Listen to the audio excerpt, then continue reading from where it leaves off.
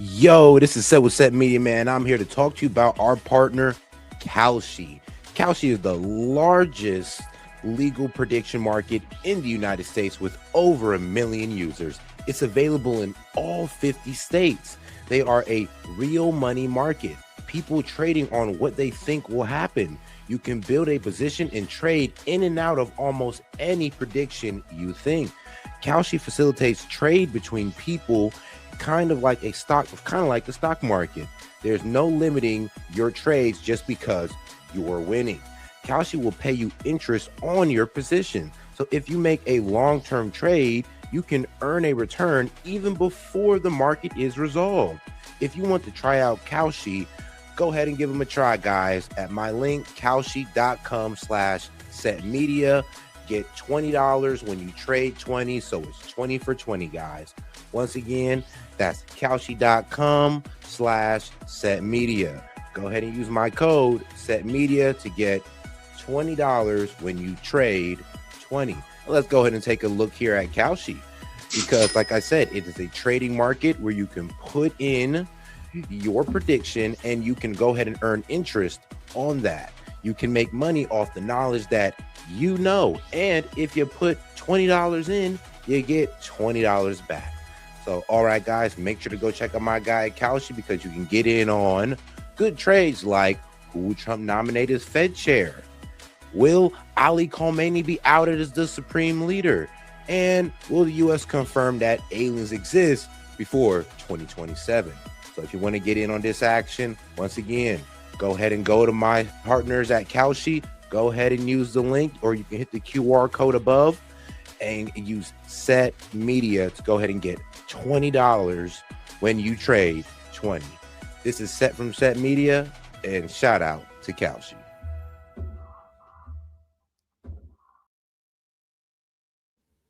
Yo, and we are live.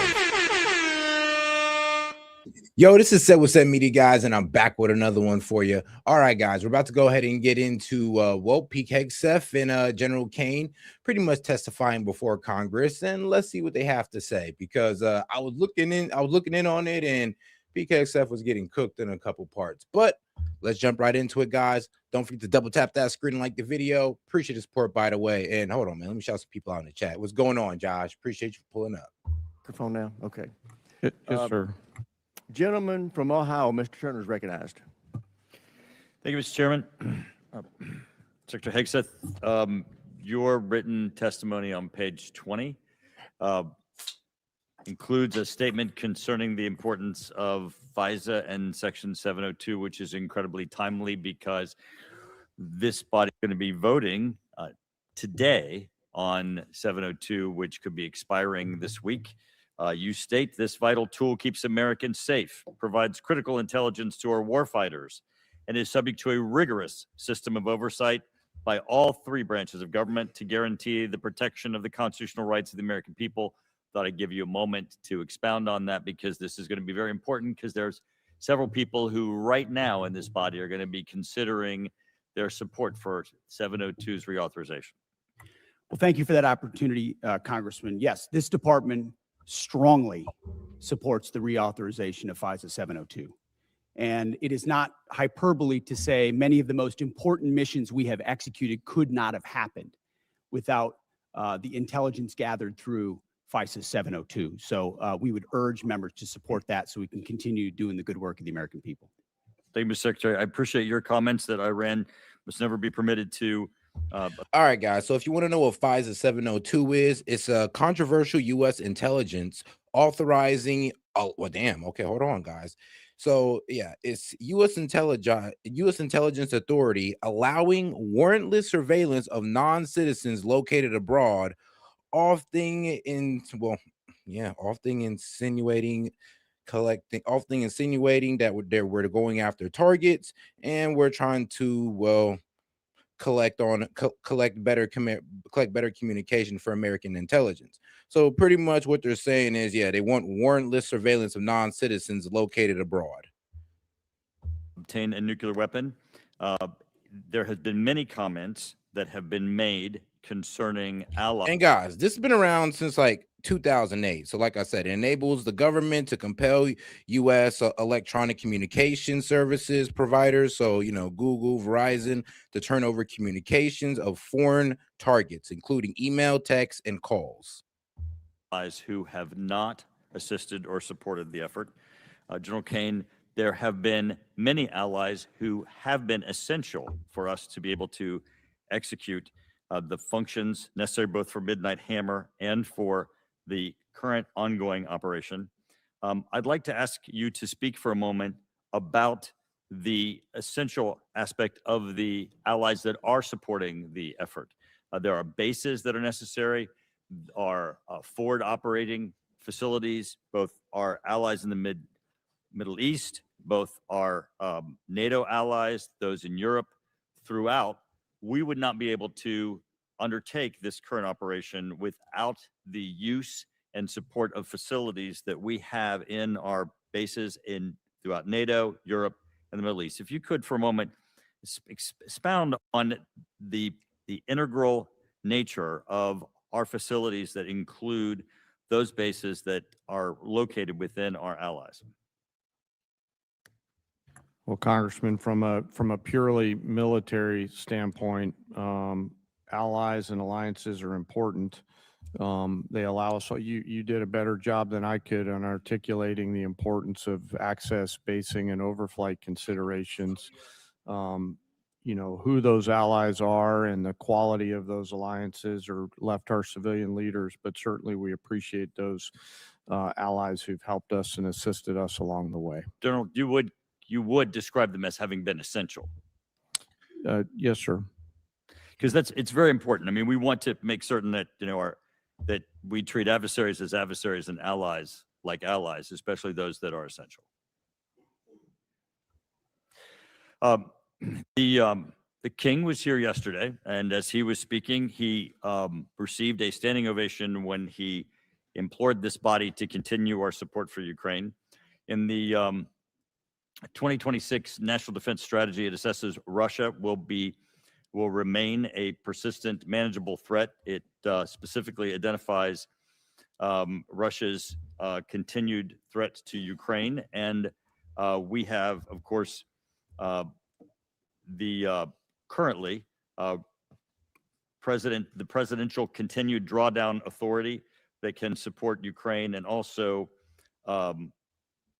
the President Trump announced Pearl, the prioritized Ukraine requirements list, and in the FY 2026 NDAA, there is the $400 million that is included in the European capacity building within the defense security cooperation.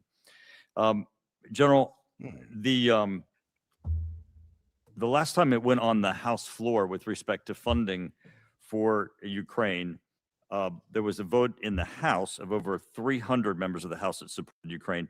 Could you please give us a description of some of the things currently that we're doing operationally to support Ukraine? Congressman, a few of those are probably left for classified session. We continue through our security assistance group Ukraine to assist with some information sharing matters. UCOM continues. But you would describe it as continuous and ongoing and essential for Ukraine with U.S. support. So much of the relationship. Gentleman's time's expired. Chair now recognizes the gentleman from California, Mr. Garamendi. Thank you, Mr. Chairman. Mr. Secretary and General Kane, let me begin by thanking the men and women of the United States military for their service and their bravery. I recognize that our service members have performed with extraordinary courage and tactical skill, and they've done incredible things that our country has asked them to. Their professionalism and selfless service are not in question and never have been. What is in question is the purposes and the strategic direction of this war. Mr. Hegseth, as Secretary of the Department of Defense, you are ultimately responsible for the conduct of the Iran war. Any unvarnished review of what is happening right now in the Middle East would reveal a geopolitical calamity, a strategic blunder resulting in worldwide economic crisis. The result of Trump's war of choice is a serious self-inflicted wound to America. It will take years and a new administration to recover from the grave damage to our standing in the world, as well as our economy and our military. I mean, he got a point. He definitely got some point. It's like, yo, this was a war of choice. It wasn't a war of necessity. We chose to get into this, and it's hurting our economy to the point where it's going to low-key take it probably the entire year to fix it, and most likely a new administration. We must remember that 13 Americans have been killed in action, hundreds wounded, and thousands of civilians killed, including more than 100 school children. The risk of this conflict was foreseeable. I'm certain that the Department of Defense knew that it was likely that in a war with Iran, Iran would create an international economic crisis by blocking the Strait of Hormuz and thus stopping 20% of the world's oil. Yeah, but Trump was lied to and told that it'd be what, 4 days, 2 weeks, and now we're about 1 day from 2 months. So guys, were we being panicans, or were we just trying to warn you guys about the future, warn you guys about what was coming up? Because everything we said is happening. Inflation's going up, gas went up. It doesn't look like we're about to get out of this war anytime soon, because it just seems like things are escalating. Trump hasn't released the blockade. Iran's not opening up the Strait of Hormuz. He's trying to choke off their economy. They're like, well, we don't care. Like, there's a stalemate here. This existential threat considered? Apparently not.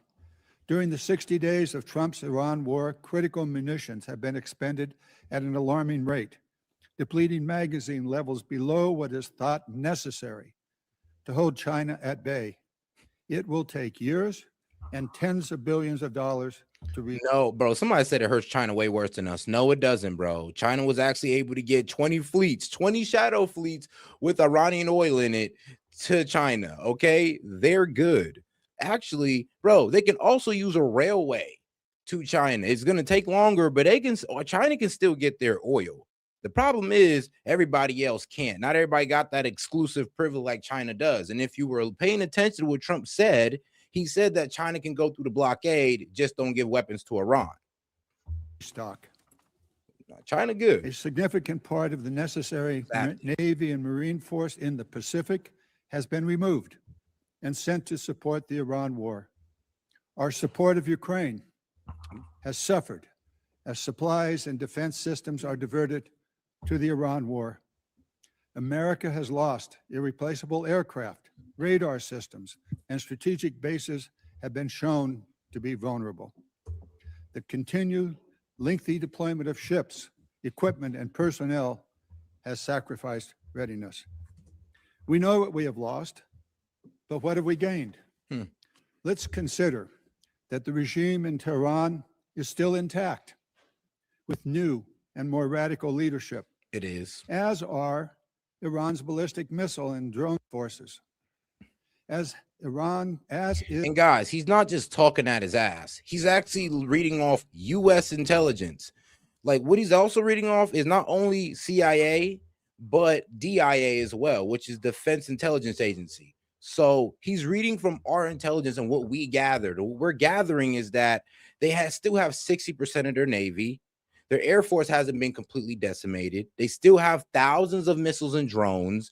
So yes, if you've been listening to Fox News, you've been completely misled on the status of this war. Iran's ability to rebuild their military industries. Also, as is Iran's coordination with China, Russia, and North Korea, and Iran's ability to choke off global energy supplies, and their stockpile of highly enriched uranium, which they only built after President Trump shredded President Obama's Iran deal in 2017. Secretary Hegseth, you have been lying to the American public about this war from day one, and so has the president. You have misled the public about why we are at war. You and the president have offered ever-changing reasons for this war. You've misled the public about the progress of the war. What was it? First, it was about freeing the Iranian people. Then it was about what? Iran cannot have a bomb, which they weren't even going towards. Now it's Iran can't have any type of enrichment whatsoever. And even when we was negotiating with them about their enrichment, we moved the goalposts then. So it's like it's a very inconsistent how we deal with Iran. Actually, you know what? The only consistency we have with dealing with Iran is that we bomb them every time after we talk to them. And I always told you guys this is going to bite us in the ass, because now that we're actually trying to get them to the table, they're not trusting us. And they're also telling us we're not coming to the table until you release the naval blockade. And Trump is saying we're not releasing naval blockade until you agree to do something with your enriched uranium. While the military has executed this war with tactical success, the strategy has been an astounding incompetence, doing immense economic damage to America. Mr. Chairman, And the Mr. world. Chairman, with the personal attack on the secretary, he should have an opportunity to respond. He Personal. certainly Thank will you. when No, I- no, It no. is- No, at the time, Well, you're- Personal, bro. I ain't gonna lie, bro. I was just reading out the facts. Those were just the facts. He ain't said not one thing to Hegseth that ain't true. That's it. I don't know if you can call that personal attacks. you went- finished. It's the Let him gentleman's time. He can use it as he sees fit and add an extra 5 seconds to Mr. Garamendi's time. Thank you. You and the president are ever-changing reasons for the war. You have misled the public about the progress of the war. True. While the military has executed this war with tactical success, the And strategy. guys, yes, they did mislead the public on the progress of this war. They told you that their navy was destroyed, but they got speedboats out there in the Strait of Hormuz closing it down. Like they said, thousands of their missiles and drones was destroyed, but they was firing into the Gulf states and Israel at will.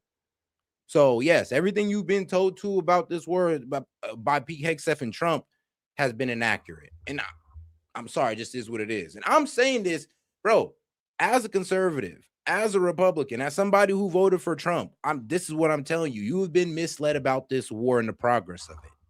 And I mean, if you don't believe me now, well, guess what? You're gonna believe me in about a couple months. Has been an outstanding Maybe too late by then. example of incompetence. This war of choice is a political and economic disaster at every level. Despite the president's promise to lower the cost of living, gas prices are up 40% and inflation is soaring. So much for lowering the cost of living. $4. The president has got himself and America stuck in Yep, the quagmire. average price of gas is like what, $4.20? $4.20, guys. We're almost at $5. And when we're at $5, I better not hear nothing about a but Biden. That's all I gotta say. We're at actually, there are places that are already at $5 on the west side, $7 on the west side. So it was already too late for the West. They're cooked, but that's due to them. So we can't put that all on Trump. But over here on the east side in red states, we're seeing $4. That's a problem. Of another war in the Middle East. He's desperately trying to extricate himself from his own mistakes. It is in America's and indeed the world's interest that he succeed in that. I yield back. Gentleman yields back. Chair, and I recognize the gentleman from Virginia, Mr. Whitman.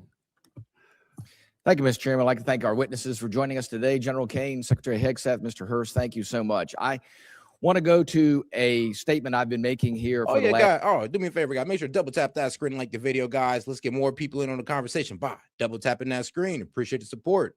Any question, comment, jokes, or disagreements, you can just super chat it in, or if you just want to support the show, you can send a gift. All right. Last several years, and that is we are in the most dangerous national security position that this world has been in since 1939. And we know that it's a critical effort that we undertake to make sure we can deter through the concept of peace through strength. Ms. Secretary, I'd like to start with you. We know that peace through strength has a number of tenets. I think the most important of those is presence. And we know that the United States has the Marine Corps Amphibious Ready Group, Marine Corps Expeditionary Unit that provides us that presence. We know there are over 2,000 Marines and an aircraft combat unit that are on board those vessels, and they let us do a number of different things. That's the crisis response team that gets to go around the world. Today, as we speak, we have 3 ARGMUs that are deployed around the world. Unfortunately, that's an anomaly. It should be standard. Secretary Hegseth, the president and the combatant commanders need maximum flexibility to respond in multiple places at multiple times to combat and deter these threats. I just want to get your perspective on your goal to make sure we have a persistent 3.0 ARGMU presence and to look at how are we going to make sure through our shipbuilding plans that we assure that we have the adequate number of amphibs that are being built. I think that number is probably right around 40. And then what are we going to do to make sure too that the A-sub-O, the operational availability, is going to be at the level where we can maintain an ARGMU 3.0 with the effort we have to put in to maintain these ships? So thank you for the question, the substantive question. Ultimately, we support 3.0 ARGMU. That presence right now gives us a lot of flexibility. And this budget supports moving in that direction to ensure that this administration and future administrations have that kind of strategic flexibility with the incredible capabilities the ARGMU provides. We saw it in Southern Spear, we saw it on the Maduro raid, we see it right now. It's a persistent capability. So I think you'll find our shipbuilding investments to meet that as well. But if I may, sure.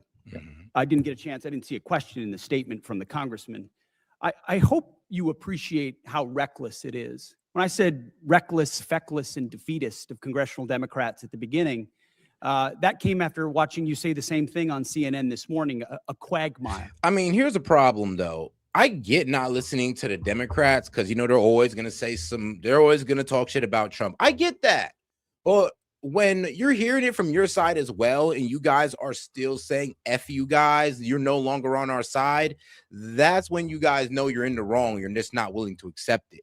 Because, bro, like I said, MAGA, people who are used to be MAGA are telling these guys, yo, this war is a bad idea. I'm sorry, it's hurting you. I'm sorry, but it's hurting the economy. And it looks like we're in a quagmire right now. And you're trying to sell to the American people as if we're just kicking Iran's teeth in. But the reality on the battlefield don't reflect that. The fact that they're not under a ceasefire does not reflect that. So I'm sorry, but excuse us for calling out the facts here. And I'm sorry that the Dems are going to sit there and ride away with it. But y'all put yourselves in this position to get cooked like this by the Dems and by your own side. But my main point is, even when your own side is criticizing you, you got to call them un-American too. Like, doesn't that just mean that you know you're in the wrong and you're defending the indefensible? My generation served in a quagmire in Iraq and Afghanistan, years and years of nebulous missions and utopian nation building that led us to nothing. What we have right now, the way you stain the troops when you tell them 2 months in, Congressman, you should know better. Shame on you. Calling this a quagmire 2 months in. Bro, the effort, what they've undertaken, what they've succeeded. I'm sorry, but here's a problem, though, and I think I know what he's about to try to do. He's about to try to compare this war to other wars, like this war lasts for 7, this war lasts for 8. But yeah, you can't compare a concluded war to an ongoing war. So when this war stops, then you can go ahead and make y'all comparisons. But this war is still going on. It's still causing economic damage. And we still don't see an end date in sight. And if I ask Pete Hegseth, all right, so when's it going to end? He won't give me an answer. So, you know, we have every right to sit there and run the clock on y'all ass. Every right. The success on the battlefield that could create strategic opportunities, the courage. You know, but in Trump's words, don't rush him. To confront a nuclear Iran, and you call it a quagmire, handing propaganda to our enemies. Shame on you for that statement. And statements like that are reckless to our troops. Don't say I support the troops on one hand, and then a 2-month mission is a quagmire. That's a false equivalation. What? Who are you cheering for here? Who are you pulling for? Our troops are doing incredible work. They've done incredible things for the entirety of this mission. Bro, we're not doubting our troops. We're doubting your leadership. That's who we're doubting. I think he has that very confused, or he's just, you know, honestly conflating the two. So, Hegseth, we doubt your leadership. We doubt the way, like, how you walked into this war with all the intelligence in the world telling you not to. We don't doubt our troops. Our troops are the best. They're the best in the world. Like, God bless them. But we don't trust you. We're doubting your leadership, your competency, not our troops. Don't get it confused. Achieved incredible battlefield successes, and you sit there and go on TV for your clickbait about quagmires.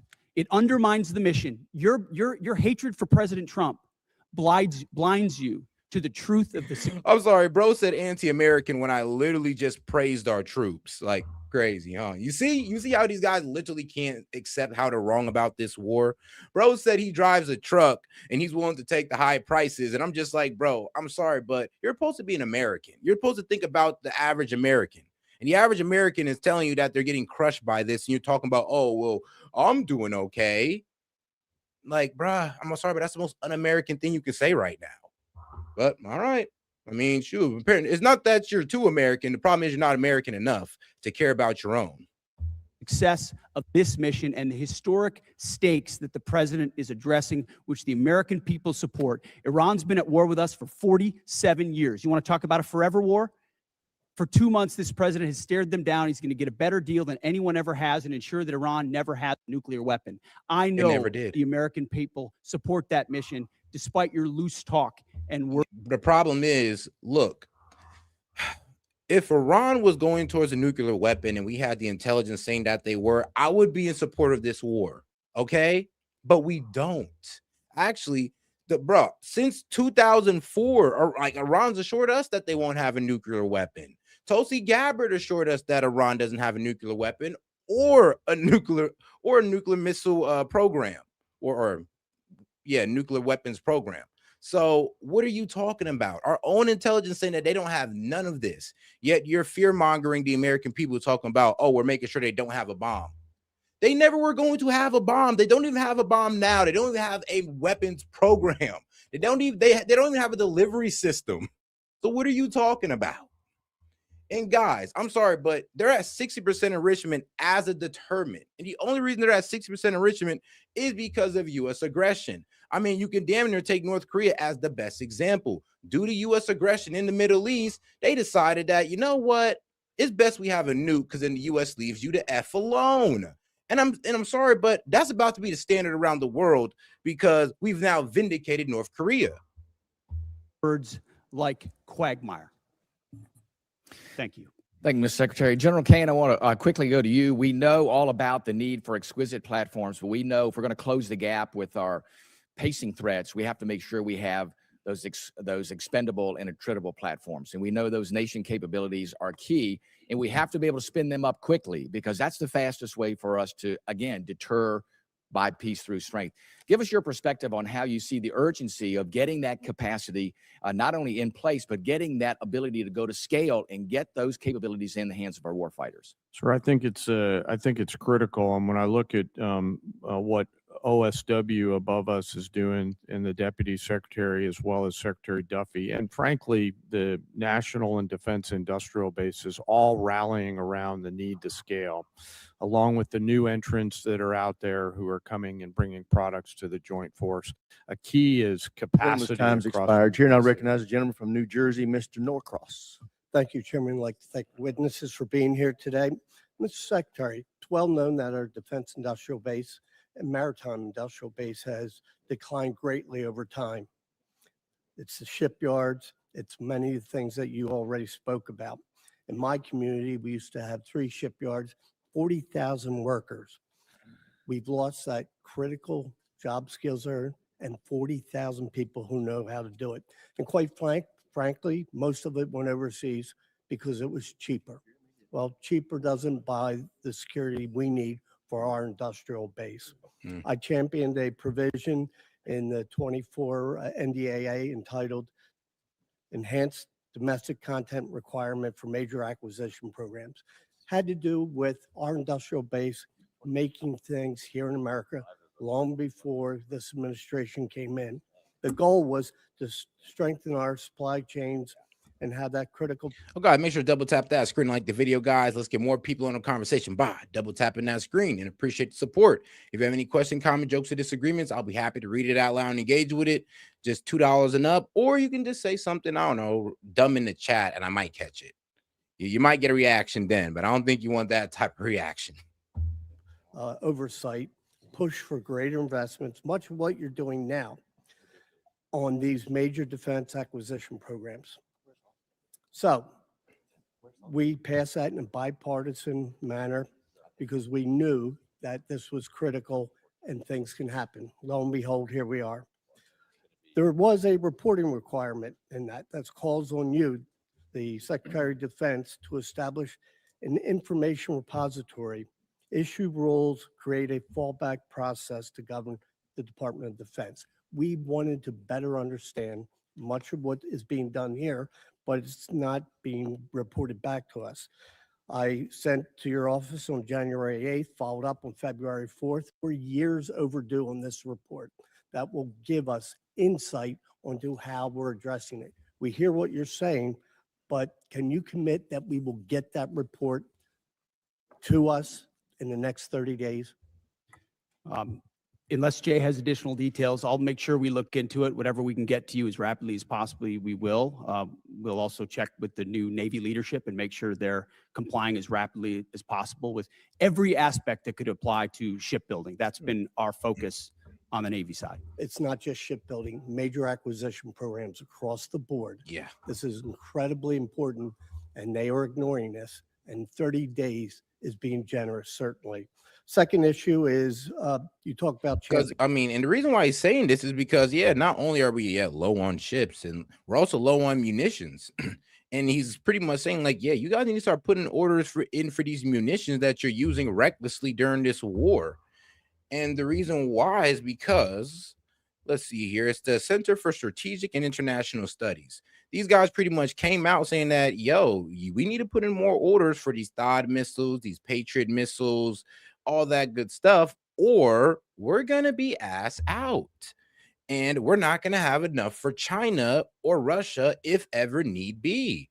And that's what we're kind of doing right now. We're sacrificing war with Iran, well, for the future, I'll say this, for the future protection of Taiwan.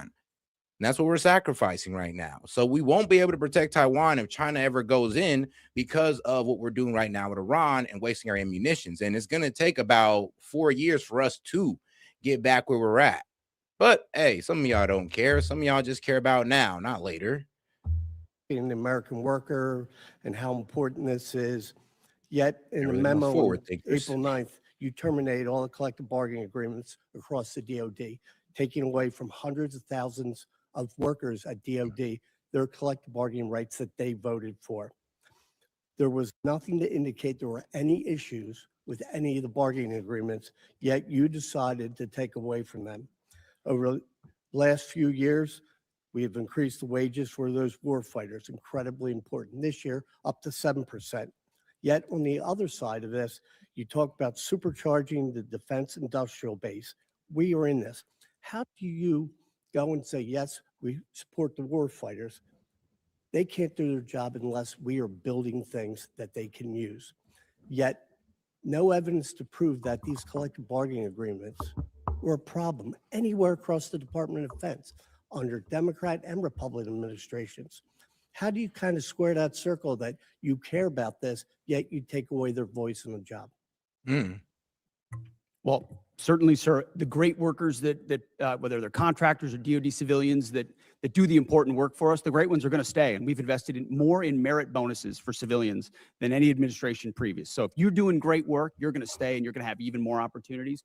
But with our ear to the ground in those shipyards and other factory floors, there were issues with collective bargaining, which led to restrictions to the workforce and our ability to move faster. If I may, and in that case, we made the decision to provide additional flexibility. I don't know. Maybe instead of getting into war, your guys should have been focused on building infrastructure so we could start building up ammunition, giving jobs to the American people and all that good stuff. I don't know. Maybe y'all could have focused on building infrastructure instead of getting into a war to now where we actually do need to build up our infrastructure.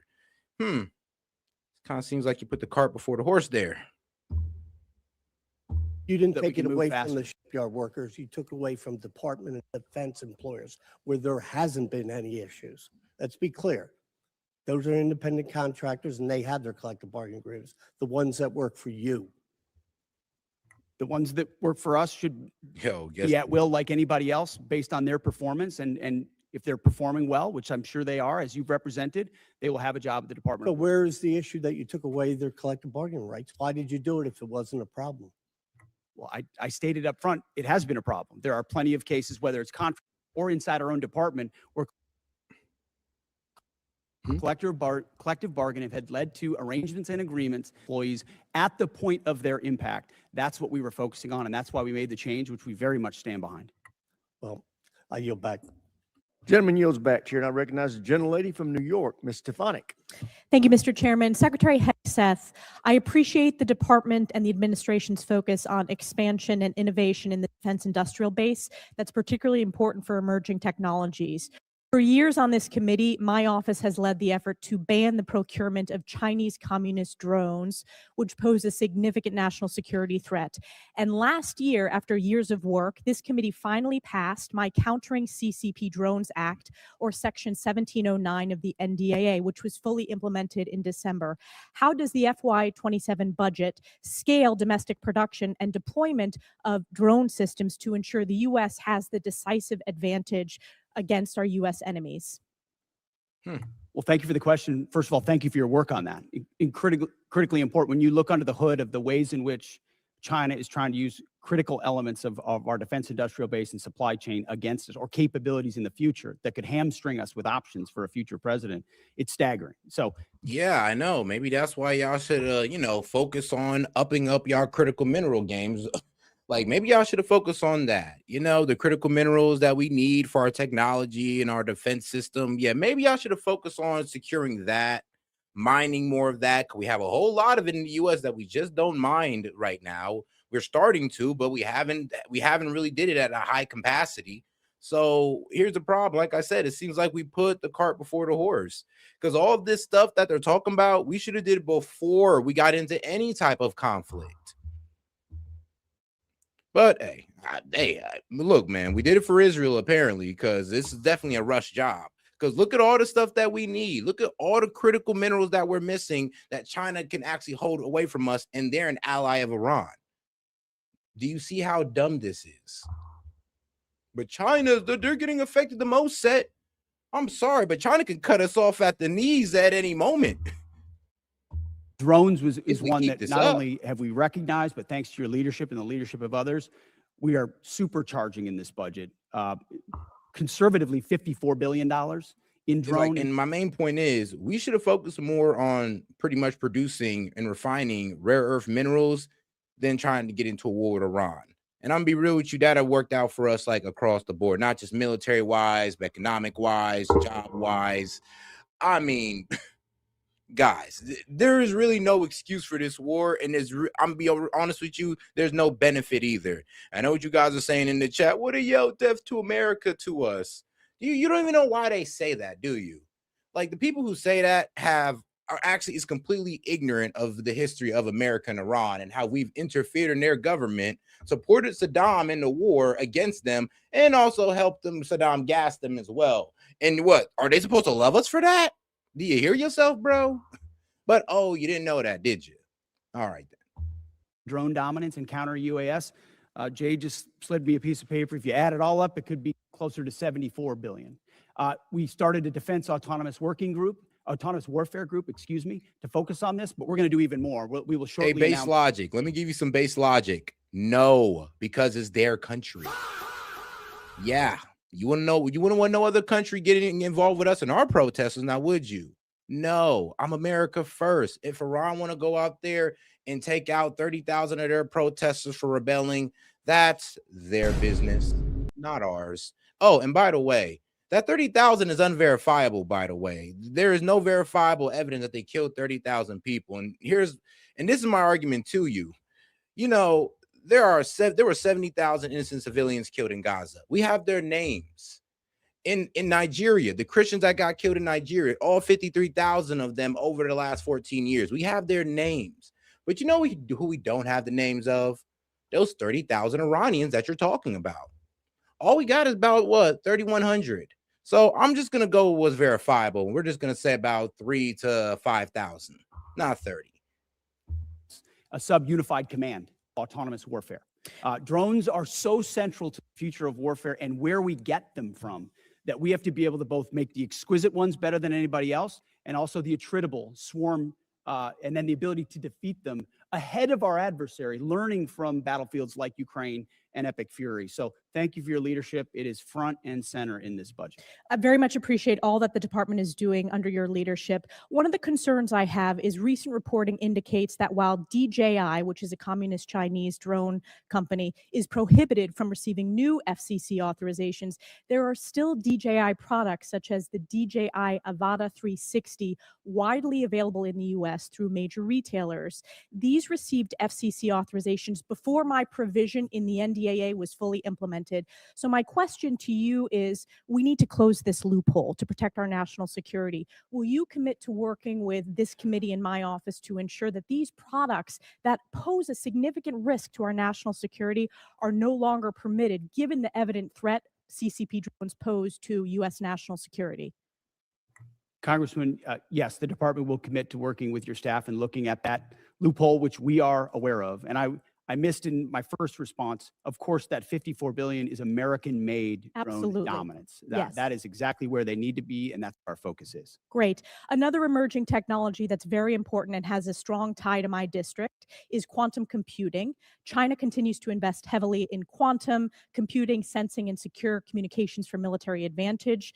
I represent right. Rome Phil, Air let's Force. put you on the spot then. All right. So what don't I know about the past then? Because everything I stated was pretty accurate about Operation Ajax to overthrow a democratically elected president of Iran who was pretty much trying to make their oil work for their people. But instead, through Operation Ajax, a CIA operation, we overthrew that guy, put in the Shah, who was actually an authoritarian, also had a secret police like the IRGC, by the way, and was terrorizing the Iranian people. They revolted against the guy that we put in. And guess what? Then Ayatollah Khomeini came in. And you know who greenlighted him? We did, because France brought him in. They said, hey, here's a guy that we can use to replace the Shah since the Iranian people don't want him no more. And what happened? We lost control of Iran. And guess what? The Iranian people no longer want us involved in their politics, as they should. Like, I'm sorry, but a lot of y'all don't even understand what y'all talking about. And here's the thing. If you're going to say I don't know what I'm talking about, please try to correct me first before making such an idiotic comment. Research Lab, which is a hub of research when it comes to quantum. Secretary Hegseth, how does the budget proposal position the U.S. to maintain leadership in operationally relevant quantum technologies?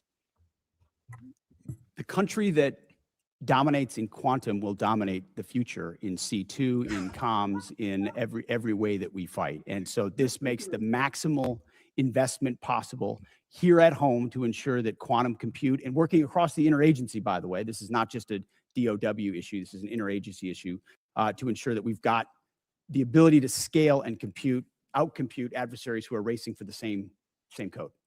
General Kane, throughout my time in Congress, I've pushed for the department to optimize its approach to quantum and develop a strategic roadmap. In your opinion, which quantum capability areas offer the most immediate benefit to the joint force and should be priority investments moving forward?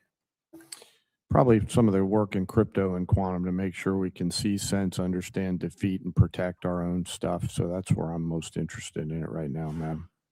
Great. And I also want to use my remaining time. I just want to invite both of you to visit Fort. Yeah, we did support Saddam. All right, bro, you retarded? Like, so guys, I'm pretty sure it's common knowledge that yes, we with the Gulf states helped support Saddam in the Iraq-Iran war.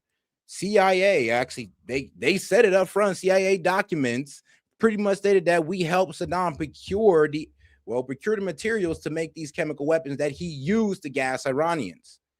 And Iranians know that we did this. So, I mean, what are you talking about, bro? You just don't know anything. Home of the 10th Mountain Division, the most deployed division in the U.S. Army since 9/11. In the first Trump administration, I had the honor of hosting President Trump, where he signed the NDAA in my district, and it's been a privilege to represent them. So encourage you to visit that installation before the end of this year. Thank you very much, and I yield back. Gentlelady yields back. Chair now recognizes a gentleman from Massachusetts, Mr. Moulton. Thank you very much, Mr. Chairman. Mr. Secretary, you and I agree that Iran is a national security threat to us and our allies. Now, earlier you called us feckless for questioning your war. Do you think Congress was smart or feckless when it failed to ask tough questions of the Bush administration and gave them a blank check for Iraq? Well, if you're trying to compare this war to the Iraq I'm just asking war, you, do you think it was the hard or the first one feckless? to call a stupid war, then it's a false comparison. Okay, well, Probably a good idea to ask tough questions. So let me just ask you a few questions. Did you advise the president that we should attack Iran? We were, first of all, in this position in the cabinet, we never talk about what we would advise the president to do or Well, not. do you to think do, the but president or I've been you in deserves more? I've been in every. You know, so funny. A story did come out about J.D. Vance being mad at Pete Hegseth, saying that he misled Iran on the results of the the Iran war. Oh yeah, and because people don't know, let me go ahead and put it up for you because a lot of people don't know this. But yes, Saddam Hussein's weapons of mass destruction program was built primarily through technology, materials, and precursor chemicals sold by numerous foreign firms, mostly Western European, particularly Germany and Soviet, during the 1970s and in the 1980s. While the U.S. provided intelligence and dual-use technology during the Iran and Iraq War, the bulk of chemical weapon precursors came from private firms, which Germany supplied over 100 tons. So, like I said, U.S. provided intelligence and dual use. We help them pretty much gas Iranians. You don't think they know that? You don't know that, but they sure do. You may have forgot, but they sure didn't. I mean, they probably got dead family members from that day. So, yeah. Every meeting. I understand with that, the Mr. chairman and Secretary. everybody else as those Mr. Secretary, critical I'm asking decisions the were questions. made, and he got every perspective possible when it came. I'm to just making asking what your perspective is. Are you afraid to take ownership of this? Do you think it was a good idea or not? as I've consulted the president, do I think it's a good idea to confront a nuclear bomb To start this in the war. hands of the? Imagine what the world would look like right now if Iran had a nuclear weapon. Okay, so let's Just imagine. Which, by the way, if every they other, had one, every which the previous Obama deal was going administration, to allow them, including the to do. first No, Trump. it wasn't actually. The old wow, that's the most retarded statement ever. Look, imagine Iran with a nuclear weapon. First off, they never had a nuclear weapon, so we don't even got to imagine it. And also, the JCPOA actually kept them at 3.6%. They were actually abiding by the inspections, and it was supposed to be a 15-year contract that we pulled out of in 2018. And you're going like, well, Sid, why are they at 60%? Because we've aggressed towards them from 2018 to 2020. And I've said this like a million times, but we committed 3 acts of aggressions. We went out, we got out of the JCPOA. We imposed the sanctions back on them. We labeled the IRGC, a terrorist group. And we also killed General Qasem Soleimani. And that was from 2018 to 2020. And by 2021, that was at 60% enrichment. Why? Because of U.S. aggression. So guess what? If Trump was to stay in the JCPOA, we still have the IAEA on the ground, inspectors making sure they stay at that 3.6% enriched uranium and make sure the stockpiles are at the correct levels. And everything would have been good. But as soon as Trump ripped out of that, it led us to this path right here to today. Administration They had one. prevented them from having a nuclear weapon. So listen, how is this war going? Do you think we're winning? Militarily on the battlefield, it's been an astounding military success. No, but are we winning the war? Absolutely. Okay, so do you call Iran closing the Never Strait of said that. Hormuz winning? Well, I would say the blockade. I'm sorry, but some of y'all are dumb in the chat. Somebody say, so like Iran said they're building nukes. Iran never said that. Actually, if you knew anything, you would know that they have a religious fatwa saying that it's a sin against God to build nukes by their Ayatollah. You know, they're the religious leader that they revere oh so much. But like I said, a lot of y'all don't know anything when it comes to Iran, at least. Aid that we hold that doesn't allow anything to come in or out of Iranian ports. Okay, which is so always we've blockaded their blockade. So use. they blockaded us, and then we blockaded their blockade. That's like saying, tag, you're it. Or, you know, if President Madison had said, well, the British just burned down Washington, but don't worry, we're going to burn it down as well. Chairman Kane, did the military have plans for the idea that Iran might blockade the strait? No. Sir, thanks for the question. I'll answer it this way. You know, in this job, I have to maintain trust with a variety of constituents. To Okay, I'm include just the president. asking if the military Yes, had sir. We, plans. as always, my point in this is, as I explain the role, my point in this is we always offer a full range of military options that are carefully considered with the associated risks with those options and the consideration. Oh, guys, make sure y'all double tap that screen and like the video, guys. Let's get more people on the conversation by double tapping that screen. And any question, comment, jokes, or disagreements, you can go ahead and send in the super chat. I'll be happy to post it on the screen, read it out loud, or you can just send a gift to support the show. All right, guys, let's get right back into it. therein. So, and we Mr. always do Secretary, that. did you consider this risk? Of course, this department has looked at all aspects of this risk. And So then why because did you this send the department looks, minesweepers, the only minesweepers we had in the Gulf, to Singapore weeks before the war started? we have lots of capabilities that you may or may not be aware of at the classified level. Okay, and Deal so, with to deal with. by the way, with the mines. Trump Yeah, but here's a problem though. Iranian vessels, Iranian shadow fleets were able to make it through the Strait of Hormuz. Well, and guess what? Pass our blockade. I know, right? It's tough, but it is what it is. So, and if you don't believe me, I mean, let's go to right-wing media. Shout out New York Post. I mean, if you don't know New York Post is right-wing, I mean, come on now. Shadow fleet vessels tied to Iran passes through the Strait of Hormuz. And this happened on the 25th. 25th, but they're supposed to be tied up with money, to be tied up. At least 2 ships sanctioned by the U.S. for serving in Iran shadow fleets passed through the Strait of Hormuz Saturday morning, tracking data revealed. So, yeah, guys, I'm pretty sure these shadow fleets are still somehow making it through the Strait of Hormuz. And guess who's also making it through the Strait? China. So they're still able to go over there, get their oil or gas from Iran and go right through. That's why this blockade makes no damn sense. class battleships? Well, and if you know anything about geography, I mean, they can also access Russia through the Caspian Sea and all that good stuff. So, yeah, I mean, they have ways to get to their highest buyers or to their biggest buyers. With this? You're talking about a Minesweeping. prospective future battleship, which we welcome in the fleet. Okay, so you're supportive of the battleships. Yes, sir. Okay. How much has Iran profited from your administration lifting the sanctions on Iran when you started this war? I can tell you Iran is financially devastated right now. In Okay, well, conjunction with the they've Treasury earned about and $14 billion. Operation Economic Fury. They're at a point where between the blockade and what we've done to them militarily, remember, they don't have a Navy. They can't contest the blockade. Okay. Bro, they closed the strait with their Navy that U.S. intelligence is saying they still have 60% of. Sorry, bro, but they're hopping onto ships on these speedboats. They're shooting missiles, and they got drone speedboat, kamikaze ones. Yeah, that's why your ass ain't on the ports or directly in the middle of the Strait of Hormuz. And you got to stay back there because they got missiles and drones that could fire at y'all asses. That's why y'all put the blockade over there in the, what was it? I think it's the Gulf of Aden. But trust me, it's not directly in the Strait of Hormuz.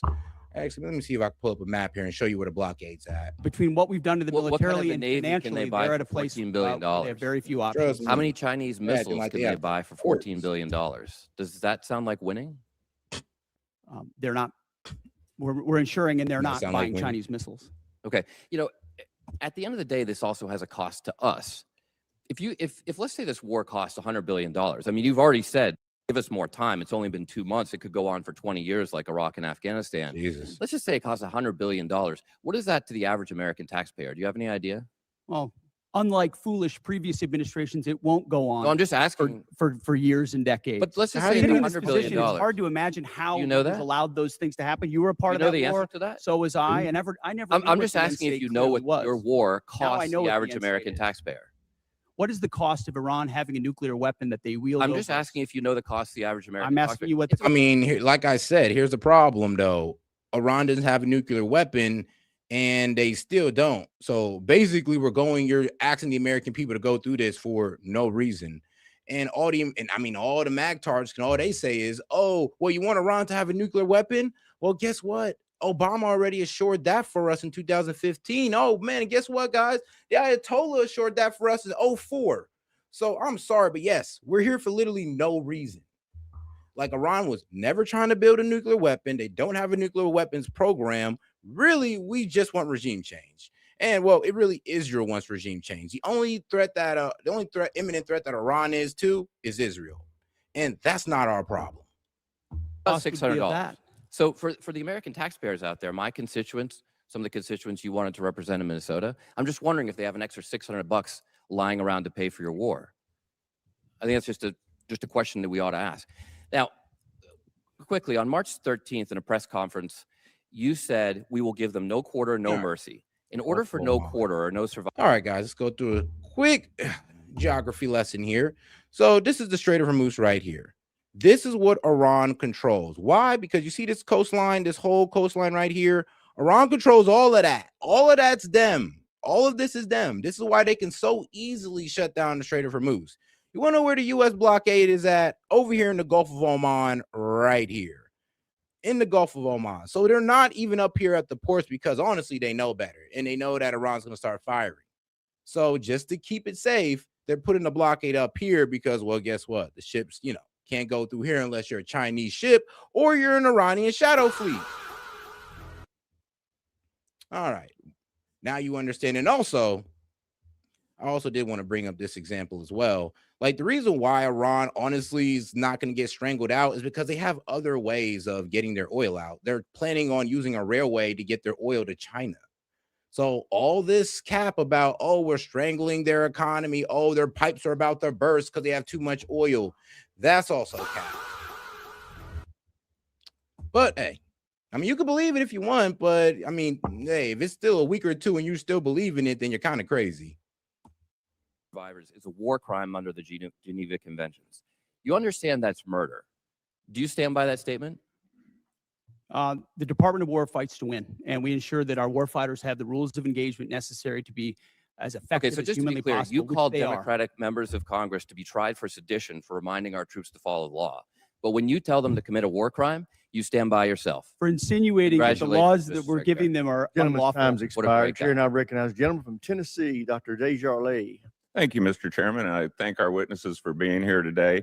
And I'd like to thank you for your commitment to our advancement in space, Golden Dome, and nuclear modernization, all which are critical. And also, I understand we're going to start some reproduction of the MQ-9 Reaper drones, which you, Mr. Secretary, and Ms. Secretary share my great state of Tennessee, and we know the 118th Air Wing of the National Guard operates very field and conduct many of these missions, and they do so with great precision. So thank you for that. Secretary Hegseth, you commissioned as an infantry officer in the U.S. Army National Guard in 2003. You've been deployed to Iraq, Afghanistan, Guantanamo Bay. You have been awarded 2 Bronze Stars, the Combat Infantryman Badge, Joint Commendation Medals, 2 Army Commendation Medals, among other recognitions. You have seen military actions from both an operational and service member perspective. Have you ever seen operations with the scope and scale and complexity of Midnight Hammer? Yo, hey, nah, that is crazy, dog. You know we've been admitted to that, right?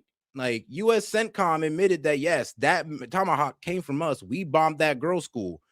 That is no longer like arguable. That's no longer debatable. Like we've already owned up to it. I hope you know this. Like, man, bro, you are months behind at this point.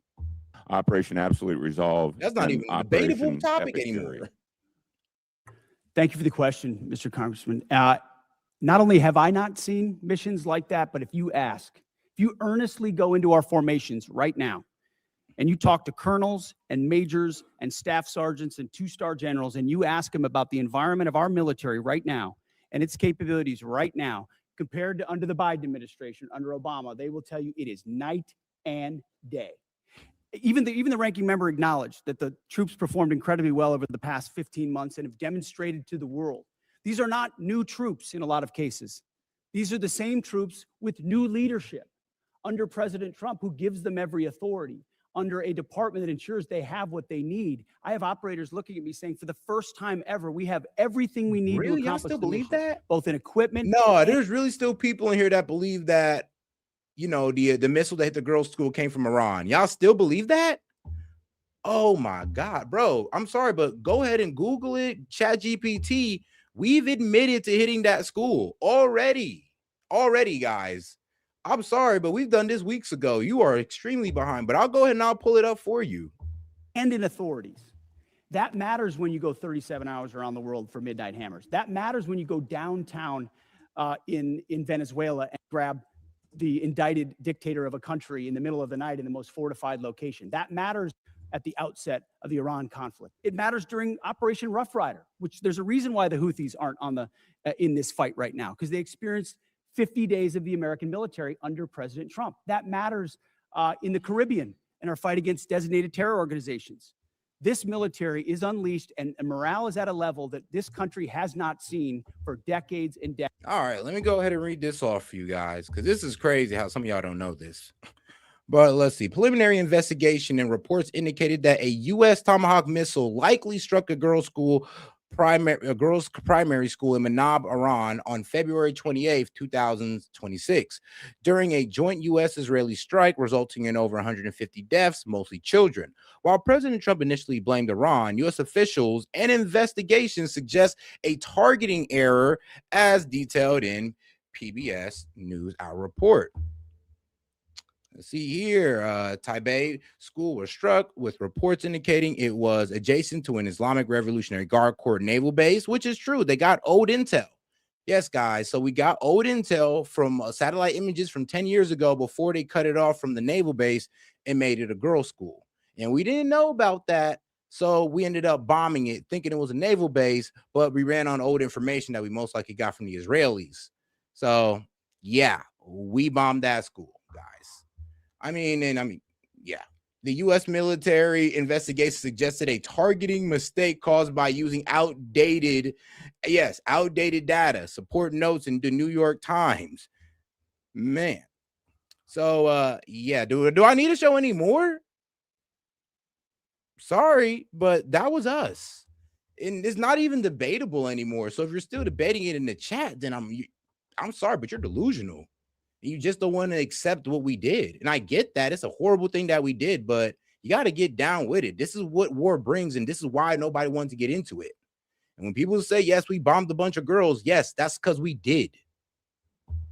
Decades, because of the leadership of President Trump, and because this War Department allows them to get back to basics. No more distractions, no more debris. It's simple accountability, training, standards, lethality, and they respond to it. And it's that response that's manifest in highly and historic successful military operations led by our incredible joint force, who are grateful to have a commander-in-chief that has their back. I can tell you for that, our nation, myself, and all of us are incredibly grateful. Secretary Hegseth and General Kane, with your vision and steadfast commitment to our nation's service members, you have both overseen the beginning of a generational transformation of our armed services. This budget request reflects that commitment by building and sustaining our defense industrial base, increasing service member pay, housing, and benefits, robust funding for Golden Dome missile defense and space capabilities, and the emphasis on the peace through strength doctrine outlined in the National Defense Strategy. Based on the Defense Department's recent track record of successful missions, can you share some examples of military action that illustrate exactly how your leadership and vision for the Department of War is translating the peace through strength doctrine into an operational reality, and what psychological impact that may have on our near-peer adversaries such as China and Russia? And I'd like to get both yours and General Kane's perspective. If you can take 30 seconds each. I'll keep it brief. Reestablishing deterrence was one of the core pillars of what we set out to do after Afghanistan, after October 7th, after the war in Ukraine, after Lloyd Austin went AWOL for a week and no one seemed to care. The world took notice of that. And through the actions we've taken swiftly that I just laid out, the world has recognized that American power is back, and the willingness to utilize it shows that we can achieve peace through strength. And General Kane, in terms of our adversaries? Yes, sir. You know, when we look at the totality of actions that we've done over the last year, one thing leaps out at me that I think is clearly and unambiguously seen by our adversaries or those that may consider it, and that's our ability to integrate and synchronize a whole range of capabilities that we have in the joint force. Information, cyber, deception, jamming, air power, sea power, land power, et cetera. And I think that ability, and I'm so proud of our joint force, those young. Gentleman's time's expired. Chair, and I recognize the gentleman from California, Mr. Carbajal. Thank you, Mr. Chair, and thank you, General Kane, Mr. Hegseth, and Hurst for being here today. I associate myself with the comments of Ranking Member Smith and Mr. Garamendi, so that I won't repeat a lot of what has been said. Mr. Hegseth, I recently realized that we have something in common. I'm also a fan of Pulp Fiction. And no, the movie is not an accurate portrayal of the Bible. Hey, yo. You know what I'm talking about. I'm sorry. I just seen somebody's profile pic. I'm like, the swastika in the Israeli flag is crazy work, bro. I mean, no comment and no further comment. Just know that that's just crazy. No, I have nothing to say. I'm shocked. I'm shocked. I didn't think anybody would ever do something like that. No, I mean, but you kind of cooking right now. Talking about this president and his administration have claimed to be the most transparent of all time. With that in mind, I'd love to get some straightforward answers today. Some estimates show that the Trump administration's war of choice in Iran is costing taxpayers around $1 billion every day. In addition to spending taxpayer money on a war they don't want, it is also driving up costs. Facts. Cost of gas, while the cost of living is skyrocketing under this administration's policies. Yeah, gas up $4. Let's see, went from 2.4% inflation to 3.3% inflation. And bruh, I don't even want to, oh man. I don't even want to know what April's job reports is looking like. I don't even want to know. But I'm going to have to look it up eventually. To me, and I assume to the American people, it is unclear why we started this war, how it will end, and what anyone gained from it. Mr. Hegseth, about how much money has been spent on this war to date, and how much more do you anticipate spending? Well, as our comptroller laid out, the estimate is less than $25 billion at this point as far as an expenditure. And the question I would ask this committee is, what is it worth to ensure that Iran never gets a nuclear weapon, considering the radical ambitions of that regime? Bruh, I would have to ask you. I'm like, all right, you're saying what is it worth? I mean, bro, if they was going towards a nuclear weapon, we would all be in agreement with you. If we had verifiable intelligence, we'd all be in agreement, but there is none. No verifiable intelligence that they're working towards a nuke. None of a nuclear program. And here's the thing, if they was enriching from 60 to 90%, we would catch them. We would know it. We have satellite scanners, imagery, and all this stuff that will pick it up. Like, we would know they were progressing towards a nuke as soon as they start trying to enrich to 90%. And then they're already weeks out from that. They'd be weeks away from actually putting it on a warhead and all that good stuff. You want to know how I know this? Because that's what we did with North Korea. We knew they were making a nuke. We knew they had a weapons program. They withdraw from the non-proliferation treaty. So that should have let you know something. And we knew what was going on.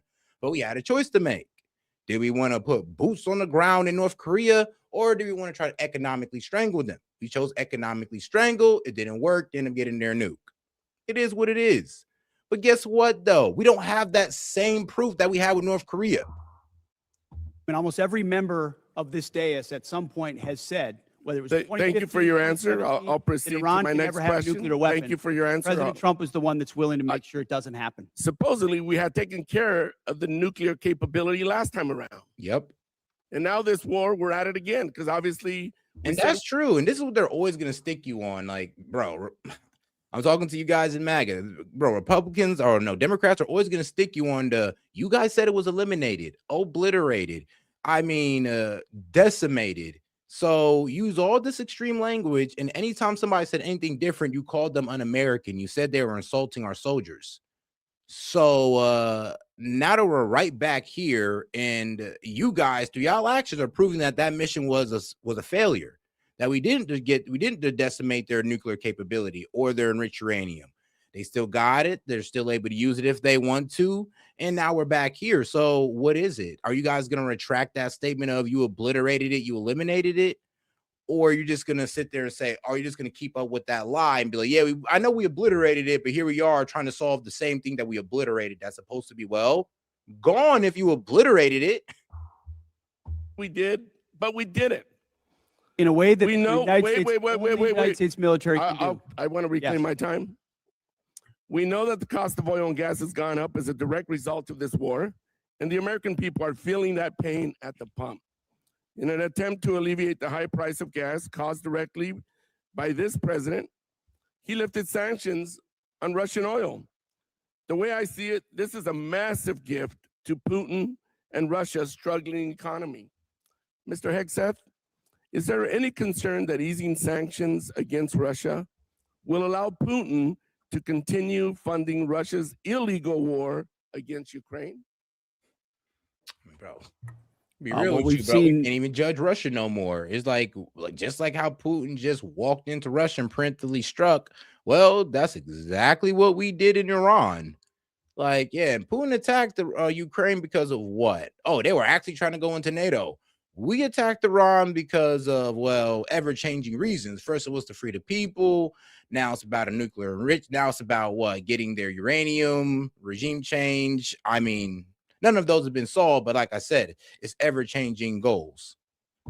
Russia's and Putin's inability to make effective battlefield gains, just like their inability to defend the Maduro regime with the billions of dollars of systems the Russians sent to Venezuela in order to defend him, which were Hey, man, shout out to my man, Captain Blackbird. He said peace and love. Hey, shout out to my man.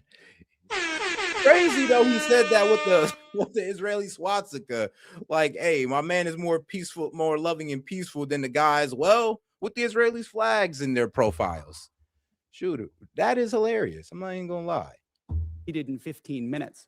So Russia's military capabilities are no match for ours. And you don't when it believe comes to easing ensuring- the sanctions is helping Russia?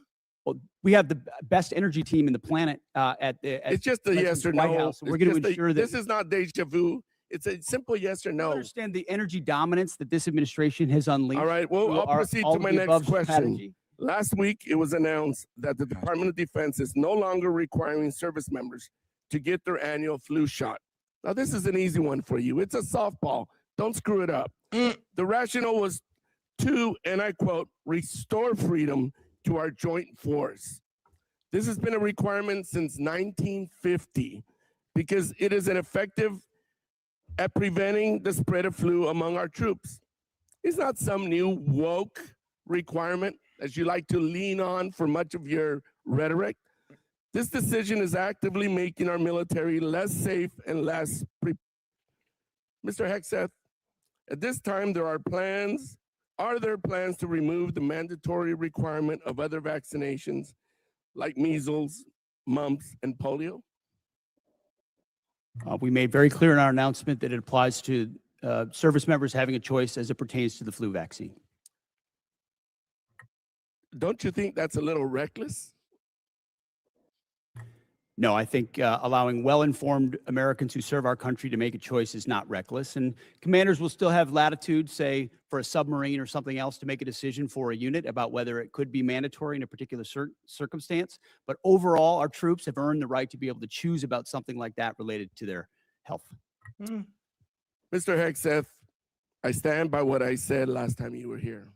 You were incompetent then, you're incompetent now, and you're the gift that keeps on giving when it comes to incompetence. With that, Mr. Chairman, I yield back. Damn. Gentleman yields back. Chair now Other than that, I'm recognizes doing the great. gentleman Thank from you. Mississippi, Mr. Kelly. Thank you, Mr. Chairman. Secretary, don't you think it was extremely reckless to mandate COVID vaccines for the healthiest and most unlikely to get COVID and kick them out of the service if they did not comply with a, although legal, crazy order from the previous administration? Don't you think it was reckless to require that those soldiers and Marines and sailors had to take that COVID vaccine? Congressman, thank you for the question. Not only do I think it was reckless, but we point out the nature of the emergency and lack of actual data on it. We think it may not have been legal. And as a result, we're working very hard to ensure that any service member who was pushed out is brought back in. If they were forcibly pushed out with back pay and rank and everything that comes with it, those soldiers and troops of conscience who had to make that choice, we think are the best troops in our force. Listen, I'm grateful that we have two great National Guardsmen sitting at that table today. As a longtime serving Guardsman who just retired, I'm so proud of y'all and what you mean for our total force. It's not a National Guard, it's not a reserve, it's not an Army, it's not a Navy. It is a total force, and thank y'all for recognizing that. I just want to go back to some of the Iran stuff. I don't know, maybe they're in a different world than I'm living in, but from where I live since 1979, Iran has been at war with the United States. Bro, when have we ever declared war on Iran? Tell me, because we won't even do it now, or else we'd have to admit that this war is somewhat illegal. So please tell me when we ever, please, guys, explain. When were we ever at a war with Iran? When did we ever declare war with Iran? If anything, we've been interfering in their government since the 50s, bro.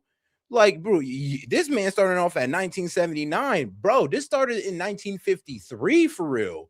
So you guys aren't even starting it off at the right point, because it's all started in the 50s, where we got involved in their government, where we ran a CIA operation to overthrow their government so we could control their oil.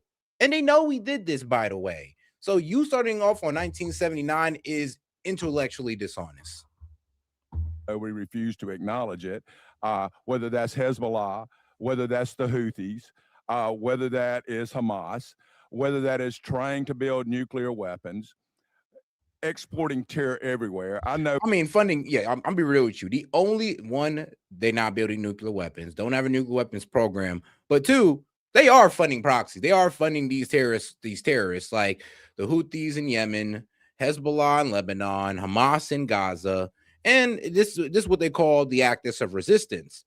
Here's the thing, though. Iran didn't create these groups. No, they didn't. You know who created them? Israel. Israel created Hamas, one through the reckless treatment of the Palestinians and through the funding. Yes, the direct funding to Hamas.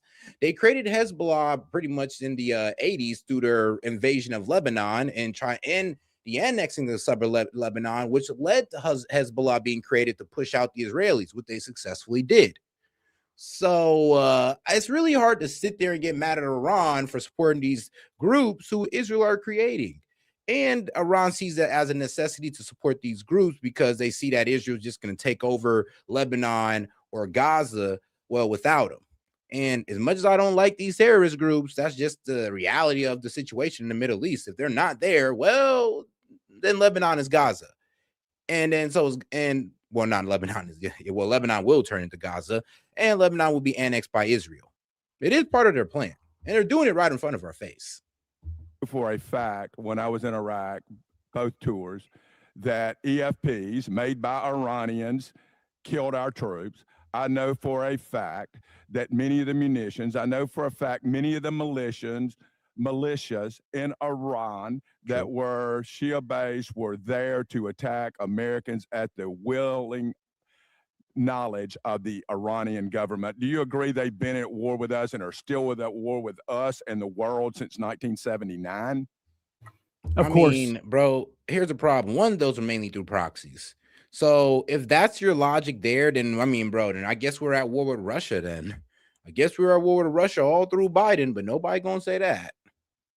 For 47 years, from Beirut to Baghdad, Iran has sought the most dangerous weapons in the world to try to achieve death to America. I don't know about that, because here's the thing. We helped Saddam get chemical weapons and gas these guys, and Iran could have did the same thing back, but they didn't. Iran has always leaned away from weapons of mass destruction. Even when a weapon of mass destruction was used on them, and then they had every right to make one, they still didn't make a chemical weapon. So honestly, throughout Iran's history, believe it or not, they've shown, well, restraint. And if they were to get the most dangerous weapon in the world, a nuclear weapon, they would most certainly use it, which is why this is at the level of seriousness that President— I don't know about that either. I mean, you guys said as soon as they had a missile capable of reaching Europe, they'd use it. So they have a missile capable of reaching Europe, and when they've had it for a while now, and they have not used it. Shoot, but now that even when we discovered it, they still haven't used it. So I don't even sure if I could believe that anymore. And I mean, here's the thing. Like I said, they're trying to sell to you this idea of that, oh, Iran's going towards a nuclear weapon with no intelligence on it, no proof on it, and they're just hitting you with the trust me, bro. Yes, I know. And you're supposed to send, your tax dollars, your family members who are in the army into this war on a trust me, bro. Trump was willing to address it. And that's what I think so many in this body misrepresent. North Korea is the lesson. Everybody thought North Korea shouldn't have a weapon. Under the Clinton administration, they gathered so many ballistic missiles that their ballistic missile shield allowed them to blackmail the region and the world to say, we're going to get a nuke and you can't do anything about it. Under this administration, them weakened by the 12-day war and what happened with Midnight Hammer, the president made a bold choice on behalf of the American people to say never will Iran, with their view of death to America and death to Israel, have a nuclear weapon, because if they have it, they'll use it. And he's taken that bold action in a way I think the American people, when they understand the nature of that threat, and they do, they support it. Hey, yo, Chairman- and shout out to my man Noah Joyner for the great idea. He's like, simple fix to oil issues. He said, get all plastic from the GPGP and turn it into crude oil. This cleans the plastic as well as build up our reserves.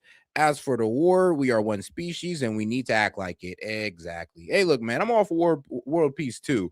But as soon as you talk like that, they're like, what, you want to get along with the Islamists? And I'm just like, I mean, first off, y'all don't even know enough about their culture to speak on it. That's the worst part about some of these guys who hate Islam. It's like you will literally sit there with one of these guys and they'll get everything wrong about this religion. When you correct them, I mean, bro, they're just so sold into it. It's like, I don't know, it's part of their identity to hate Islam and be a Christian at the same time, which is crazy, by the way, to be a hateful Christian, but it is what it is. Oh, well, the KKK is there, so it makes sense. McCain. Wow, I've been around a long time. Can any other military in the history of the world pull off Venezuela, Midnight Hammer, and Epic Fury the way that our great warriors that defend and project power for our nation are you aware of any other nation in the history of the world that could have done that? I'm not sure, and I remain very proud of the joint force. Shout out to guest dude. He says, what's with all the actual Indian bots lately? You think Vivette Patel and Vance's wife called their families in? Like, bro. Like they hit up the phone, like, bring the Jeets. We need more Jeets on the live streams. Like, bro, and I get it, man. They got a war to sell. Also say we're a learning organization and we're going to continue to look at the things that go right in any operations that we're tasked to do, and we're going to get better every day. So we do not want to sit on the successes and assume future successes. We owe it to the nation and to the citizens to constantly improve no matter how well something goes. So I'm incredibly proud of the joint force. That said, I'm even more proud when they come back after that. They go into a team room and they start debriefing to make sure that we do it better next time, whatever it may be. And my final point, I just want to talk about what a stroke of genius it was, greater than I would have thought, to blockade the ports of Iran. Nigga, what? And that blow economically to their entire economy and to their leadership and everything else. So you tell me it was genius to put a blockade on Iran, then try to sell it to the American people as if Iran's the only one getting affected when all the Gulf countries are getting affected. Actually, the entire global economy is hurting. Therefore, every country's hurting from higher gas prices from this.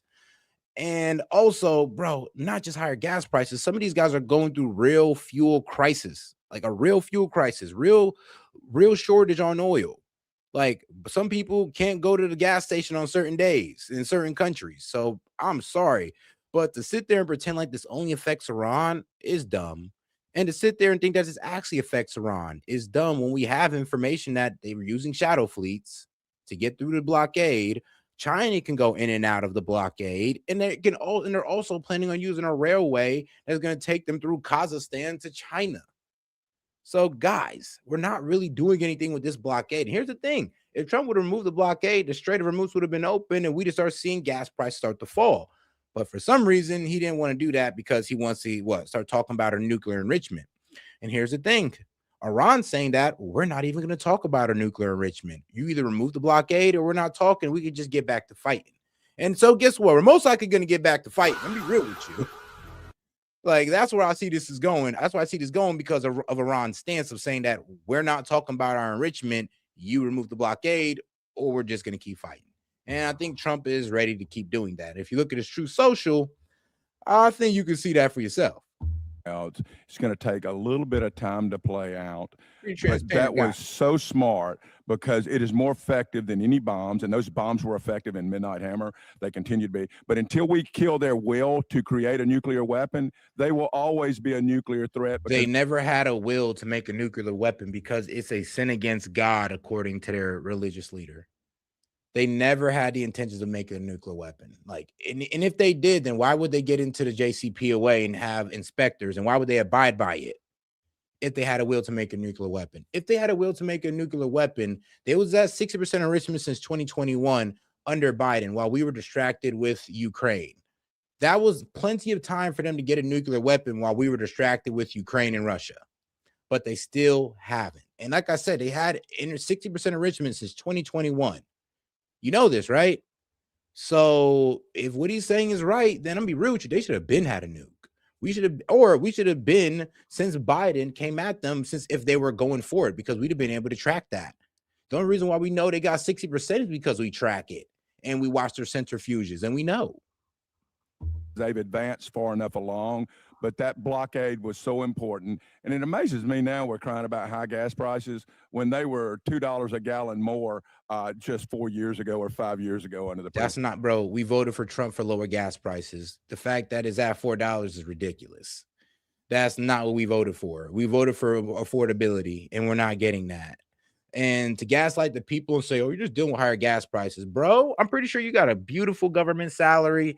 Pete Hegseth, ex-Fox News pundit, $1 million contracts and all this good stuff. So it's real fucking crazy hearing this from people who are low-key and like wealthy, trying to tell the American people who are struggling with an affordability crisis just to get over it. Oh, and what about Biden? Are you fucking serious? Like, oh my God. Like, this is what I say. You guys are really starting to sound like the left. Like, we were trying to tell the left that, yo, look at this effed up economy, look at inflation. And they were telling us, oh, you're in the best economy ever. Remember that? That's how y'all sound right now.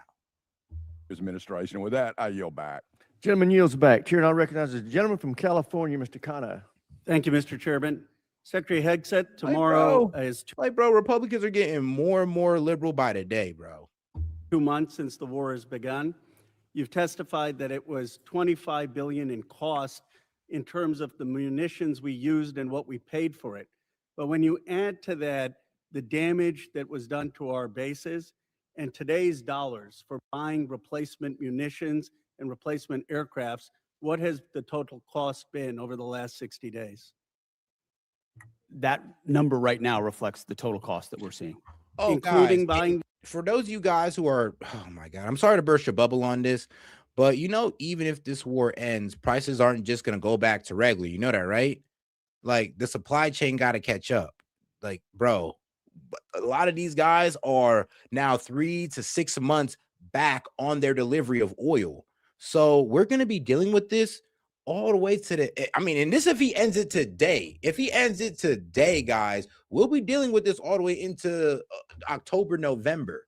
And that's just to catch up on the oil supply and the shipments. So if you're dumb enough to really sit there and say, oh, don't worry, when it stops, it'll drop down immediately. Nigga, if it drops today, you won't see it until 6 months. Excuse my language. Get a little bit frustrated when people say retarded stuff sometimes. Just like, are you serious, though? Just think about it with common sense. Do you not know how the world works? In today's dollars, the new weapons and replacements and including the damage there, that's your testimony? If there's under oath? adjustments to that, I would defer to the comptroller on that. And here's the thing, it's so funny when people bring up Biden. You know what happened, why Biden's gas prices went up so high? Not only because of reckless spending on top of Trump's reckless spending, but because of the war in Ukraine, with the war Russia and Ukraine, and that drove up prices. So it's kind of funny how y'all kind of don't have no pattern recognition, understand like, oh, wait, war bad. At least the high gas price guy dealt with it under Biden. Did you forget? Are you seeing in terms of, are you asking in terms of supplemental funding just for the Iran mission from this committee? If and when a supplemental is submitted, Yeah, how much? the majority of it would not be for But Epic what would be the Fury, it would be ballpark for Iran? munitions related to the entirety Just of a what number, we want to sir. get done. A number, what would you submit? What It would be within on Iran, it would be less than 25 billion, but there's a lot more we would ask for beyond Oh, just and Iran. you're saying it's considering- 25 billion. Okay, I would just, if you come back, you want to revise those numbers because all the experts are disagreeing with you when it comes to today's dollars and damage, but you can revise it. How much did it cost American taxpayers in terms of the strike to the Iranian school where kids were killed? Do you have that number in terms of the missiles we use? Yes. As I've said, that unfortunate situation remains under investigation. You don't know how much it 15-6 costs the investigation, but I taxpayer? wouldn't tie a cost to that, to anything. It's a reasonable question, no, sir? I mean, our taxpayer money was going there. Do you know how much it will cost Americans in terms of their increased cost in gas and food over the next year because of the Iran war? Yeah. I would simply That's what I'm saying, because fertilizer is going to be backed up. Energy, fertilizer, yes. Fertilizer shipments are backed up. Oil shipments are backed up. And yes, all this is going to lead to higher prices, guys, because there's going to be a shortage. And we won't be caught up probably until 6 months. And then even the energy secretary came out and said it's going to take months to recover from this. But what he didn't want to tell you was the exact amount of months, which is 6. And that's if we end this today. Ask you what the cost It is. gets worse and worse by the day, guys. I'm just letting you know. And I mean, if you don't know, do we really got to look at oil prices today? Because I still believe that they're trading over 100. I think Brent crude is still over 100. Let's see. Oh, shit. Oh, my God. Oh, I'm sorry. My bad. I almost had a heart attack looking at the gas prices. Because, bro, Brent crude is almost at $120. Oh, shit. Oh, shit. Like, really? So this is what y'all want to see? Like, bro, this is what y'all want to see. And guess what? We still don't have the nuclear enrichment under control. No regime change has been done. Strait of Hormuz has been closed, and it's been about 2 months. Like, bro. Yeah. And like, bro, WTI is over 100. That usually is lower. And y'all gonna sit here and tell me to my face that it's all good, set. Don't worry, we're gonna see lower prices. Nigga, gas is $4.20 on the east side in a red state, bro. That's terrible. This is so bad, it's funny. And it's funny, there's literally people who's defending this. Oh my God, bro. It's sick and it's funny at the same time. But all right, guys, let's get back to it. Because oh, it's all good, set. Trust in the process. Short-term pain for long-term gain. You fucking idiot. I'm sorry. Excuse me. You're not an idiot. I'm being a bit facetious. Sorry. I'm a bit irritated. I'm going to give you that I would opportunity. simply ask you what you're playing gotcha questions about domestic things. I'm not. You're saying it's a gotcha question to ask what it's going to be in terms of the increased Why cost won't of you gas answer what and it costs to prevent Iran from getting a nuclear I bomb? give you that, sir. But let me. What if you would could it just cost? ask What would you pay to ensure Iran doesn't get a nuclear bomb? What would you pay? I reclaim my time. Do you not know? You had no one do the analysis of what the increased cost of gas and food on the American people are going to be? What is the cost of Iran holding that straight at issue with nuclear weapons? Bro, and that's what I'm saying. Is like when you sit there and you say, American people are suffering from this, right? They're facing higher they're facing higher energy costs and prices across the board because inflation went up. And all you can say is, well, what is the cost of America, being safe from Iran not having a nuclear weapon? I mean, bro, Iran doesn't have a nuclear weapon now. They was never going towards a nuclear weapon in the first place. And if that's your argument that, you're so scared about the nuclear enrichment, then Obama had that under wraps and you guys got out of that. And then you want to lie about it, acting like Obama was just giving these guys money from the taxpayer when he just released frozen Iranian assets, AKA it was their money in the first place.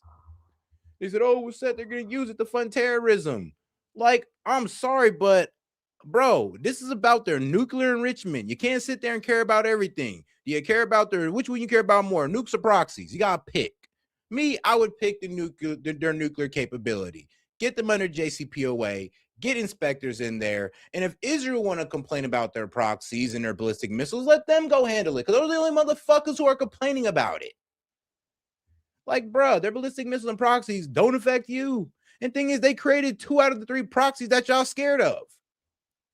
It's $631 billion, which means it's an increase of $5,000 a year for American households. Now, let me give you this point. You're saying that your operation is preventing a nuclear Iran. Will you acknowledge that there is easily? Yes, under the JCPOA. You can look this up, my friend. Obama was able not only to get the Iranians agreed to enrich that only at 3.67%, but also to keep their stockpile low as well. And also have inspectors on the ground. And the IAEA from 2015 to 2018 confirmed that working with Iranians was lovely. They followed the law. They followed the laws of the inspection. They didn't try to hide anything. They followed everything. So from that time, we had everything we wanted from the Iranians when it came to eyes on their nuclear capability. When Trump got out of that, he ruined it. They kicked out the inspectors, and now we no longer know what's really going on there. And then we want to act like it's their fault when we pulled out of the deal. We put the sanctions back on them. And that was the whole reason they was in the deal, was to get back that money, was to get the sanctions relief and to kind of get let back into the world economy. Trump ruined that at the behest of the Zionists. Because I'm gonna be real with you, there was really no reason for him to get out of that. Even Tulsi Gabbard, who's our DNI right now, said that no, you need to get back into the JCPOA, put your pride to the side, F what those neocons are talking about. You need to get back into that deal. Tulsi Gabbard said this. Tulsi Gabbard also says that Iran has no wanting to go towards a nuclear weapon. Said that in front of our Congress, by the way. So yeah, I'm sorry, but the facts are just on my side on this one. And if you want to sit there and complain about their nuclear enrichment, well, yes, Obama had that under wraps. He had eyes on it. Economic cost to the American people for doing what you believe is necessary to make Iran denuclear. Will you acknowledge the economic cost? We have an incredible economic team that's managing this better than but what the previous but to administration did to our acknowledge that- economy, to acknowledge what the there's a previous cost. administration You- did you for don't even inflation, know what the- you know what what's the previous upsetting? I administration reclaim my did with time. You know, COVID, Secretary- and you're going to Secretary, lecture this I reclaim administration my about the time, sir. economy? You know what Bro, is- are you dumb? Okay, this guy's retarded. You said Obama paid for the ballistic missile program. Are you stupid? Obama never paid him anything. He released their frozen assets. That's not paying them. That's just giving back their money that we took for them.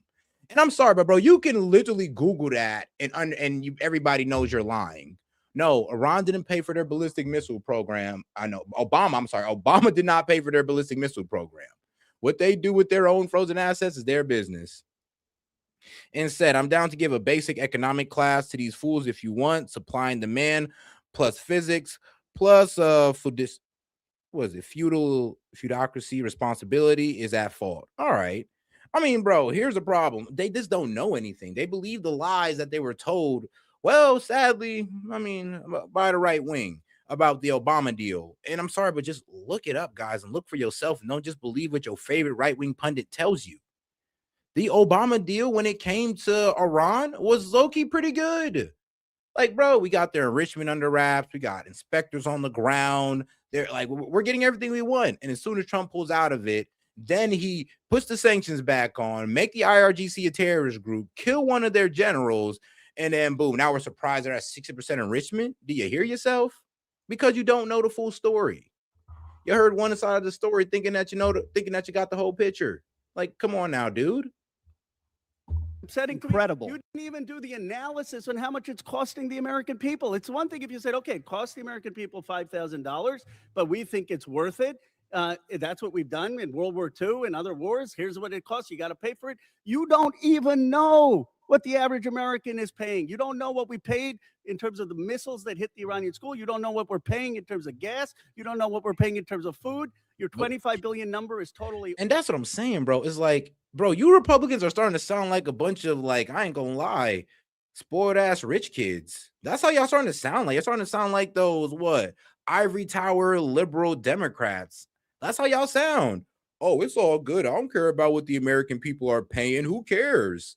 I don't know how much they gotta pay. F them. I guess they gotta work harder and all that. I mean, I agree with that somewhat, but you guys gotta understand. You guys are sounding just like the leftists. That's what I'm saying. You guys are like turning more and more woke by the day when you're sitting there telling us the same thing the leftists told us. When rising gas prices, rising food prices, just, oh, get over it. You don't know what you're talking about. We're in the best economy ever. And now it's like, oh, get over it. You don't know what you're talking about. You're un-American. And we got to make sure Iran doesn't have nukes, even though they never planned on getting nukes. It's the incompetence. It's the incompetence. Let me ask you this. Certainly, maybe here we'll find agreement. There was still 440 pounds of low-enriched uranium, correct, when President Obama after the JCPOA? Is that accurate? The amounts and types are classified. Okay. Pounds of low-enriched uranium, correct, when President Obama after the JCPOA? Is that accurate? The amounts and types are classified. Okay. Will you acknowledge that there were 970 pounds of uranium enriched after Trump tore up the JCPOA? Yep. The JCPOA was a terrible deal that allowed Iran a path to a nuclear bomb. No, it didn't. No, it didn't. All right, think about it like this. Think about how retarded that sounds. Okay, I want you to understand how retarded this sounds. So how is that allowing them a path towards a bomb when part of the deal was saying they can't enrich past 3.6% and they were abiding by that? And they had to keep their stockpile low. Like, how dumb do you effing, like, bro, how dumb? I'm sorry, but now this is why I gotta call P. Hex effing incompetent now. This is where he's so low-key sounds like a dumbass. The JCPOA had them at 3.6% eyes on the ground. We were monitoring everything they were doing when it came to enrichment of their uranium, and they were abiding by it from 2015 to 2018. So how did that deal help them get to a nuke when us actually getting out of it actually pushed them further to a nuke? You know that, right? Like, think about how dumb he sounds when under the JCPOA, they was at 3.6% enrichment. Outside the JCPOA that Trump got out of, there's 60% enrichment. So by logic, use common sense, let's use logic. Which one worked better, diplomacy or aggression? You deal with vague platitudes. I'm asking you about numbers. Like, you don't know what gas costs, you don't know what food costs, you don't know what the operation costs. You know, I get sound bites, but how about numbers? Do you know how much the enriched uranium was after you ripped up the JCPOA? Trump did. I'll give you a number. I know that. Here's the thing, guys. The Palace of Cash, like I said, some of y'all are very uneducated on the subject.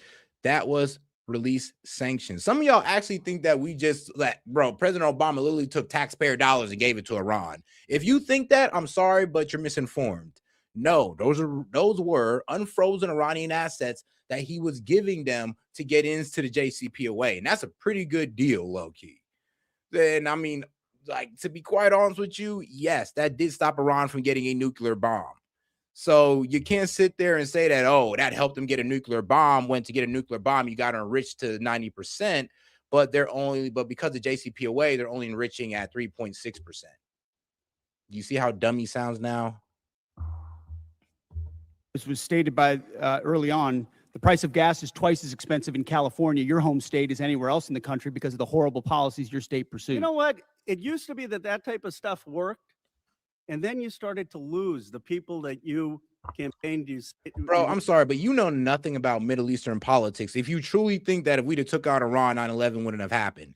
You know nothing about Middle Eastern politics if you truly believe that. Because 9/11 really didn't have anything to do with Iran. It had everything to do with what we were doing in Palestine. And Osama bin Laden, it said that. It had everything to do with our military bases and holy sites and what we were letting the Israelis do to the Palestinians. And that was an Osama bin Laden letter, the orchestrator. So, like I said, you know nothing about Middle Eastern politics or geopolitical matters whatsoever, if you truly believe that. Wanted to be for, because you said you wouldn't get us into bad wars. You said you would bring down the prices. You know what I'm sad for? I'm sad for all the people who voted for Trump. I'm sad for them because you betrayed them. You betrayed a lot of that MAGA base. And you know who knows that? J.D. Vance knows that. Gentleman's time's expired. Chair now recognizes the gentleman from Nebraska, Mr. Bacon. Thank you, Mr. Chairman. I thank all three of you for being here today. And like I said, the reason he said that is because it came out that J.D. Vance is mad at P. Hegseth for misleading Trump on the Iran war. And I think J.D. Vance kind of got his eyes open to what was going on when he went to those negotiations and he's seen how unwilling the Iranians were for a ceasefire. And he's like, hold on. I've been told that you guys were begging for a ceasefire. I come over here to look good. Are you guys ready to walk away? Like, y'all got leverage? Yes, JD, because they do. And I'm pretty sure JD Vance sat on that jet and was like, son of a bitch, these people are lying to me.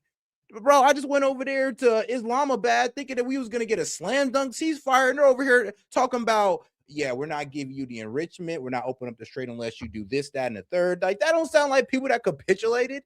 So yeah, I'm pretty sure JD Vance is pissed. And I know where he got that information from. He got it from Hegseth. And I'm pretty sure he's like, yo, this guy's been feeding us bad information on what's going on in Iran. And we're not even making appropriate or not even talking appropriately to it. And what I mean by that is that because they're not getting accurate information on what's going on the ground, they're thinking that they have more leverage than they really do. It's a real privilege to be a part of this committee. We're the most bipartisan committee out of 20 in Congress. We have a tradition of voting on NDAAs with large majorities year after year. And it's important not to be a Republican first in here or a Democrat first. We're Americans trying to ensure that our country is well defended. And in that spirit, I compliment the operations in Iran. I served 30 years in the Air Force. We were attacked repeatedly by proxy groups from Iran on every deployment I was on. They were the #1 threat where I was located. I've lost friends, like at Khobar Towers. Iran with a nuclear weapon would have been an existential threat to our country. Man, Iran with a nuclear weapon. I'm telling you this right now, we'd never got into any of those wars because we'd leave them the fuck alone. And that's what a lot of people don't want to admit. No, Iran's not going to attack you if they have a nuclear weapon. The problem is we'd have to leave Iran the F alone and they'd be able to control the region. I don't want that. I'll be real with you. That's what I don't want. But they're not telling you that because let's be real, they got to make it dire for you. A lot of Americans aren't going to care if Iran get a nuclear weapon and so they can control their region. They really don't care. Or because we'll leave them alone. Most Americans won't care if that's the cause. But if we sell it to them like, oh no, as soon as they get it, they're going to strike it at us, then yeah, they care. But in all actuality, if Iran was to get a bomb, we would just stop striking them. And then we'd actually start using diplomacy, just like we did with North Korea. Like North Korea is literally the blueprint for what a lot of these non-nuclear countries are going to follow. Like if you got nukes, then guess what? You get left alone. America can't bully you or another nuclear state can't bully you. And that's just what it is. And that's what we've been proving. And I'm sorry, but if Iran does get to a nuke, man, trust me, they're not going to nuke us, but we are going to have to leave them the F alone. If they had a missile that could hit New York, they would have done it. They would have done it. Wow. If they had a missile that could hit New York, they would have done it. Okay. Okay, man. All right. I mean, done it 2 months ago. So I support our operations there. I think it was good that we got. I mean, you also said if they could strike Europe, they'd have done it. And they could strike Europe, and they haven't done it. Euro out. You know, I would say it would be important to get the representative government that duly won their election there. Shoot, actually, I mean, if Iran was truly, these crazy mullahs, I mean, bro, F the ceasefire, I'm just going to start attacking energy infrastructure in the Gulf region, just decimate y'all entire economy. I mean, let's be real. They don't need a nuke. They really don't need a nuke, guys. Their nuke is being able to destroy the energy infrastructure and water desalination centers in the region. That's damn, man. That's almost better than a nuke, to be real with you, because that's a long and slow pain that everybody feels around the world. And not good to replace one dictator with another dictator, but Maduro was bad for their country. And I support our 5% GDP spending. There's no way to modernize our nuclear force, 6th-generation fighters, take care of our men and women in uniform without being at 5% GDP.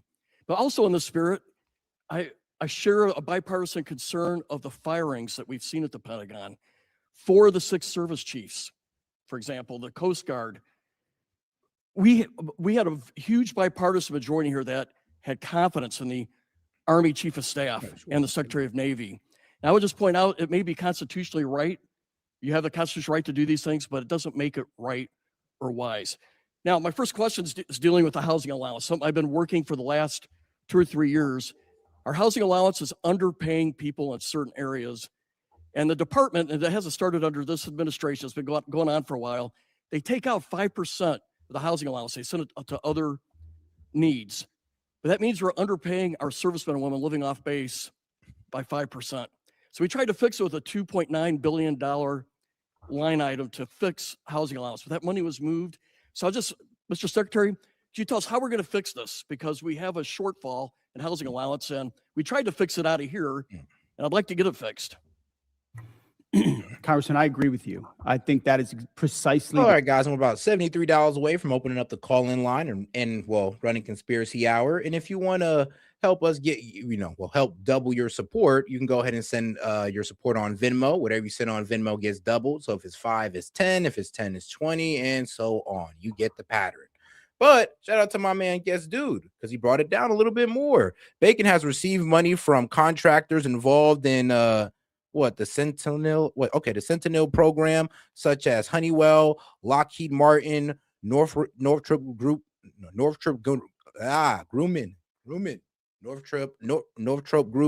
and General Dynamic. Sorry, I always had that one with Northrop. Always had trouble with that one. But Bacon? Let me see. Are you talking about this guy right here? Yeah, that makes sense. I mean, look, bro, the way he's selling it is like he works for the weapons company. Next. Issue that's been ignored time and time again. Oftentimes with good intentions of trying to do some trade off with something else, But I mentioned the 7% pay increase. That's just for junior enlisted. It's 6% from E6 to 03, and it's 5% from 04 all the way up. But closing that gap, TRICARE reimbursement's a big one we're going to look at as well. If we reimburse TRICARE lower than Medicare, then no one wants to take TRICARE, and now you don't have a real network for service members. So those places where we pinched pennies to try to eke out additional budget space have really hurt service members. So I'm committed to working with you on that to close that gap and ensure that folks can live where they are asked to serve because they can afford housing. I think this has already been addressed to a degree, but I just want to emphasize, we did put $400 million in for Ukraine. I asked you to execute it. It's important for most of us in here. It has overwhelming support. Also, I'm the chair of the Baltic Security Caucus, and we've put money in for the Baltic Security Initiative. These people love America. They love freedom more than anywhere I've ever been. Bro, really? You're still trying to support Ukraine, that losing war? But they're losing.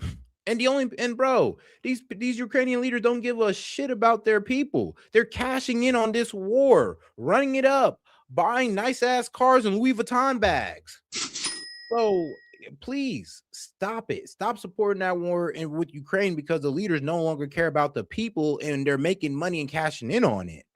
At that point, bro, we need to stop the war and send all they ass to jail. And they need us. They're on the front lines with Russia. Mike, I have a question for the chairman. So we did 29 years of the nuclear alert, airborne alert, the Looking Glass mission. In 1991, we turned that off because the Cold War turned to our favor. I think we're back to where we were at. Russia's a threat. China's building a nuclear force to match ours. I think we need a Looking Glass 2 and restore that nuclear command and control survivability that gives us deterrence.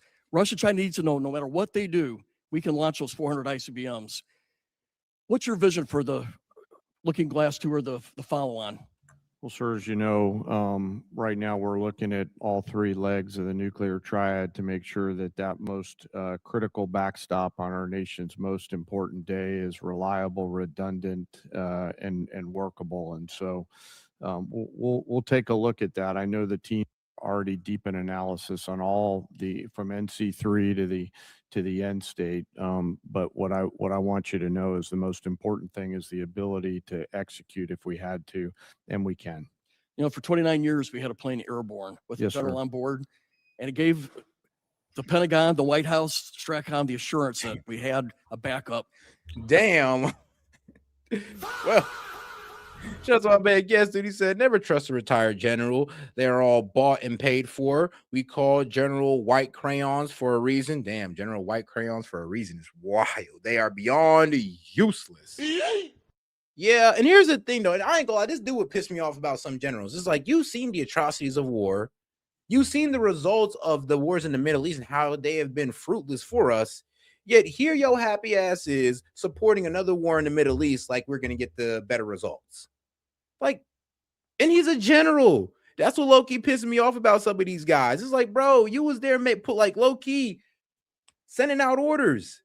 You should know how bad this is. You looked at the intelligence reports. You should know how, like, honestly, I'm not gonna say it's unwinnable. We definitely, I'm be real with you. We can win this war, but how much are we willing to lose for it? That's the main question we need to ask ourselves. We can win this war, but how much are we willing to lose in? How much are we willing to throw the global economy into turmoil, and for how long? Those are questions you got to ask yourself. And if you're saying not for too long, then I guess you really shouldn't be for this war. But if you're saying, oh, don't worry, Seth, we can hold on out for months, then I mean, hey, bro, it is what it is then.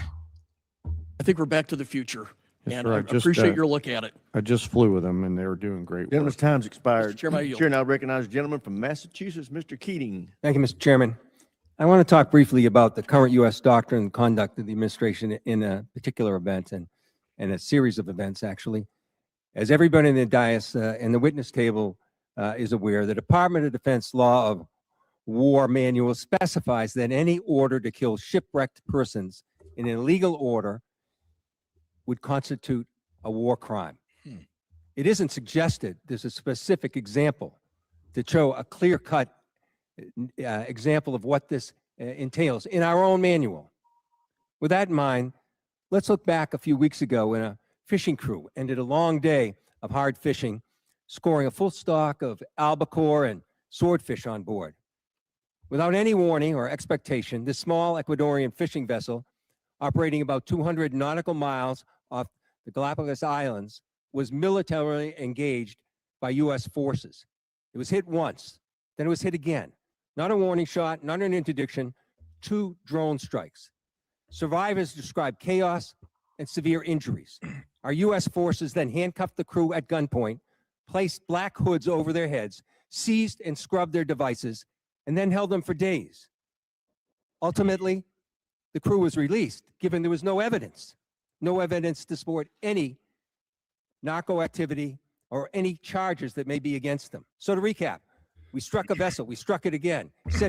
Hold on now, you're kind of being a bit disingenuous with that one. We struck them, yep, and we got the guys out, but here's the thing. We didn't charge them. We sent them back to their own countries to face charges. Yeah, so we asked their country, I think it was Ecuador, we asked Ecuador to charge these guys. Yeah. So those are the fishermen that he's talking about, the guys that was most likely transporting drugs. And I mean, even if, I mean, you know what? I haven't read anything that said that these guys were just fishermen. So I'm going to go look this up extensively. But when I was first reading into it, these guys blew them up, they pulled them out, and they took them back to their country, pretty much demanding that their country press charges on them. Not us, but their country. That's why they were released back to their country. Fire to as it was sinking. And as public reports say, even drank their beer. We detained the survivors. Nah, that is reckless. Come on, bro. You drunk my last beer? Like, man, you cold-blooded. No, like, it wasn't the blowing up of my boat that made you cold-blooded. It was the fact that you took the beer. Oh, this should be eye-opening. Let's go to another example, the double tap or 2-strike attack that took place on September 2nd in the Caribbean. A vessel was struck, disabled, and then struck again, killing all but 2 survivors that were left clinging to the wreckage. And this is the thing. We know this happened. We know how it happened. And the Defense Department still refuses to release the follow-up video of the killing of the shipwrecked survivors, even though they released the initial one to the public in major news networks worldwide. No difference in sources and methods in the 2 videos, but still not released to the public. Of course, the backlash was severe at the time and perhaps is being forgotten. An unpredictable but ignoble display of character from this administration.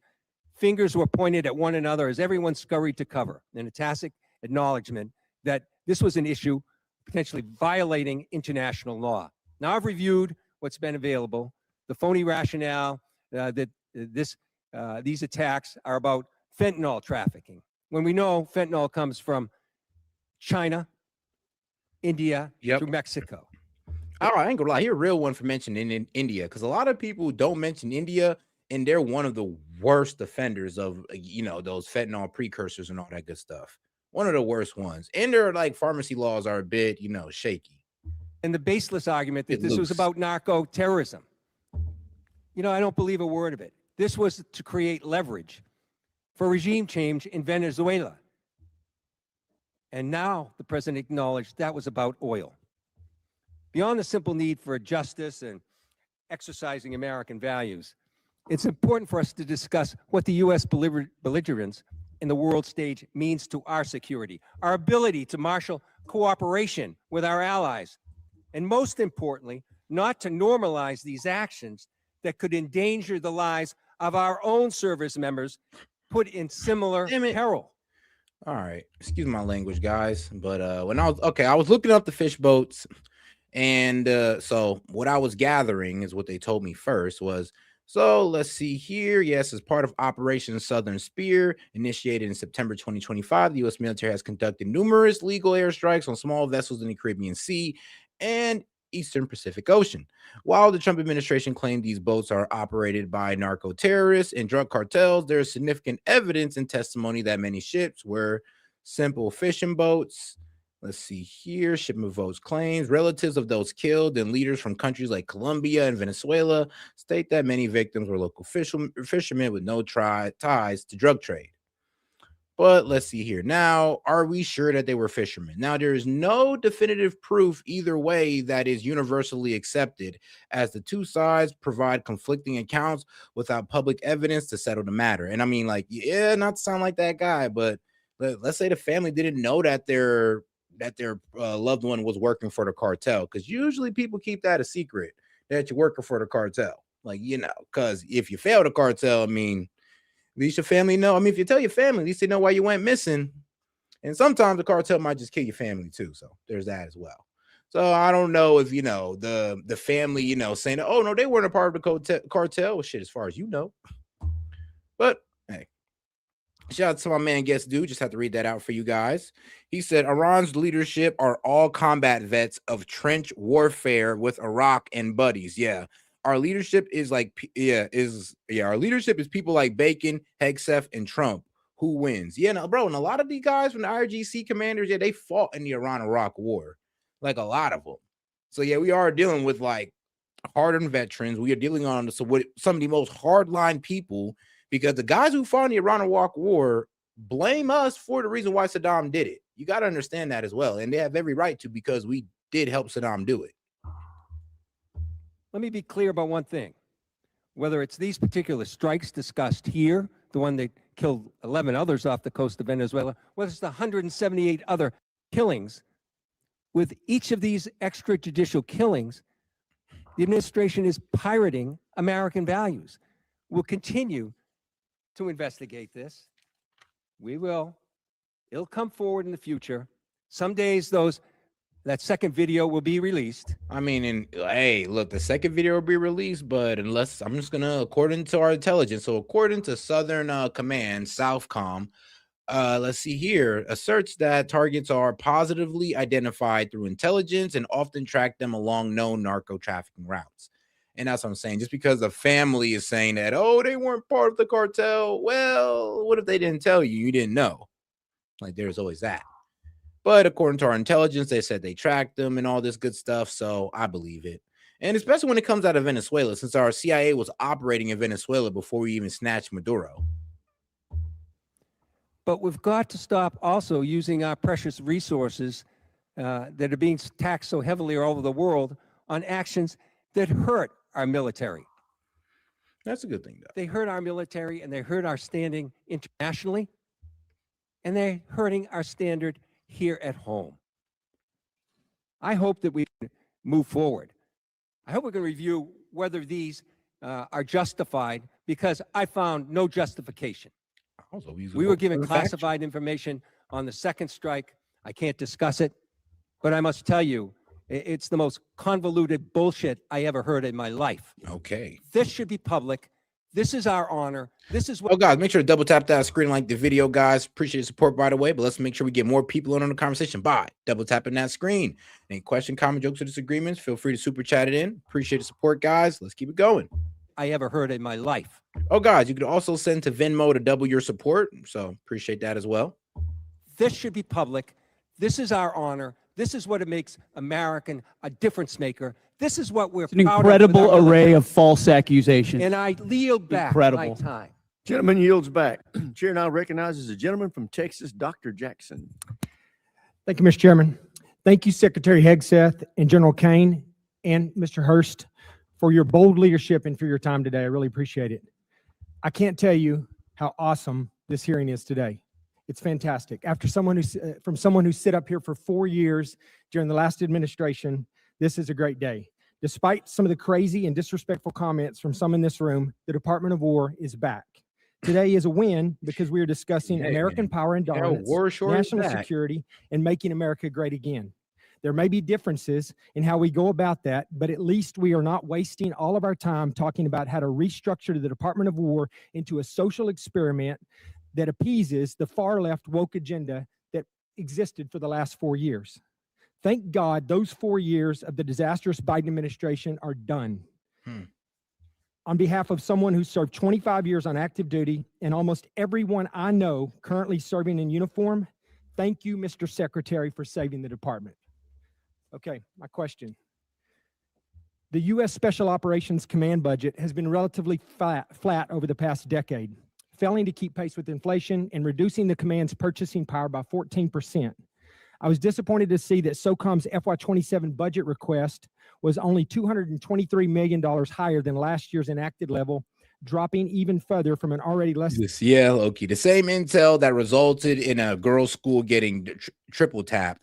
Funny how bad our intel is now. I mean, the problem is with our intel in the Middle East, bro, we get way better intel in, you know, our hemisphere than out there in the Middle East. Why? Because we kind of leave it to the Israelis because they got their Mossad agents all over the place. And I mean, they're really good with their intelligence operations throughout the Middle East because, man, I mean, bro, I mean, a Mossad can be Arab, they can be Jewish, they can be, I mean, bro, Pakistani, it don't matter. They got all type of operatives.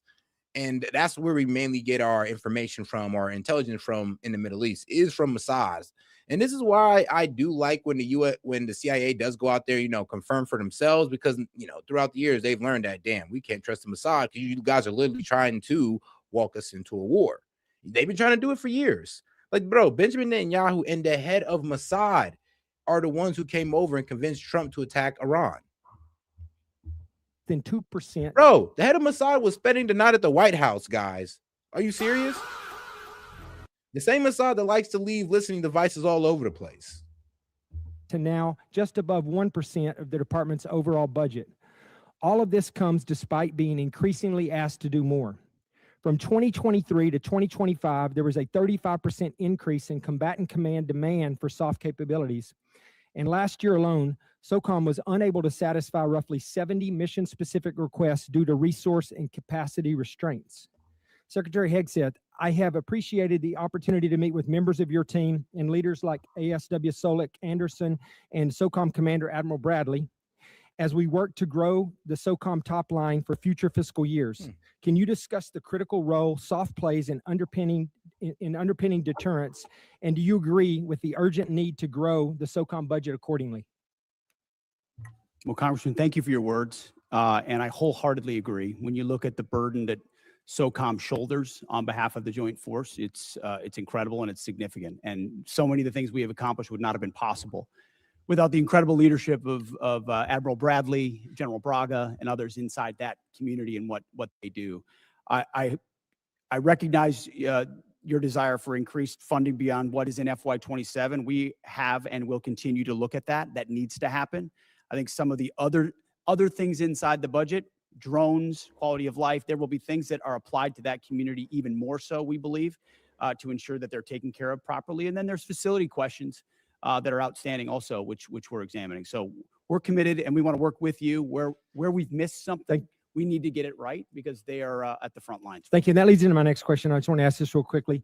But this year's budget request of $54.6 billion for the DAWG, for the Defense Autonomous Warfare Group, is a vital step to unleash American drone dominance and rapidly integrate autonomous and unmanned systems across the joint force. And we've talked about that a little bit here. However, my concern is only $1 billion of this proposed funding is included in the base request, with the remaining $53.6 billion dependent on future reconciliation package. While I understand the flexibility this approach provides, I remain concerned about the potential gaps created if such a package fails to occur, or if funding for the DAWG is not included in future budget requests.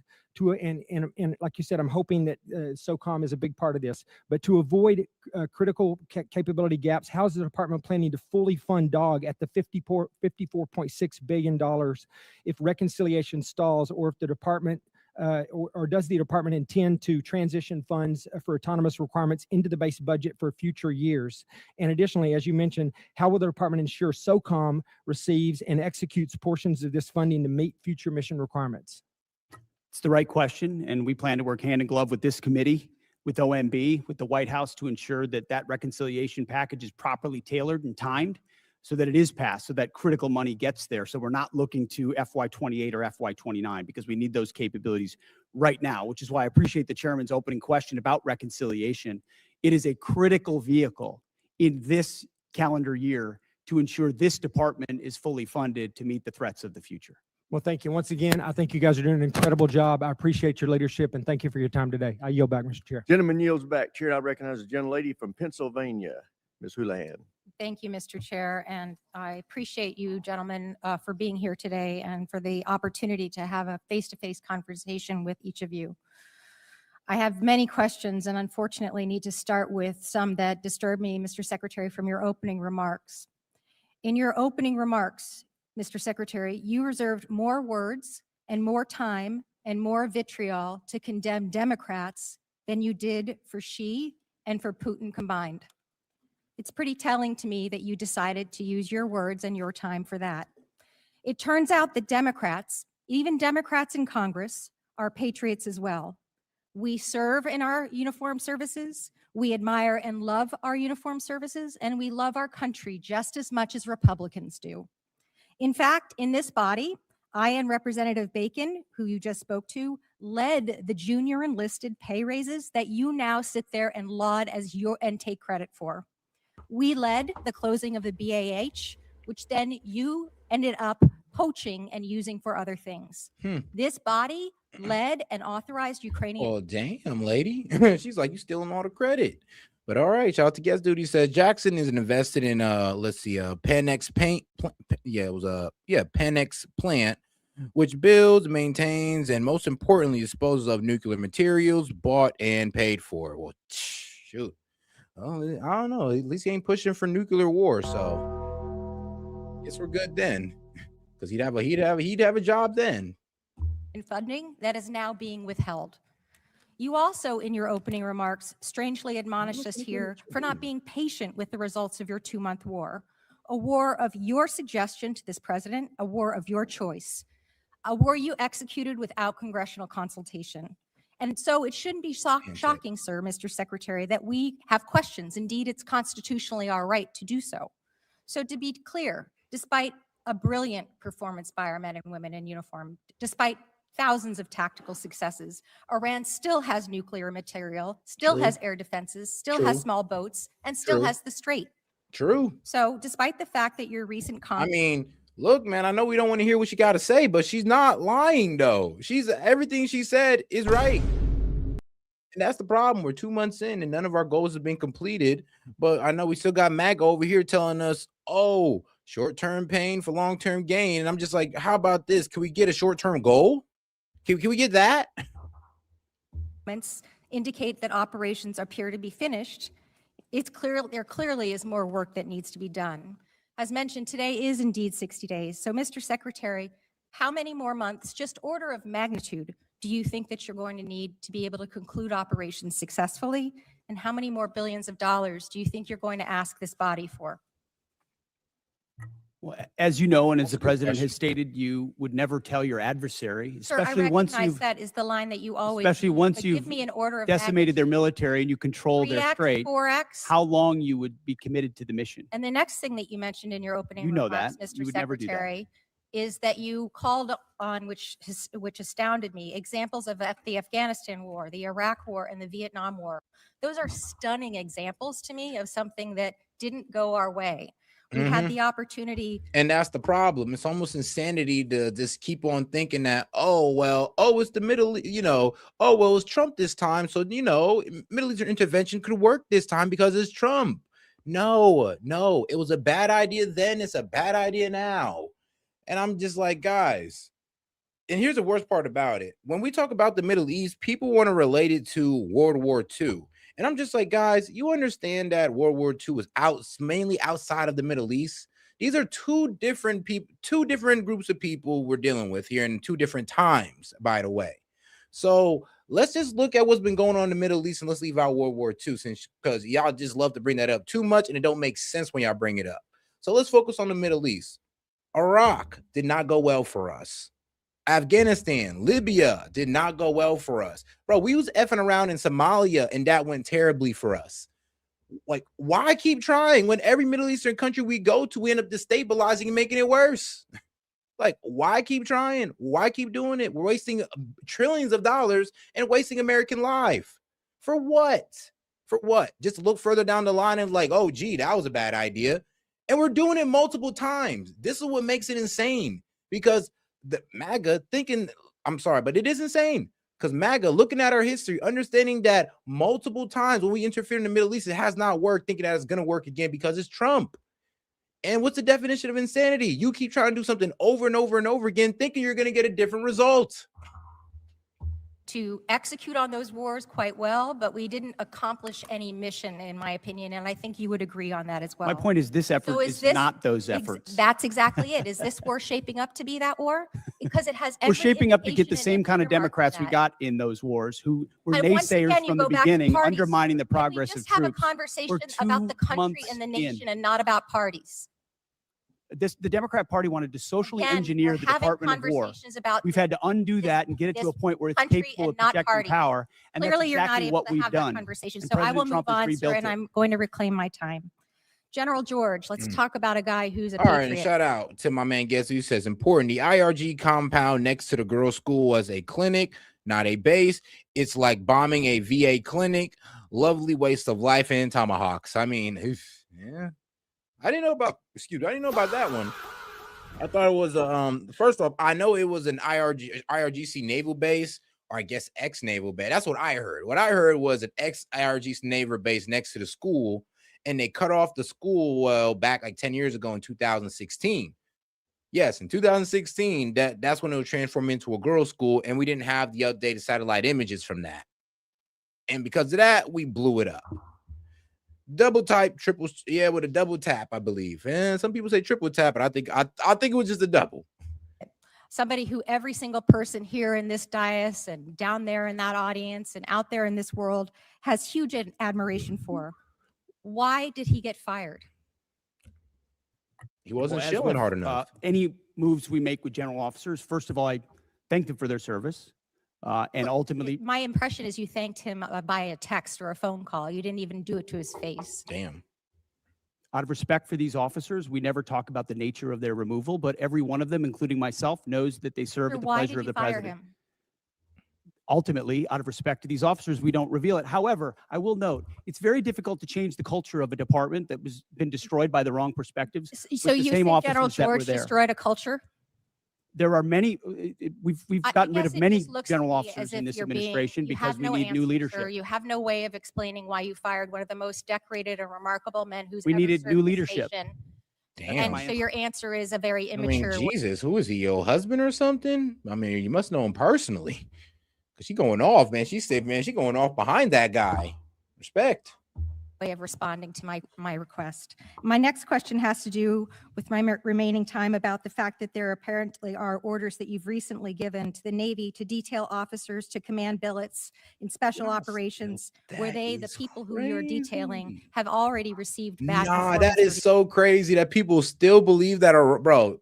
The fact that there is people in this chat that still believe that Iran bombed that girls' school when we've already owned up to it. U.S. intelligence already owned up to it, guys. Okay, like the fact that y'all still believe that lets me know you guys are weeks. You guys are weeks late. Like we've been admitted to that weeks ago, since last month. They've received negative fitness reports. Is there a truth to that statement, sir? I'm not aware of what you're referring to. Have you ever ordered the Navy to add officers who never screened for Special Operations Major Command to the promotion list for flag officer? I'm not aware of what you're referring to. All right, I'll take that for no. Thank you, I yield. Generally yields back. For everybody's situational awareness, it's my plan at 1 o'clock or approximately 1 o'clock to recess for about 10 minutes to give the witnesses a chance to stretch their legs and visit the restroom if necessary. But with that, we will now go to the gentleman from Florida, Mr. Jimenez. Thank you, Mr. Chairman. And Mr. Secretary, are you aware that that Iran, either through our intelligence or they themselves, said they had about 500 kilograms of enriched uranium, up to about 60%?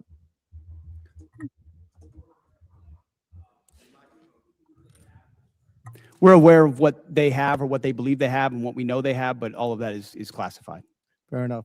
And if indeed they had 500 kilograms of your enriched uranium, how long would it take it to weapons grade? Quickly enough that it's a serious national security problem for the United States of If America. that if should I be dealt said with. days or a few weeks, would that be inaccurate? You might be somewhere in the ballpark. Okay, thank you. Actually, you can just get that from ChatGPT. It'll give it to you. Okay. So so it's not that classified. All right. Would you say that our primary mission in this war is to deny Iran the capability to develop a nuclear weapon? Yes. And would you say that a regime that's capable of killing 35,000 of its own people within a 2-day period, are they capable if they had to deliver? Yeah, 35,000 people, that's unverified. And I'm sorry, but to do that in 2 days, you literally have to bomb that area. Like, just gonna be keep it real with you. And the actual numbers around 3,000 or 4,000. There is no verifiable 30,000 Iranian protesters dead. They're just inflating the numbers to sell this war to you. That's all. Oh, and guys, I'm sorry, but it's already been reported by New York Times and other media outlets publicly report that a preliminary military investigation indicates that the U.S. military is responsible for the attack. We've already admitted to this, guys. I just want to let y'all know that. Like, we've already admitted to this. It wasn't Iran. It was us. And as terrible as it was, I mean, it is what it is, guys. I'm not sure why you got to sit there and be lied to. But yeah, I mean, and you can Google this. We've admitted to it. Our own U.S. intelligence from our own military investigation is telling us that, yes, we were the ones who double tapped that school. I'm not sure what's really so hard to, reconcile with that. I mean, I actually know, I understand it's hard to reconcile with. That's not what I'm saying. I understand why it's hard to reconcile with it, but to sit there and deny the facts is crazy. Systems to carry out their threat to destroy Israel and also to harm the United States of America. Any regime willing to kill 35,000, and we think it might be more, 45,000. It's always more. Bro, I remember when it first started off, they were saying 10, 20, 30, 40, 100,000. Oh my God. But then when we asked them for names, all right, would you have names of 10,000 people? No. But the Iranians, I'm like, yeah, but do you have names? No. So okay, then you have no proof that 30,000 or even 10,000 protesters died. But Iran, they gave the proof of the names of and social security numbers, or what they use as social security numbers of all the people killed in those protesters, all 31,000 of them. My bad, not 31,000. 3,100. Sorry, guys. Sorry. They're all 3,100 of them. So you guys can't find no verifiable evidence that 30,000 protesters died, but you're willing to believe it? Please give me the source. Give me the website. And guess what? I already know where you're going to get it from. Because the people who reported that was called Iranian International. They're a media group, I believe, stationed in the UK, in their name Iranian International, which is hilarious because it makes you believe that they're stationed in Iran. But what they said that, okay, we received classified documents, classified medical documents, which is hilarious, by the way, because usually medical documents aren't classified, especially for hundreds of civilians. But what they said is that they received medical documents classified from Iran that 30,000 protesters died. When they were asked to show proof that they had the classified document or show us or post it, they did not reply back. Yeah. So the guys you're going off of didn't even show their work. Yes, saying that they had documents that they never showed proof of having or just posted it. I'm sorry, but if you're going to say that the Iranians killed 30,000 people, don't you think you'd want to show some proof of that, the names and all this good stuff? I mean, people who look at videos, well, I was seeing body bags. Yeah, all right, great. Go count on the body bags. You won't even reach 3,000. So please spare me. Jesus Christ, some of y'all are a little bit too emotional. Their own citizens in cold blood would most certainly be willing And to shout out to my man Gessler. He said, so Google Maps has better intel than the U.S. military. When Google Maps and Google Earth were funded and developed by the Q and Tech /CIA, make it make sense. Yeah, that is wild. Honestly, I think they just took the Israelis at their word for some reason. Like they just handed them the docs and it's like, bro, all right, we're gonna go off this, even though they're 10 years old. And shout out to my man Guess. He said, dude, Israel has been bombing Gaza into the dirt for years and has barely hit 60K. But go on and tell me Iran shot 35K people in 2 days. Literally, bro. Bomb Gaza into the dirt, bro. And only in 60K plus people. And you're telling me Iran did that, no bombing, no nothing in 2 days? Bro, you guys are gullible. That is just, I'm sorry, that's just too gullible right there. Like, really? You believe that? Really? Okay. All right. The most dangerous weapon in the world, especially as history teaches us, when a nation says they will do something, you ought listen. And when they chant death to America or death to Israel, if they got that nuclear weapon, history tells us they might use it. Well, Hitler said he was going to kill the Jewish, and he was going to try to eliminate the Jewish population. And you know what, Todd? Where's your source on that? Source? Oh no, the Trust Me Bro from Laura Loomer and Mark Levin. Is that your source? Oh man. Was your Trust Me Bro your favorite Israeli political pundit? Is that your source? What's your source? Sean Hannity? And Jews All from right. the face of the world. Nobody really believed him, but he really tried to do that. So when somebody tells me for 47 years that they want to kill us, I think I'm going to take them at their word. And so would you also agree that a now another goal of ours is to make sure that Iran never blockades the Strait of Hormuz, never has control of the Strait of Hormuz? Would that be an objective of ours? What they're doing right now is effectively piracy. It's Correct. terrorism. It's threatening international shipping. And our blockade is signaling to the world that we actually control that strait. And I would ask this.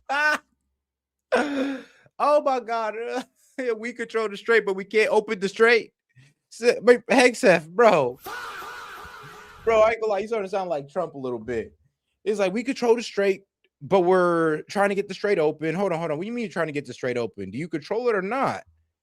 I'm like, if you control something, then you shouldn't be having to ask nobody to get it open. But here we are asking Iran, trying to have some type of negotiation with Iran to get it open. Does that sound like we control the strait?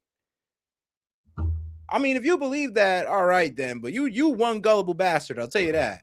This committee, what would this effort look like if Iran had nuclear weapons?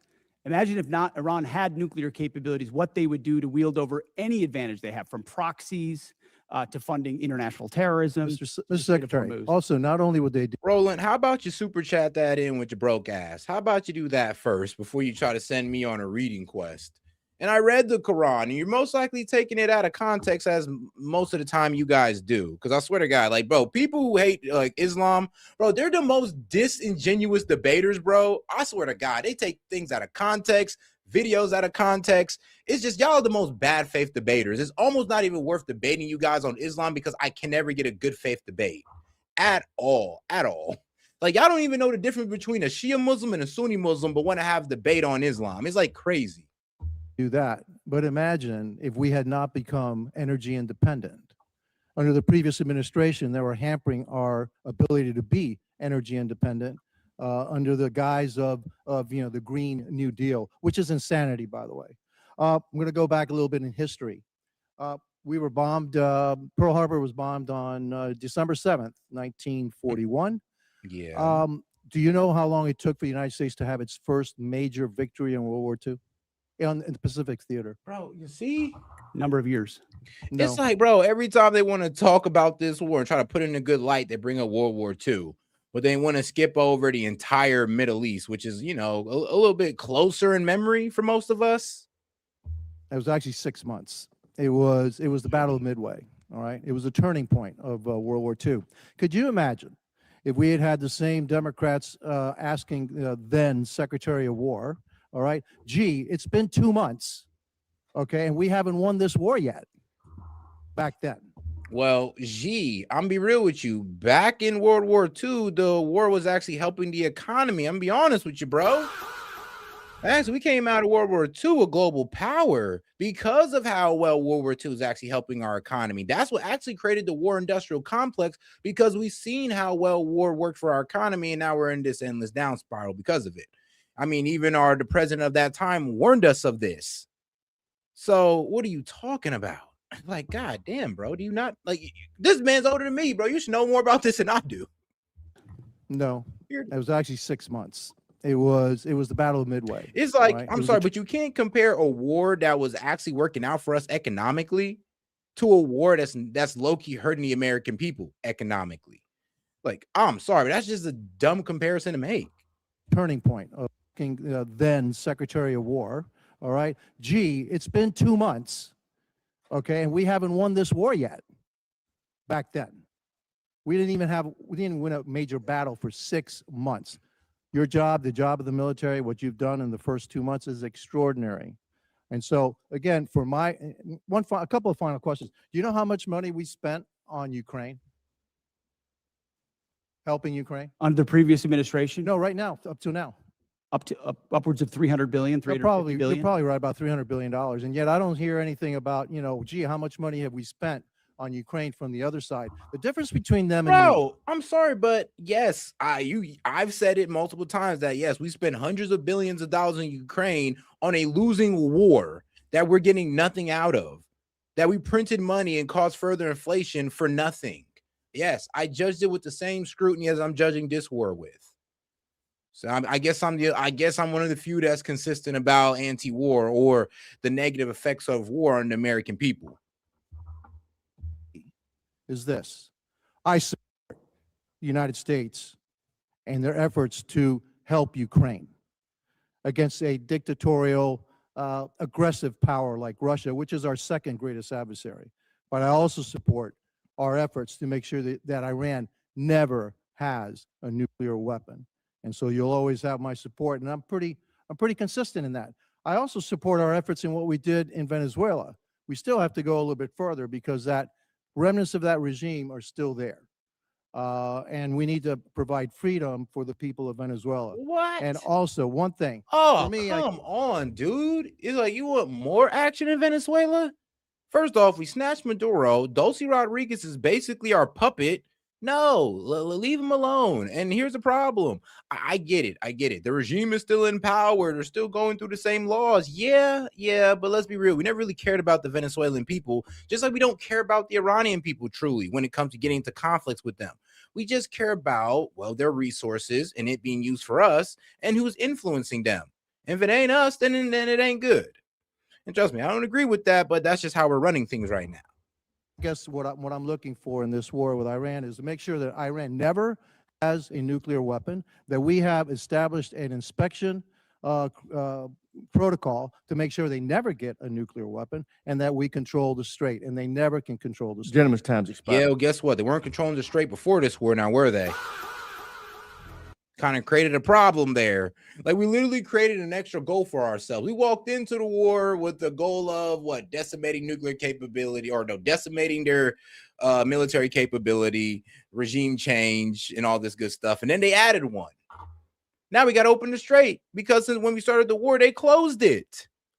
So I'm sorry, but yeah, that's kind of one of the reasons why people see this as a failure, because we're kind of adding more things to the to-do list than scratching off. Our chair now recognizes the gentleman from Colorado, Mr. Crow. Thank you, Chairman. Mr. Secretary, I want to go in a little bit different direction. Timothy Parlatore served as your private attorney, correct? Correct. And Mr. Parlatore also served as private attorney for President Trump's campaign, correct? I'm not privy to every professional position that he's held. Well, I'll help you out. He did. And you appointed Mr. Parlatore as your senior advisor, correct? Really? He does reserve duty on behalf of the Navy. Coming in with all the facts. He said Fallon is funded and involved with Red River Army Depot, and as well as Raytheon. Seeing a pattern yet? Yeah, all the guys that are supporting this war worked for weapons companies. Yep. Yeah, I see the pattern. All right, it's pretty glaring. It's like right in your face. And it's funny how they do it. As senior as an advisor, you gave him literally like look up any person that was speaking pro-war, speaking for trying to boost Hegseth, and if you look them up, yeah, they're all funded by weapons companies. It's the sick reality of our government, of politics. That title, correct? And I would count him as very much an advisor of mine. Yep, he travels with you, correct? Tim Parlatore has been a long-term friend. He's a great patriot. He travels with you. That's not what I asked. I reclaim my time. He travels with you, doesn't he? He travels with you, doesn't he? Correct? There's public Instagram that shows this. Just say yes. Yes, of course. Okay. He sits in meetings with you and advises you, doesn't he? He sits in some meetings on occasion. Yeah, well, he maintains a desk in an office in the Pentagon, does he not? I'd have to check. You don't know? It's a big Pentagon. You directly commissioned Mr. Parlatore in the Naval Reserve as a Navy commander in March 2025, did you not? I was very proud to do so. And when you did, because he's a Navy Reserve officer, He didn't have to go through the PPO process, the White House Presidential Personnel Office, right? He wasn't vetted by a White House PPO. Uniformed service members don't get vetted by. The answer is yes. He didn't have to be vetted by a White House PPO. He didn't go through the Senate confirmation process either, did he? The answer is no. I don't know what you're getting to, but Tim is a fantastic. I'll tell you what I'm American. getting to. The He does answer is great no, work. right? He does great work. Okay. He didn't maintain a security clearance when you appointed him as special advisor. Is that right? I'd have to check. You don't know? I mean, anybody that has access to sensitive material is going to have the appropriate clearance. Okay, so when you appointed him as special advisor, he had a security clearance?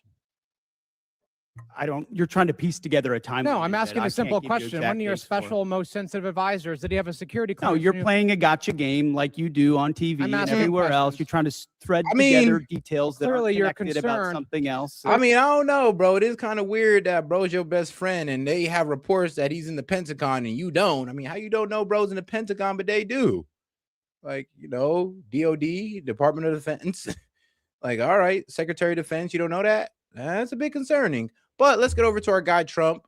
President Trump participated in a greeting with Artemis 2 astronauts. And I'm gonna be real with you guys, man. Look, they could have did better. They should have landed on the moon instead of going around it. Like, oh my God, they went around the moon. No, man, land on that mug again. Do it again. It's like, man, like we landed on the moon. Great. Do it again in modern day, please. We can shut the flat earthers up, or they're always going to be sitting there talking. And now they got more of a point. An update on the UFO files. All right. First of all, it's a great honor to meet all of you. Congratulations and welcome to the White House. I have had the privilege of interviewing Gene Cernan, the last man to walk on the moon. Is that what you would like to do? And Mr. President, do you think that will happen during your second term? Well, we have a shot at it. I mean, we don't like to say definitely because then you say, oh, we failed. Because I think we could say we're ahead of schedule. So we have a good shot. We've authorized it. And I think with this team and, with Jared's done such an amazing job at NASA, I think we have a good shot, right? We'll see. Yes, Mr. President, we have an achievable plan now back to the moon. And we're back in the business of launching moon rockets with frequency. So we just sent Artemis 2 around the moon. We're going to launch Artemis 3 in 2027. We'll protect for up for 2 opportunities in 2028 to return astronauts to the surface of the moon. Okay, 2028. I like space. I started Space Force, as you very well know. It's been very, very important. Then they tried to kill it. So, I mean, I don't know, but we've landed on the moon before. Why'd you guys just didn't do it now? Like, I guess they just needed to make sure that they can still go to the moon. Maybe they was just, let's make sure we still got it. Let's make sure we can still go to the moon. And then if we can, we'll plan, to land on it later on down the line. So in 2028, expect a moon landing. And if they fake it again, well, guys, I'm sorry. I'm going to have to turn into a flat earther then. I know, right? It's going to suck, but it is what it is. And actually, the military would not let the Biden administration kill it. They wanted to kill it.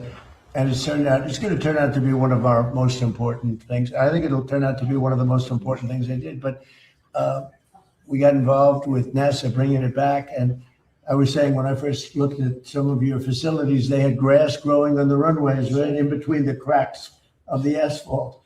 And but not anymore. It's really strong. And what they do, one of the things they do that's so important is for our military offense and defense. And a lot of people say, well, is it worth it? It's really worth it because what's happened militarily, you see what we're doing militarily, a lot of that comes from space. So it's been pretty great. Good question. Yeah. Thank you, Mr. President. I have 2 questions for you. First, on the topic of space, do you have an update on the UFO files and when we're going to be seeing those? Well, I think we're going to be. I don't know about that. I mean, you guys are bullshitting with the moon landing. I don't know if y'all are going to start releasing the facts that aliens exist. You know what? Okay, this is my personal opinion, but I honestly do believe that aliens exist. But here's the thing: are they come from the sky? Or they come from underwater? Who knows? But hopefully Trump can clarify on that one. And shout out to my man Guest Dude. He says reports indicate that in February, a broker for Hegseth attempted to make a multi-million-dollar investment tied to major military contractors just weeks before U.S. military action against Iran. Oh, okay. Well, that makes sense. I mean, bro, there's been a lot of inside trading going on in the administration. A lot. Let's see here. They were observing areas meteorites impacted. Okay, well, I mean, I guess that explains why they're going around it. I don't know. Maybe they're looking. I don't know why they were going around it. Hopefully, they discover some safe places to land in 2028. Because man, look, I want to see them land on the moon. I want people to land on the moon in my lifetime. Is that too much to ask for, God? Is that too much to ask for? I think that's a very small ask. Just let me see some people on the moon before I die. And I'm only 30, so we got like years, decades, really.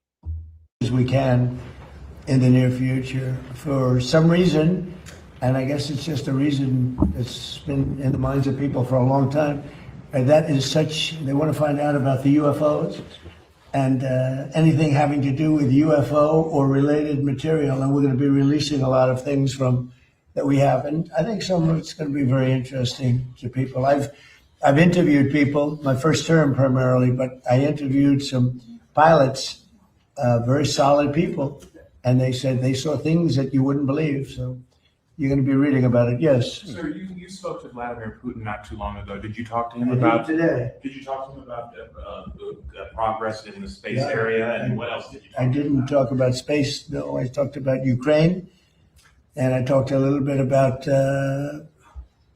Iran. I talked about a few different subjects, mostly about Ukraine, and we had a very good conversation. I think we're going to come up with a solution relatively quickly, I hope. What does he want? I think he'd like to see a solution, I can tell you, and that's good. What involvement does he want to have in the Iran situation? He told me he'd like to be involved with the enrichment if he can help us get it. I said, I'd much rather have you be involved with ending the war with Ukraine. To me, that would be more important because I get it. We're gonna have that. Look, it is funny how Putin did try to slide in there and be like, "Hey, man, you need some help with this war?" And Trump is like, "Man, look, if you don't end this war with Ukraine, bro, you're gonna irritate me." And it's funny how Putin does come out the woodwork out of nowhere and is like, "Hey, you need a peacekeeper, bro? I can't even get a peacekeeper with you. I can't get no peace with you, bro. Who are you to be out here trying to negotiate peace deals?" But I get it. I see why Russia wants this to end because Iran is a major ally of theirs. But here's the thing, though. It's like we can't really get a peace deal with between Russia and Ukraine because Ukraine is not willing to concede that they lost the war. That's the problem. They're willing to push millions upon billions of dollars into this, enrich the pockets of the elites while sacrificing, millions of Ukrainians. And that's just the reality of this war right now. So we're not really helping the Ukrainians win. We're helping them throw themselves into the meat grinder. We're not going to let Iran have a nuclear weapon. And we've knocked out their Navy. We've knocked out their Air Force. We've knocked out. And shout out to my man Guest. He's like, I'll go wider. Mavon used in the school strike. Palantir built Mavon. Palantir was funded by QTEL/CIA. Peter Thiel also funded by Epstein, which is true. He was trying to get in contact with Epstein. Epstein was in there with all the big tech guys. Big tech, it's like the most famous scientists, all those guys. He liked being around them. Their anti-aircraft, everything, apparatus, everything they have, their radar, they have very little left. And they have some missiles, a small percentage. They have a small percentage of missile-making facilities. We knocked out about 80% of them. The rest could come very quickly if we don't make a deal. They're not going to have a nuclear weapon. They know it, and just about everybody else does. And so we talked about that a little bit. He doesn't want to see them have a nuclear weapon either. But I had a long talk with President Putin. I suggested a little bit of a ceasefire, and I think he might do that. He might announce something having to do with that. Did he announce it yet? No, but I was wondering. I was just going to ask you. No, I asked him about even if it's a little ceasefire. There's so many people being killed. It's so ridiculous. Thank you, Mr. President. In light of today's Supreme Court ruling on the Voting Rights Act, do you want Republican states in the South to look at redrawing congressional districts before I the don't know, you have midterms? to tell me, when did the ruling come out? I've been with the astronauts. I've been with contractors because we're trying to get the ballroom built ahead of schedule. It's right on schedule. It's ahead of schedule now. I want to keep it that way. It came out today. And I was also with commissioning some people, but one of, David Warrington's son, I don't know, David, everybody knows David. He's got this incredible son. So he was just sworn in. So we had other things. Tell me about what happened. Well, some think that the ruling could create more Republican held congressional seats in the South. That's good. Yeah. Would you want That's the them kind of to, ruling I like. would you want them to When pursue did that that? happen? Well, the Supreme Court ruled on it this morning. Really? Is that right? Tell me about the ruling. Well, I have a This question. is CNN fake news. On your call with President Putin today, do you think the war in Iran ends first or the war in Ukraine? Well, we talked more about the I war. mean, here's the thing: the war in Iran, we're involved in it, so we got a little bit more control over it than that in the war in Ukraine. Okay, like we're trying to tell Ukraine, look, bro, you might just have to give up some land. Ukraine is telling us no. And the problem is, I wonder how much land Ukraine got to lose before they just go ahead and surrender. But we'll see. That's the problem with Ukraine and Russia is that look. Our cards, when it came to dealing with Russia, depended all on how Ukraine was doing in the battlefield. Ukraine is not doing so well in the battlefield, so we really don't have any cards to pull against Russia, but trying to strangle their economy, which we kind of laxed on a little bit since we released sanctions off their oil. And they were selling oil at $40 a barrel. Now they're selling it at $90.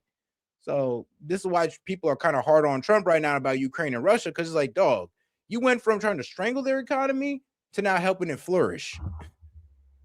Ukraine, but he would like to be of help. I said, before you help me, I want to end your war. So we had a good talk. I've known him a long time. I think he was ready to make a deal a while ago. I think some people. I'm crying. Well, damn, guess, dude. He's saying, look, man, I'd be mad if I finally got to go to the moon like them and had to play nice with a PD file. Yeah, damn, with a PDF file warmonger like Trump. Like, well, damn. Damn. He said it'd ruin the whole mood. People made it difficult for him to make a deal. I understand that. But we talked more about Ukraine. But which war do you think ends first? That's an interesting question. Coming from you, that's very interesting. Which war would end first? I don't know. Maybe they're on a similar timetable. I think Ukraine, militarily, they're defeated. Okay, you wouldn't know that by reading. He finally admits it. Bro finally admitted it, bro. After all these years, after all these months of just BSing around the topic, he's like, look, man, Ukraine is lost militarily. Yes, you should have said that like last year instead of trying to say, oh, no, Ukraine could have a chance. Ukraine could have a chance of victory. Yeah, they could have a chance. Knowing damn well you was lying your ass off. That country is cooked, man. And I feel bad, but that country is cooked. Finally, he admits it. Militarily, they've lost. I know. I've been saying that since day one. In fake news, but militarily, look, their Navy. So they had 159 ships. Every ship is right now underwater. Typically, that's pretty good. What do you think, Jared? I mean, it's going to be hard for them to make a naval comeback. Okay, now they have an Air Force. Every one of their planes has been shot down or has been decimated. They have missiles. About 82% are gone.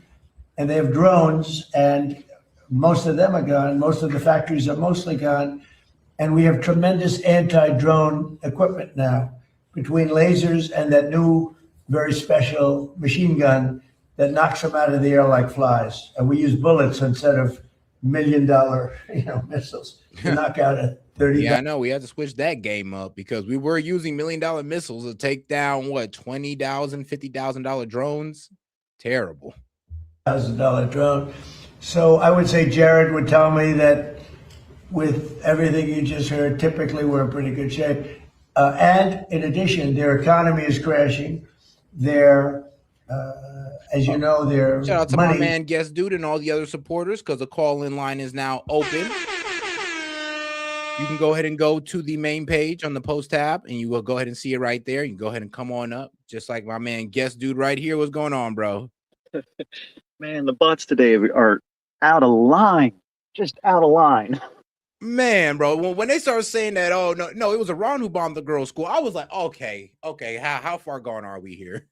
Like, and the thing is like,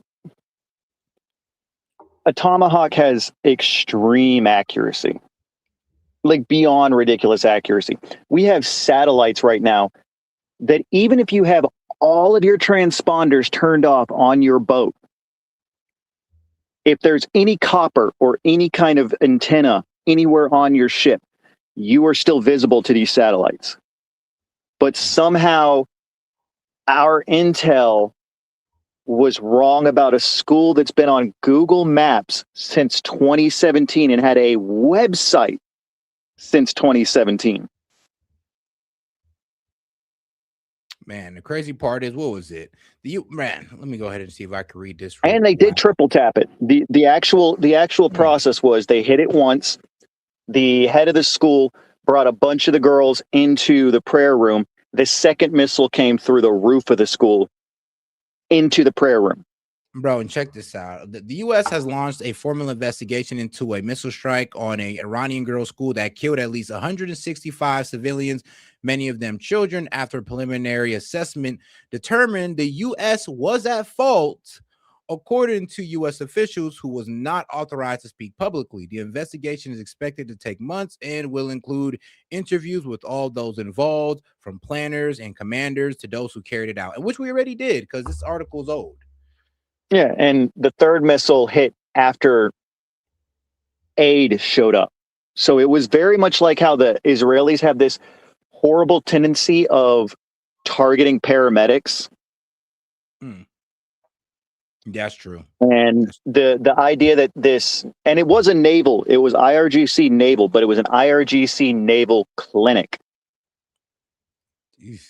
Okay, so it wasn't just a naval base. Okay, so like a the facility is like maybe as big as a Walmart or Sam's Club parking lot. And they hit parts of the clinic and parts of the school, which are both off limits targets. And we used between 5 and 10 Tomahawks to hit the spot. Oh, so you tell me one was a medical facility and the other one was a girls' school, pretty much. Yeah, and it's very much intentional because that's modus operandi for how this war has been fought. We fired Tomahawks into synagogues. Yeah, we did. We did do that in Iran. Yeah, when they bombed the synagogue, it's very obvious that we're trying to create some sort of psychological effect that will cause the Iranians to rise up. Like, apparently shooting their kids is going to make them turn against their government when we're the ones shooting their kids. Yeah, which is exactly why this false narrative of it was the Iranians that did it has been pushed. I mean, here's the thing. All this has done is create a rally around the flag effect. Like, people who didn't support the that's because they were expecting that the intelligence on the ground wouldn't be good enough, and that the problem is the military is run by a bunch of fucking boomers that don't understand how the internet works. There's a reason why the United States federal government from the White House said, hey, American companies, do not allow American citizens onto your satellite feeds.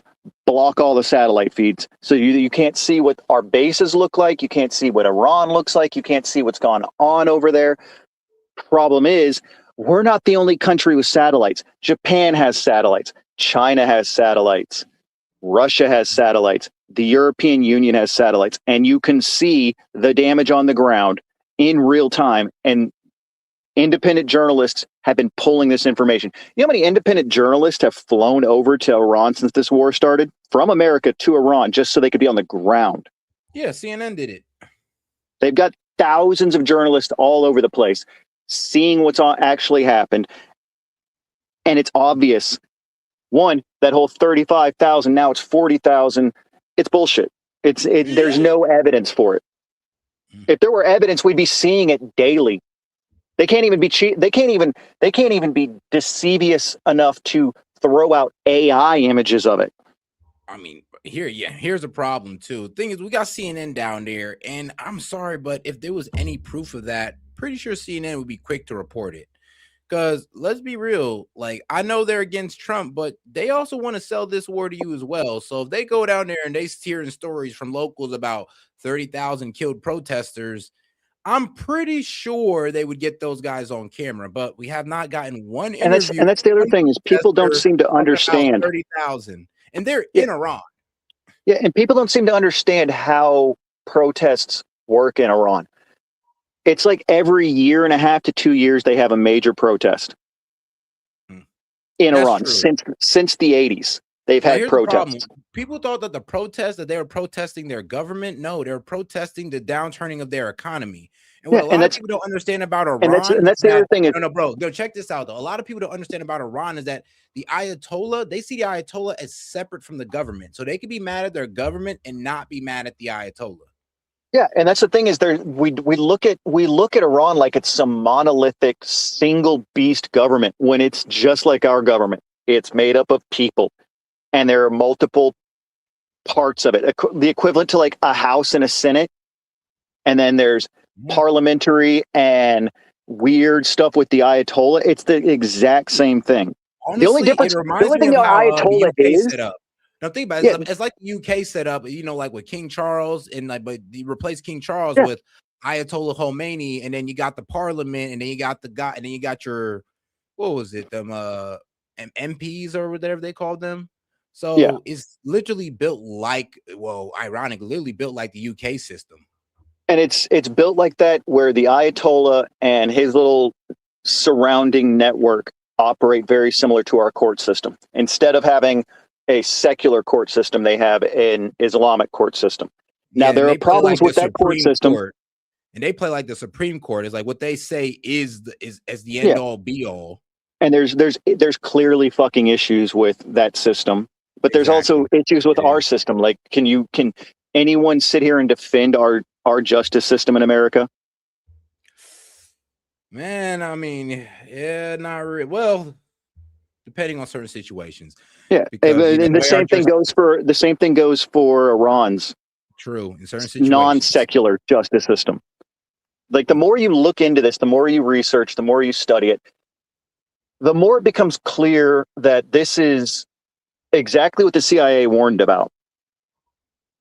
And the CIA warned that the allies we had in the Middle East would break away from the West if we forced Israel into the equation. And lo and behold, since 1948, the Middle East has been a shit show.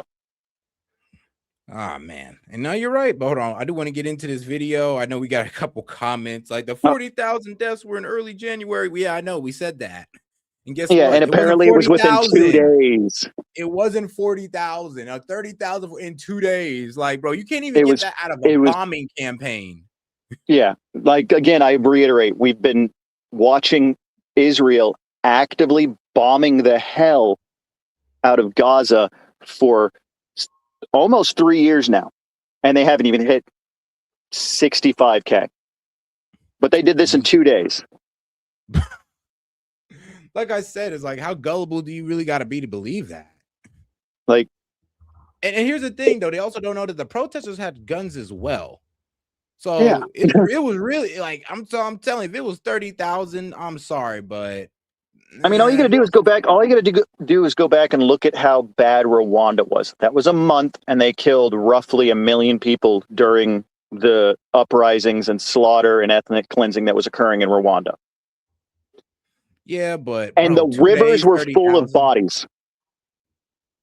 Yeah, but here's the thing, that we had the names and all those of those people. Like, Rwanda was able to give Yeah. out names. We knew who died.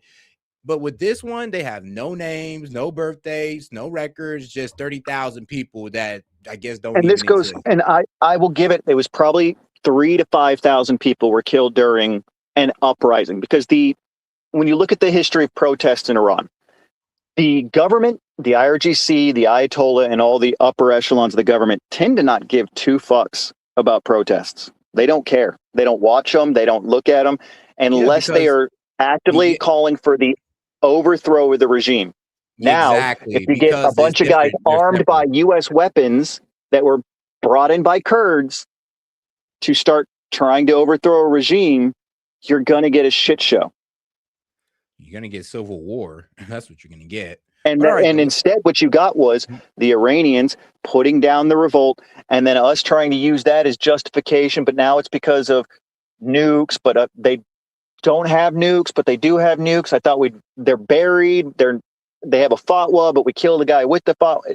They are using flooding the zone tactics, and they're not even good at it. Iran's beating us in the PSYOP game. Oh, I say in the propaganda game, no, you're right about that. In the propaganda game, they definitely are beating us. Well, propaganda is low-level psychological operations. It's the first tier of psychological operations. So yeah, they're winning. Something like, I would argue, probably about 75 to 80% of all people on the globe are on Iran's side right now. No, that's actually true. The globe is like, the world is on Iran's side. We've literally turned Iran into freedom fighters. We turned the IRGC into fucking freedom fighters, which is crazy. Like, and this on guys, and we're not saying this as Americans. We're saying this is how the world views this war. You go outside of America, and people view the IRGC as the good guys, believe it or not. And it's and there's insane. already talks within the EU of cutting all ties with Israel. Turkey and Egypt are already stating that if this goes hot again, they're going to hit Israel. Like we're on the wrong side. Yeah. I mean, and here's the thing, it's hard. I don't really want to even get that point across saying that, oh, we're on the wrong side. My point is that we shouldn't even be doing this at all.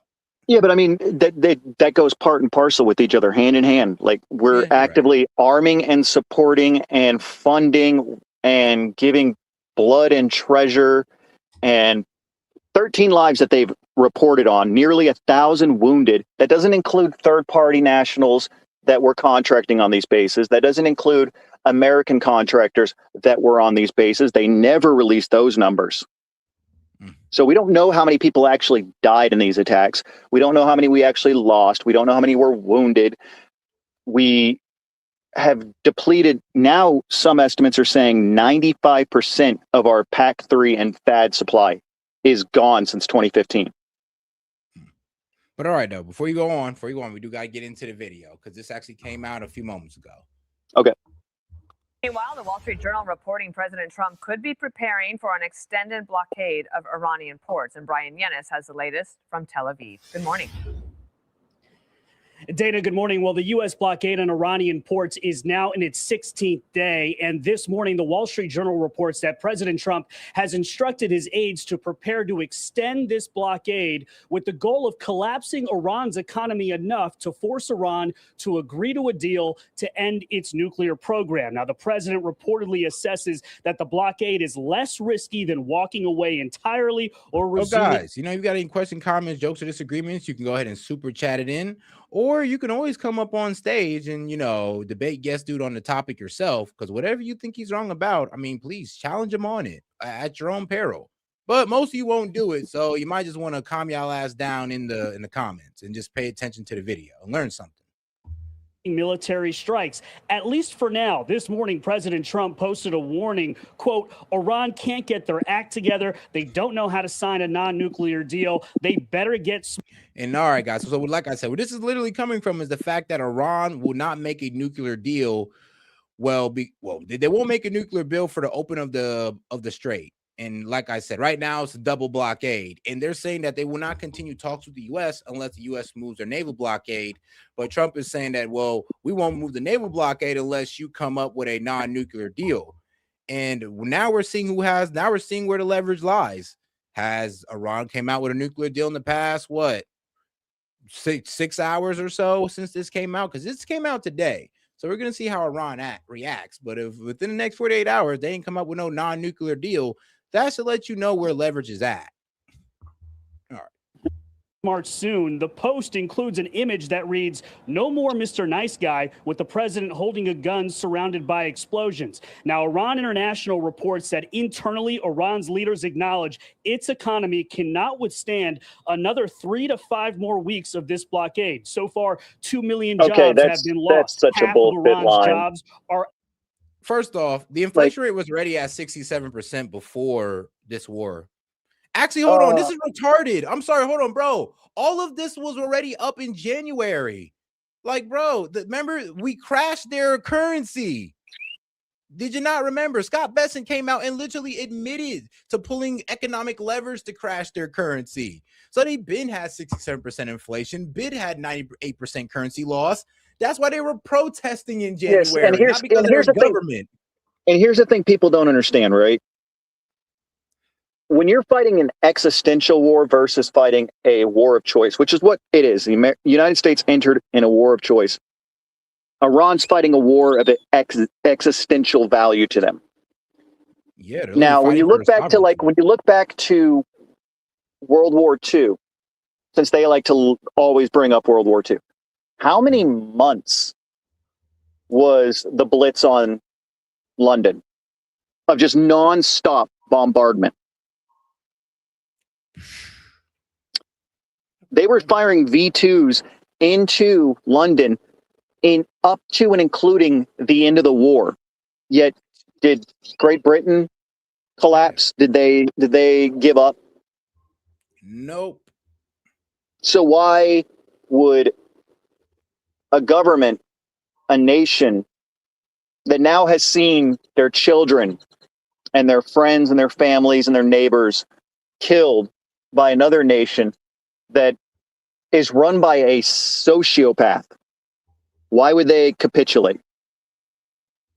Yeah, that's all. I would do ask people. I'm just like, so why would you think Iran would capitulate when, I mean, let's be real. Like, if we were completely decimating them, sure. But why do you think that Iran would allow us to block the Strait of Hormuz, have a blockade, allow other ships through, but not theirs, and not think that they were just going to shut down the strait on their end? Like, we keep trying to, I don't know. I guess we keep trying to put our boot on the neck of Iran, and they keep showing us that they're not doing that no more. Because let's be real, Iran's showing us tremendous restraint, especially with the 12-day war. Because think about it like this.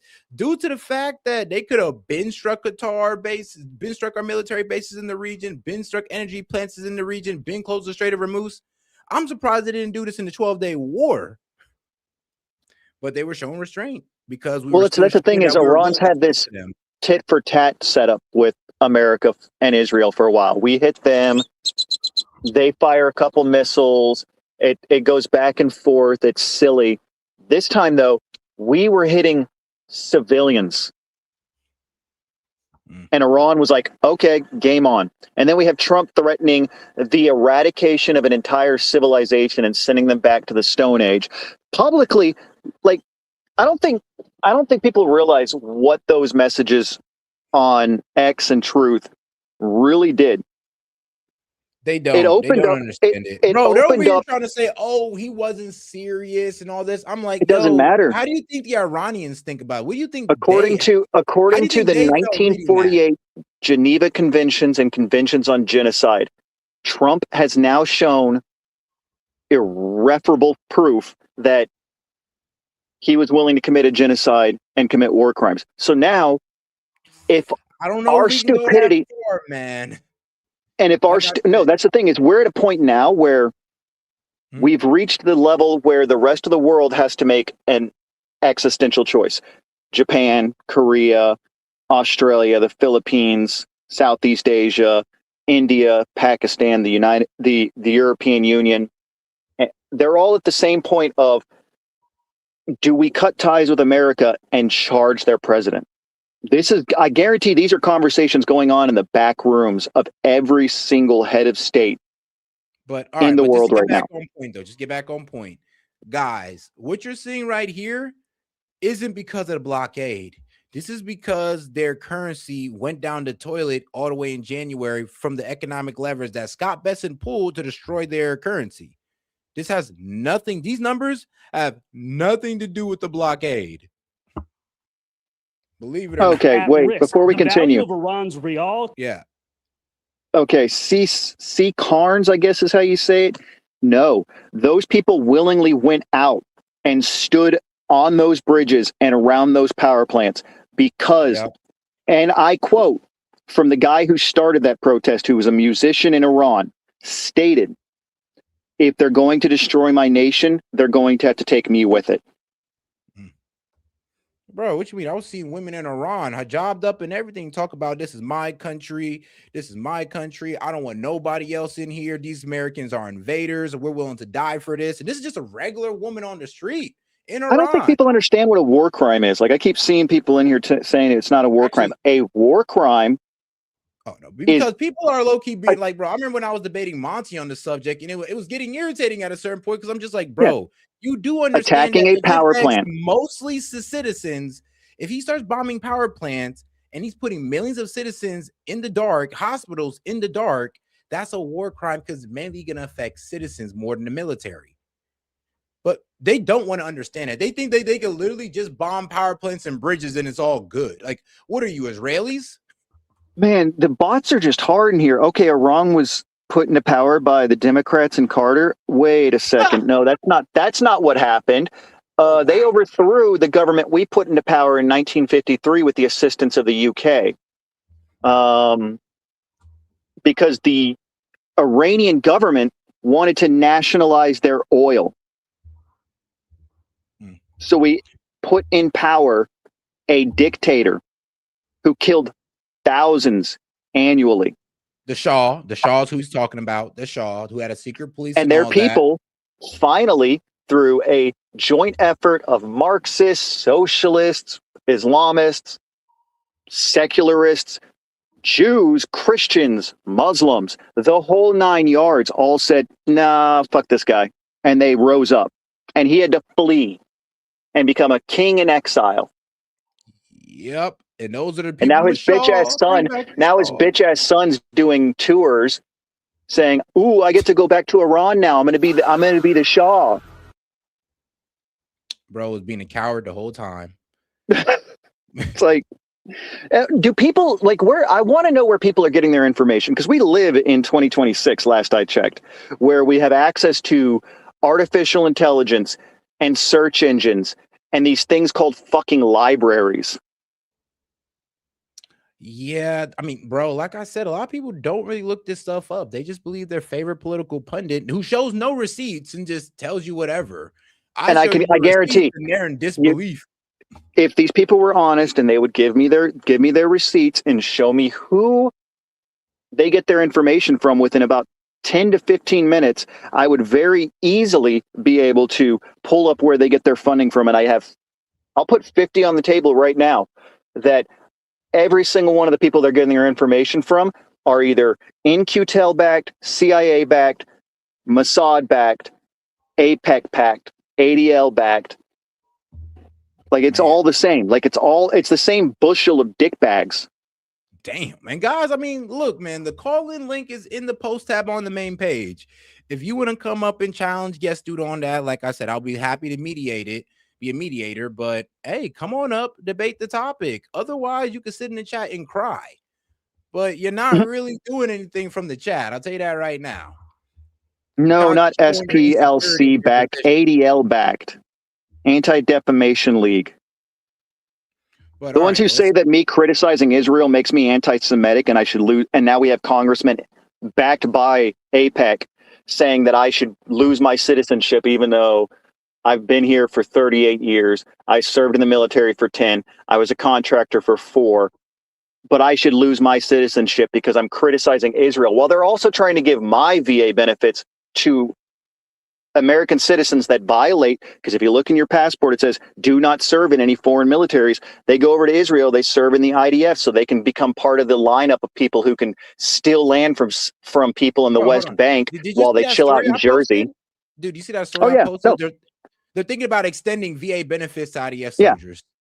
It's like, how are these people not witnessing this in real time, that we are bought and paid for and controlled by a foreign power right now, when they are giving away our benefits to people that violated their citizenship by serving in a foreign military and participating in a genocide? All right. Let's go ahead and get back into the call-in. I mean, not call-in, but let's get back into the video and let's see if some of these guys are actually going to come up. I actually do want to hear some of you guys who support the war actually debate it. Because here's the thing. I've held No, they won't, because they all have Indian accents or their AI. The only person who's actually came up here and defended this war is Monty. Shout out to Monty. And me and Monty butt heads, but I love the dude. This war. And all the rest of y'all just stayed in the background crying in the chat. Only Monty's done it. Yeah, no, that's the thing, is like Monty actually puts his money where his mouth is and actually backs up his positions. We butt heads hard, but at least he's willing to actually talk. But I guarantee a good chunk of the people that are actually defending the war in this chat are either bots, or if they get up, they're going to sound like a call center worker. George, Currency. we're not going to insult you. We're just saying that, I mean, look, bro, if you're going to sit down there in the comments and cry, yeah, I'm going to insult you because you're being a coward about it and you're crying in the chat about it. I'm not going to insult you. I'm going to respect you if you come up here to the platform and debate guest dude or me on whatever subject you want to. Like, I'm going to show you full respect. And I'm going to give you a shout out for actually coming up, because a lot of dudes are too coward to actually come up here and voice their opinion. So I would give you a lot more respect, you actually coming up, than crying in the chat. Has dropped 98% to a record low today. Inflation is up 67%, with the price of chicken up 75%, and beef and lamb is up 68%. In the meantime, the U.S. has surged more military assets to the region. Fox's General Jack Keane says military strikes, in his opinion, should resume because this blockade ultimately won't work. Eventually, it could cause an economic collapse. But they don't care about the suffering of their people, in my judgment. What we need to do is finish the objectives in terms of the military objectives that have been assigned to the Israeli forces and to the American forces, and let's finish what we started. Here in Tel Aviv, the Israeli defense minister says that Israel is prepared to renew this war and is simply just waiting for the green light from the U.S. Dana? A great report, and more to come as we go over to Bill at the board. So, Dana, getting the word from the White House just late last night that the president has said we're going to stick with the blockade, and try and starve economically Iran as we speak today. He said, I'm going to do this in real time. About that here in the Persian Gulf. Keane, the guy who was just talking, has funding from General Dynamic, and like it's every single one of them are funded by the guys who are going to make billions to trillions off this war, the same way they did with Iraq, the same way they did with Afghanistan. Now, I was hearing them earlier today talk about, how we need to just break this ceasefire and go right back in and start striking them all over again. And I'm just like, oh my goodness, this guy is like, bro, him and Lindsey Graham is all about escalation to them. They really want this war to go full throttle, man, full throttle. They do not care. Yeah, because they'll make tons of money, but I don't think they understand that that's not the economy we're in. It's like that economy lesson I was talking about. Okay, every single company in the United States, our oil, aside from our SRP, our SPR, is owned by private companies, and every single one of those companies have a fiduciary responsibility to their shareholders, which means when Brent oil is trading at a certain amount, and now WTI is catching up to it, and it's going to continue going up, we're about to enter into the bidding war stage. So if Japan bids 150 for a barrel, and then South Korea bids 160, and then the Philippines bid 175, it is the CEO's requirement for his job, part of his mandate for being a CEO of like Chevron or ExxonMobil, that they have to sell it to them, which then bumps the price up across the board. The prices are going to skyrocket because East Asia gets 75 to 90% of all of their oil from the Gulf. No, you're right about and the bidding wars will start. And if it becomes more profitable for a company in the United States to ship their oil to East Asia or Europe than it is for them to keep it in the United States to be refined, they're going to ship it at those prices, which will jack the prices up across the board. We're now a 1 billion barrel deficit, and there's no sign that the strait's going to be opened, and our blockade's not even working because our Navy's scared of the Iranian military. Like, this is, you could see it on the trackers. They're staying 270 to 300 miles offshore, while the Iranian ships are sailing at 80 to 100 miles offshore, out of range of our stuff, and just bypassing our blockade every single day. All right, so okay, but I do want to get into this real quick because my man Myron did get into the whole 40,000, and he played a video in here that kind of let people know that, you know, this is why regime change was such a stupid thing to try to go for. And well, I'm be real with you, if you wanted to go for regime change, bombing the country would be the last thing you do. All right, let's get right into it. Number two, for them to say that 40,000 were killed is absolutely ludicrous. That's a lot of people, number one. Number two, if they actually killed 40,000 people, there's no way that they wouldn't have risen up, as people claim, and fought back against their government. They didn't. That is a propaganda lie. If anyone ever tells you that they killed 30 to 40,000, that's how you know immediately that was a failed coup attempt because they wanted the people to rise up and overthrow the government, and they couldn't do it. The Iranian people are a very proud people, okay? You guys don't believe me? Here's more receipts. Look at this. To show our support to the oppressed people of Palestine and to against Israel.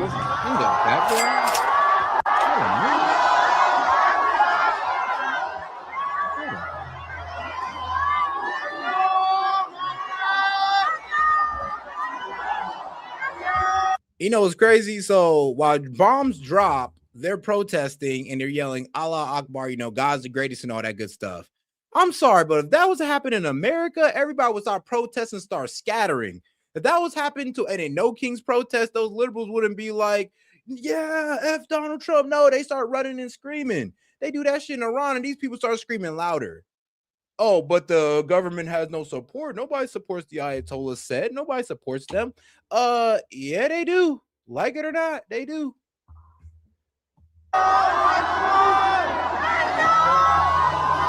So, as we were doing interviews in the International Quds Day rally, an attack just happened in the building right across the street. People are chanting slogans. They are not afraid. They are standing right there and they are chanting slogans against the Israeli regime. They're chanting Allahu Akbar and to America. Okay, why am I showing you this? I'm showing you this because I'm trying to explain to you guys not to believe the mainstream media when they tell you that the people are going to rise up and take over their country. They're not gonna, bro. All we've done is strengthen their resolve. This war is stupid. It's like I'm the crazy guy here. Like, do I got to be the one to say, yo, this war is a bad idea? Okay. These people are not going to rise up and overtake the government. Some dumb thing in the chest is scripted. Bro, shut the up, man. Bro. Shut the up, dude. Most low IQ takes. That's scripted. They bombed the building and they had everybody there at perfect timing so they could look like they're united. You idiot. Bruh, accept the truth. They got bombed and instead of running away, these niggas said Allahu Akbar, bro. Allahu Akbar! Like, do you not understand these niggas are different timing? Stupid. You idiot. You dumb. Half you niggas are in the Starbucks line. They call your name for your latte. Hey, Tim. Oh God. You'll get surprised when they call your name at Starbucks, man. You dumb. Meanwhile, you over here saying this shit stage. Niggas got bombed. And instead of running, they said God is great. Bro. Allahu Akbar!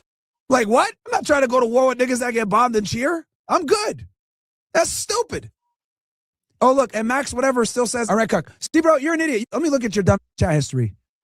Let's see. This nigga said they killed 40,000 of the old people and Iranians want a new regime leader. We need to destroy Iran, bring stability in the Middle East because they fought all terrorist proxies.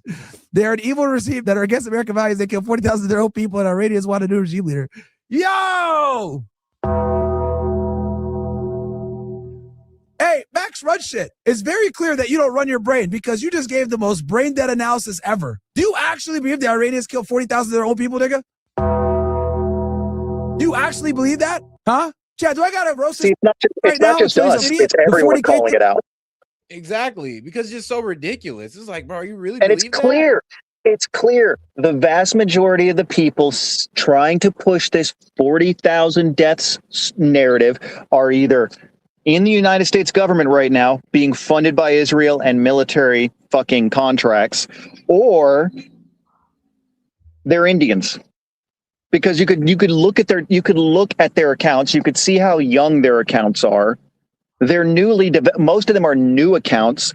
And then if you cross-reference them, if they are dumb enough to be using the exact same handle, you could cross them on X and then you could go see. I'm not just pulling that out of my ass. I know for a fact 70% of the comments, not just here, but across the internet right now trying to push this narrative are from India.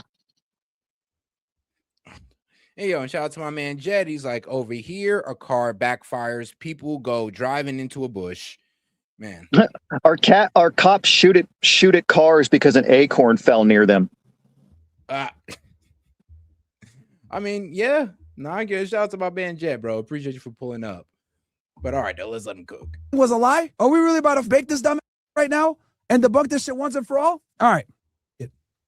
About to educate you guys because so many people don't understand this shit. So let's go ahead, man. Hey, Max, you're about to get embarrassed in front of what, 6,000, 7,000 people live, you dumb. You're giving all the stupid talking points the Western media gives. So let me go ahead and educate your dumb. I got my $7,000. I'm gonna get everything ready for y'all. I don't give a shit about. Give me 1 second. I'm gonna get everything ready for you guys so we can go through this shit real quick. We're gonna debunk this 40,000 bullshit once and for all, dude. I'm getting everything together for you guys real quick because it's amazing to me how people still don't understand that was all astroturfed and it was all planned. The 40K thing is a huge fly. So let's see here. So I'm going to show you some stuff. Okay. So as you guys know, we're talking here about this 40K lie, right? So what basically the United States and the Western media says is like, oh, they killed 40,000 of their own people, blah, blah. The reality is it wasn't that high. Okay. The Iranian government claims 3,000 people were killed. I don't believe that either. The US government tries to say it's 40,000. I don't believe that either. I think it's probably somewhere in the middle. But for them to say that 40,000 were killed is absolutely ludicrous, okay? That's a lot of people, number one. Number two, if they actually killed 40,000 people, there's no way that they wouldn't have risen up, as people claim, and fought back against their government. They didn't, okay? That is a propaganda lie. How do we know that it's a lie?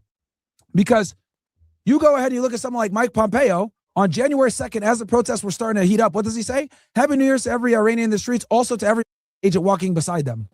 Bro, what? Then Trump admits, okay, and he admitted this 2 days ago, the U.S. sent a lot of guns to arm Iranian protesters who believe the Kurds took them. Oh, it gets better. Also, what ended up happening was when guys, let me show you guys something crazy too on, there's actually way more support than Iran than you realize because, oh no, and bro, check this comment out. This comment is low-key sick. Pro-IRGC Muslim women fully armed in Iran. They are legitimate targets. These women are demonic. I mean, damn, demonic for wanting to fight for their country. So damn, so what, are women in our military demonic as well?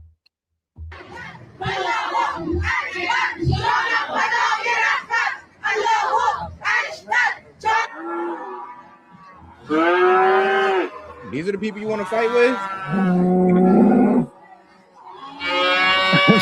Okay. Set. Here's something this right here. How many times have you heard somebody say, let's turn Iran into a glass parking lot? How many times have you heard people say, let's just destroy Iran? Our own president said, let's end their civilization. Yet we constantly have to constantly deal with the argument that, oh, they say death to America. Yeah, parts of their 92 million population say that. It's not like all 92 million march to Tehran, stand in a circle, and go, death to America. Funny thing is, I'm just going to show you that's guys. That's not happening. It's like, it's so crazy. And people truly think, you don't think the regime has support, bro? They got women with guns walking around. I ain't gonna lie, shit low-key kind of cool, but it's like, come on. You think this has no support? This is what you call no support? Really? I think people need to understand February 28th was Iran's Pearl Harbor. Yeah, I can see that. Yeah, they're awake now, and they're not happy. And they sit at the crossroads of the world economy. But, and now they're allied with China and Russia. Oh, but they've been pretty close with China and Russia. But that's the reason. The only reason they were so close is because they had the same American attitude. Do you want to know how quickly this war could be over? If either China or Russia decide to put Iran underneath their nuclear umbrella, what is America going to do? Or Pakistan? Nothing. Like, what are we going to do? Oh, now Iran doesn't need its own nukes. They're protected by a superpower. No, I'm weak. Somebody said not a stroller with an AK attachment. I said the same thing. I don't know why. I guess you were talking, but I did see that. I'm like, bro, why does the stroller got the AK attachment to it? That is Meanwhile, guys, most of our people right now are worried about bullshit. Hey guys, the reason I'm showing you this, guys, is because you won't see this on mainstream media. They will sit there and lie to you, acting like there is no support when they literally got women out here holding guns in support of their government. If we put boots on the ground, this is who we're gonna have to take out. And I'm not sure about you, but I don't know if our soldiers actually feel okay with taking out women, even if they do got guns. All right. So Leon said Iran is underneath Russia's nuclear umbrella. No, and if they were fully underneath Russia's nuclear umbrella, the United States would not have struck them. Yeah. And Me, it's like, if they had any nuclear protection, this war wouldn't be happening. like you gotta understand, the reason Russia was able to hit Ukraine is Ukraine was not underneath NATO's or the EU's nuclear umbrella. They just aren't. You know, it's crazy how they're ready to go to war in these jobs. But I mean, like I said, guys, this is what you got to understand. You are being lied to about what's happening in Iran because, well, they low-key want you convinced that, they're all oppressed. They all want to just be relieved of the Ayatollah. No, they're willing to fight for this country and keep it for the way it is, which lets you know that things aren't probably the way you think they are if they're willing to fight for it. But like I say, man, a lot of people, they just believe the propaganda. Hey, that's what you got me here for, guys. So make sure you double tap that screen and like the video. These protests were happening. The United States was smuggling Starlinks into Iran so that the protesters can communicate. Because when the protests were going on, that's why the Iranians shut the internet off. They shut it off so that the operatives and the CIA operatives wouldn't be able to communicate with each other. And that actually made the protests subside. If you guys don't believe me, look, we have an oversight committee where this gets admitted. Look at this shit. Learned through a hearing of a House Oversight Committee in U.S. Congress today that an organization called the National Endowment for Democracy, which is funded by the U.S. government, which exists to promote regime change around the world by sponsoring the so-called civil society groups, media, activists, training, journalists, funding political parties, has now identified Iran as its top target. And its president today was asked about an apparently secret State Department program by the ranking Democratic chair of this House Oversight Committee to smuggle Starlink into Iran. And he declared that the National Endowment for Democracy had already deployed 200 Starlink terminals into Iran. We've been investing in communication Hear from our own government tools over years that allow for information to be sent into Iran, even when internet connectivity is blocked. We specifically began supporting the deployment, the operation of about 200 Starlinks early on. All right, you know what? I'm going to interrupt you. We better not talk about it. Okay, so this National Endowment for Democracy president's name is Damon Wilson. We've reported for years on the endowment and their subversive activities around the globe. And now we know how deeply they were involved in these riots.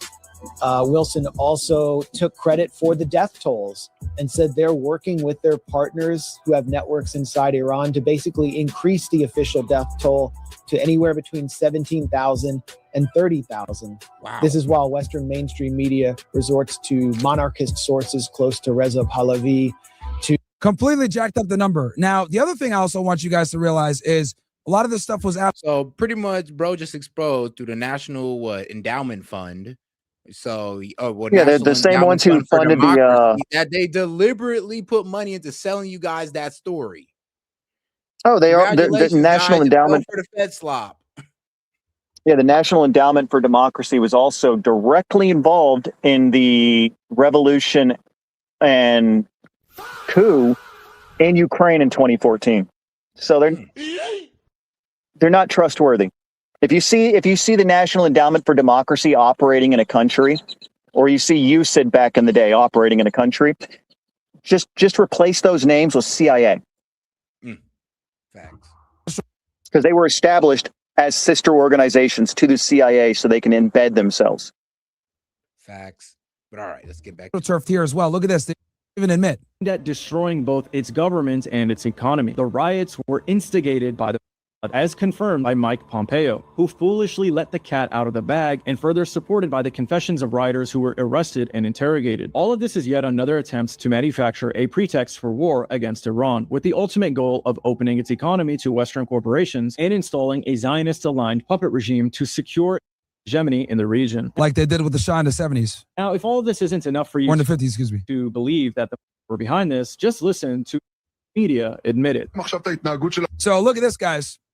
This guy right here says, I also see the behavior of the protests now. On one hand, I see a lot of boldness. I also see they're very compartmentalized. The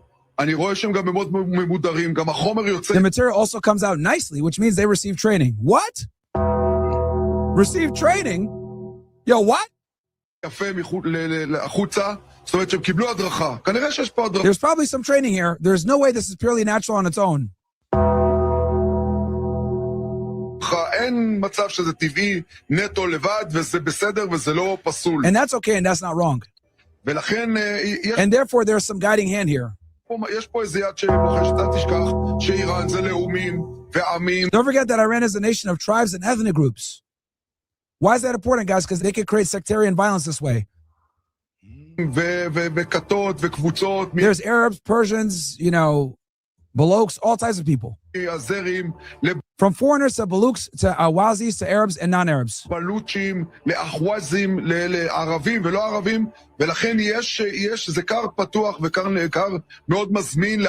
So there's a very strong link here.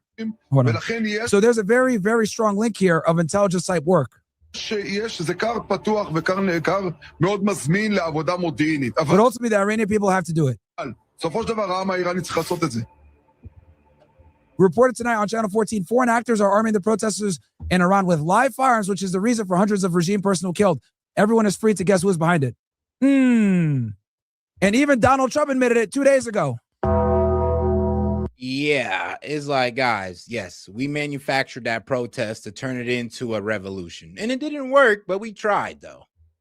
We definitely tried. Actually, the protest started, like I said, it started because their currency was crashing and they were complaining about it to their government through protests. But then what the S.E.T did was put in a whole bunch. Yeah, what's up? I gotta respond. So Jet just said that Iran doesn't stand a chance if boots are on the ground. If we are stupid enough to do boots on the ground in Iran, we will lose tens of thousands in the first couple of months. Iran's military is on par with ours in terms of training, in terms of equipment. That's a bit controversial. I don't know. I think I'm pretty sure we would win, but the problem is we just lose hella soldiers. The best estimates from the Pentagon over the last 20-something years, going all the way back to when we first started talking about this during Iraq and Afghanistan, when we held dual fronts against them, it would take a force of 250,000 to 300,000 American troops on the ground, and we would lose tens of thousands in the first year.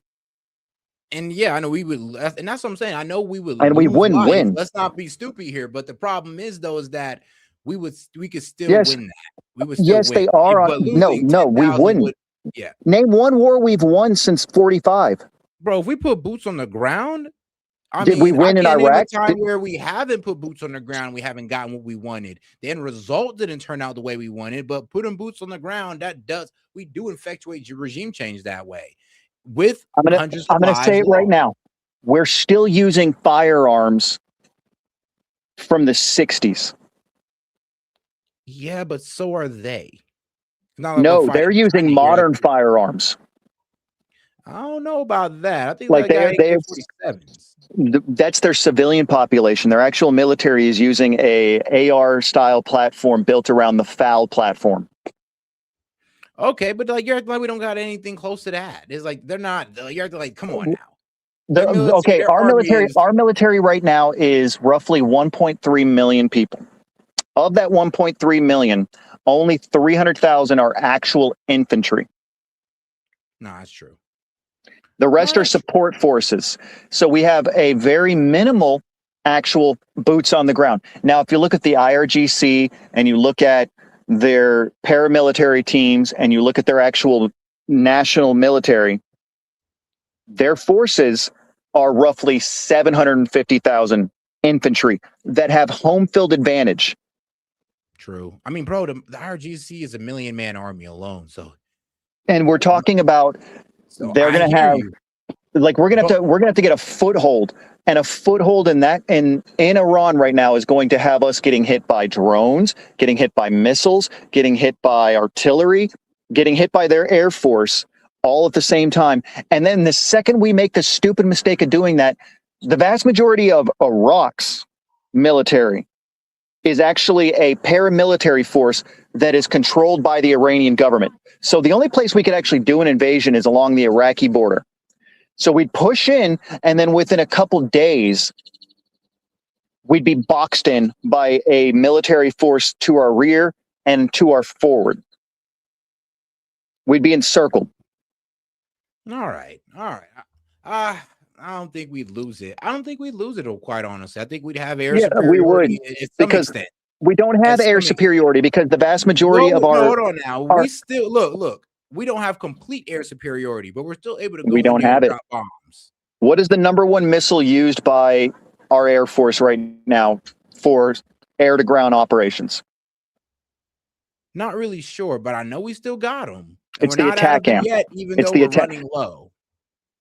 It's an ATACMS, and we're down to less than 1,000. You cannot operate CAS operations doing that. Now you'd have to switch over to the A-10s. Now the A-10s have already shown 2 of them were taken down, which means the A-10 is easily targeted by Iranian anti-air. So we don't have that capacity. Our helicopters would get chewed up. And that's after we clearly telegraph, because we'd have to move hundreds of thousands of troops. And if you look at what happened in 1980 to 1988 between the Iranians and the Iraqis were willing to use chemical weaponry on the front line. Yeah. And yet they still only managed to get 10,000 square feet. I mean, 10,000 square miles of territory. We can't compare 10,000 square miles to our military might. We could definitely do a lot more. The thing Our military is not as big and bad as people think. They can't give us a bloody nose, but I do doubt that. What is the standard? What is the standard carry capacity? What is the standard carry capacity of an infantryman? 7 plus 1. No, but here's the problem, though. At the end of the day, we do have a more capable military than them. Army as well. We don't though. I'm telling you. If we go all out on Iran, we can overthrow we them. won't. But what do we can't. Worth it? I'm pretty sure, but no, come on now. I'm pretty sure we could have. We actually. Let me break down the actual series of events of how this would have to go, because I've looked at it from every angle. I don't know, man. I'm not sure. Right now, our military is too scared to put our Navy close to their shorelines. No, it's not scared. It's just come on now. It's just dumb. It would be dumb to do that. That's a risk assessment, which is based off of the fact that we know that a Shahed swarm would overpower our aircraft carriers, and that's a $30 billion investment sunk by a couple $20,000 items. Because how dumb would it be put yourself off the coast of Iran thinking that they're not going to do that? Okay, so for us to be able to provide air support, we have to push those aircraft carriers in closer. Okay, yeah. To be able to provide proper security, which means our aircraft carriers go down. If they do get close, yes, you're right. That's why they're not doing it, though. But if for us to be able to do a ground invasion, we'd have to have Air Force. I do see where your argument's landing. You do got a good point. Is how the hell are we even going to get onto there? And then there's the fact that the second we push in across the Iraqi border, which is the only option for an actual ground invasion, the Shia paramilitary militias in Iraq will cut off supply lines to us. And the average infantryman carries 7 magazines. How long does 7 magazines last in a stand-up fight? And how quickly can you get supplies to them when your helicopters and your supply lines are cut off? No, man, you're going to have to tell me that one. It's basic situational awareness of the fact that you cannot invade across the Iraqi border. We can't do a D-Day style amphibious assault. The Pakistanis aren't going to green light us to come across their border because then the Taliban will go over their fucking border. True. Like we don't have a actual capacity to do a ground war. There's a reason CENTCOM has a Navy commander and CENTCOM has a Air Force commander right now. Guess what they don't have? They have not assigned a ground commander because there is no way an actual ground invasion will work. And I guarantee no one wants that job. Yeah, Lord knows I don't. I'm pretty sure you don't either. But all right, bro. All right. But Like I ain't gonna lie, you gave we're a great talking, we'd have to explanation. push in 250K. All And right, how well, do you shoot. supply 250K on a line? All right, well, shoot. At least you walk me through that one. And the last, well, then there's the last detail. There's the last part of the why we would lose. Mhm. We don't have the political capital. If we started sending back tens of thousands of body bags to America, how long would it be before there were protests in every major city? Oh man, next day, bro. No, not too Yeah. long. So we don't have the political capital. Especially There's with no Trump being in office too. Oh my goodness, bro, it'd be within minutes. well, even the last standing people defending MAGA would be off board. So we're talking 90% of Americans would be against a ground invasion. Yeah, that's true. That is true. Actually, I do Like, want to know. it's Maybe I done. should ask that in the chat. Would you still support Trump if we put boots on the ground in Iran? Like, I actually do want to know. Even Monty said no. Like, when you want to know how I know that it would drop to 5% approval rating for Trump overnight if thousands of body bags started coming home? Because even someone like Monty has stated boots on the ground is his red line. All right. All right, though. Let's go ahead and finish out this video. I think we got about 15 minutes left. Bruh. Now, in response to this regime. Now, let's tie this all together. Scott Bessent purposely crashed the Rial, okay, to kick off the chain of events.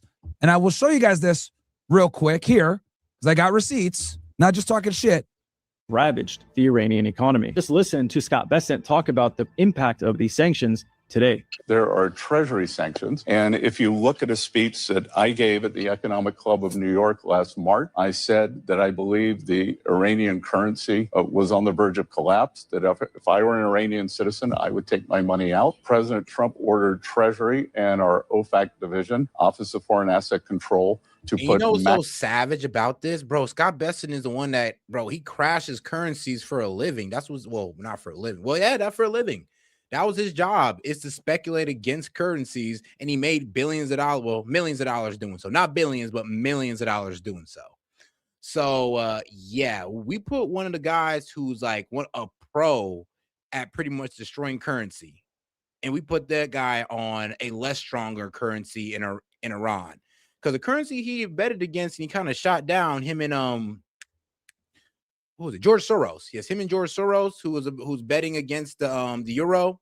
Yeah, these guys pretty much took down the euro a couple notches. Like, now imagine what they would do. Now imagine what he did to Iran's currency if he was able to do that to the euro. And this is without even government assistance. This is without him being in government. This was him linking up with George Soros. It goes to show, man, that's Scott Bessent. He knows his stuff. He knows his stuff when it comes to economics. That's why I say he's probably one of the most experienced people in Trump's cabinet, I like to say, just due to his background, and he's walked the walk. But shout out to my man Jed. He says, I don't want boots on the ground. I want this retarded shit to be over. Tell Israel they on their own. I'm weak. Tell Israel, yeah, they're on their own. On my point, someone was acting like Iran's a superpower. Yeah, I mean, here's the thing. They're a regional power, not a superpower, at least not yet. At least not yet. I know a lot of people see Iran walking out of this as a fourth superpower, but I don't know about all of that, man. I mean, they just proved yet again the United States military is not as good as we claim it is. We've been lying to the public for decades about how good our fucking military is. Yet when the actual rubber meets the road, we can't win in Iraq. We can't win in Afghanistan. We didn't win Vietnam. We barely won Panama. We took down a weakened Saddam in 91, but still had to pull out because we knew that if we did a long-term war, we were smart enough in the 90s to realize, hey, if we do a standing long-term occupation of Iraq, we're going to be here for fucking ever. We're still in Iraq right now and dealing with the ramifications. But hold on, just to get back to the point though.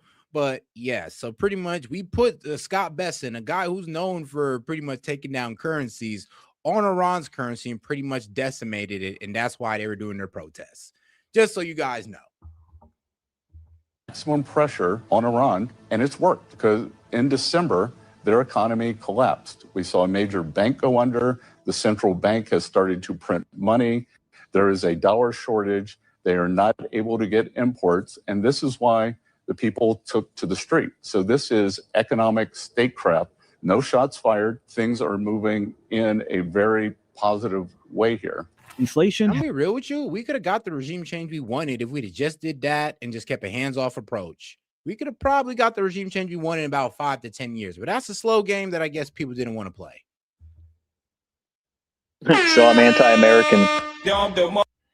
I'm weak. Hey, man, I guess we're all anti-American. So apparently I'm anti-American for not wanting tens of thousands of American young men killed on a front line for no fucking reason.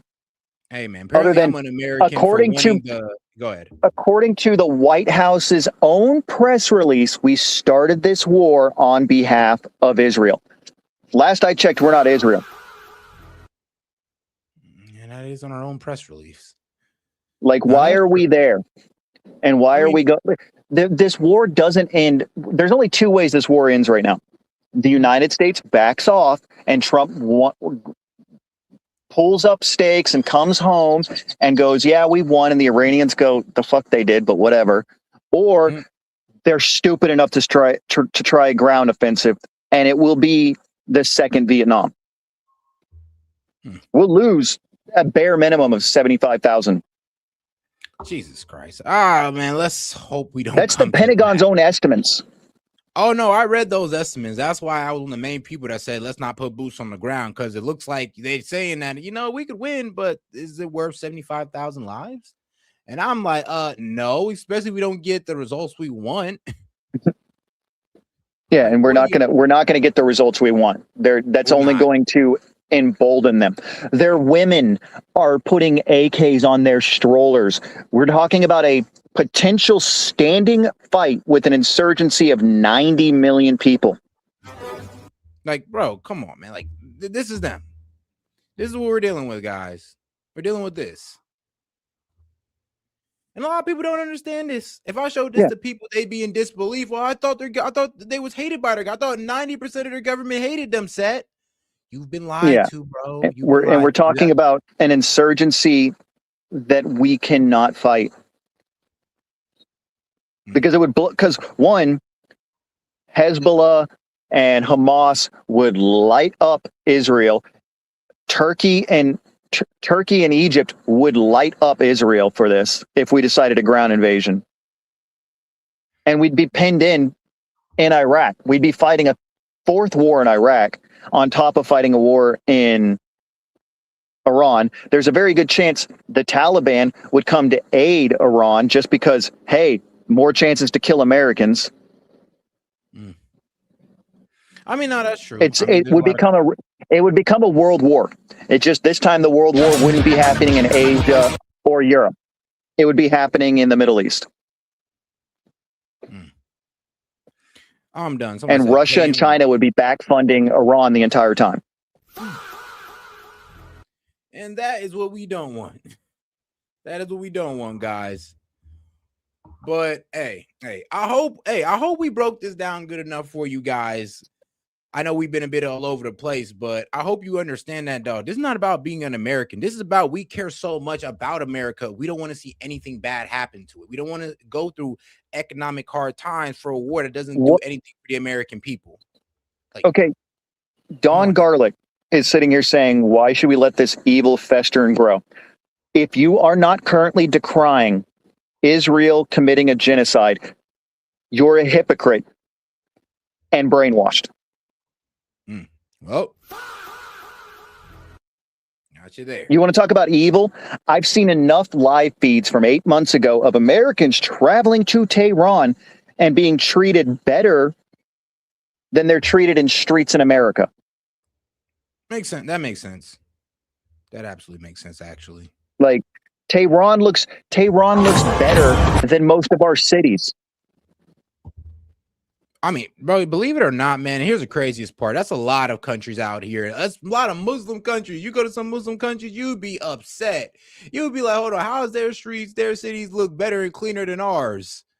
Well, because they don't try to spend their money on war. We're the people who try to spend their money on war and then want to try to create a reason to go to war with everybody in the Middle East, while they're just sitting there looking at us going like, well, damn, like, what do we do?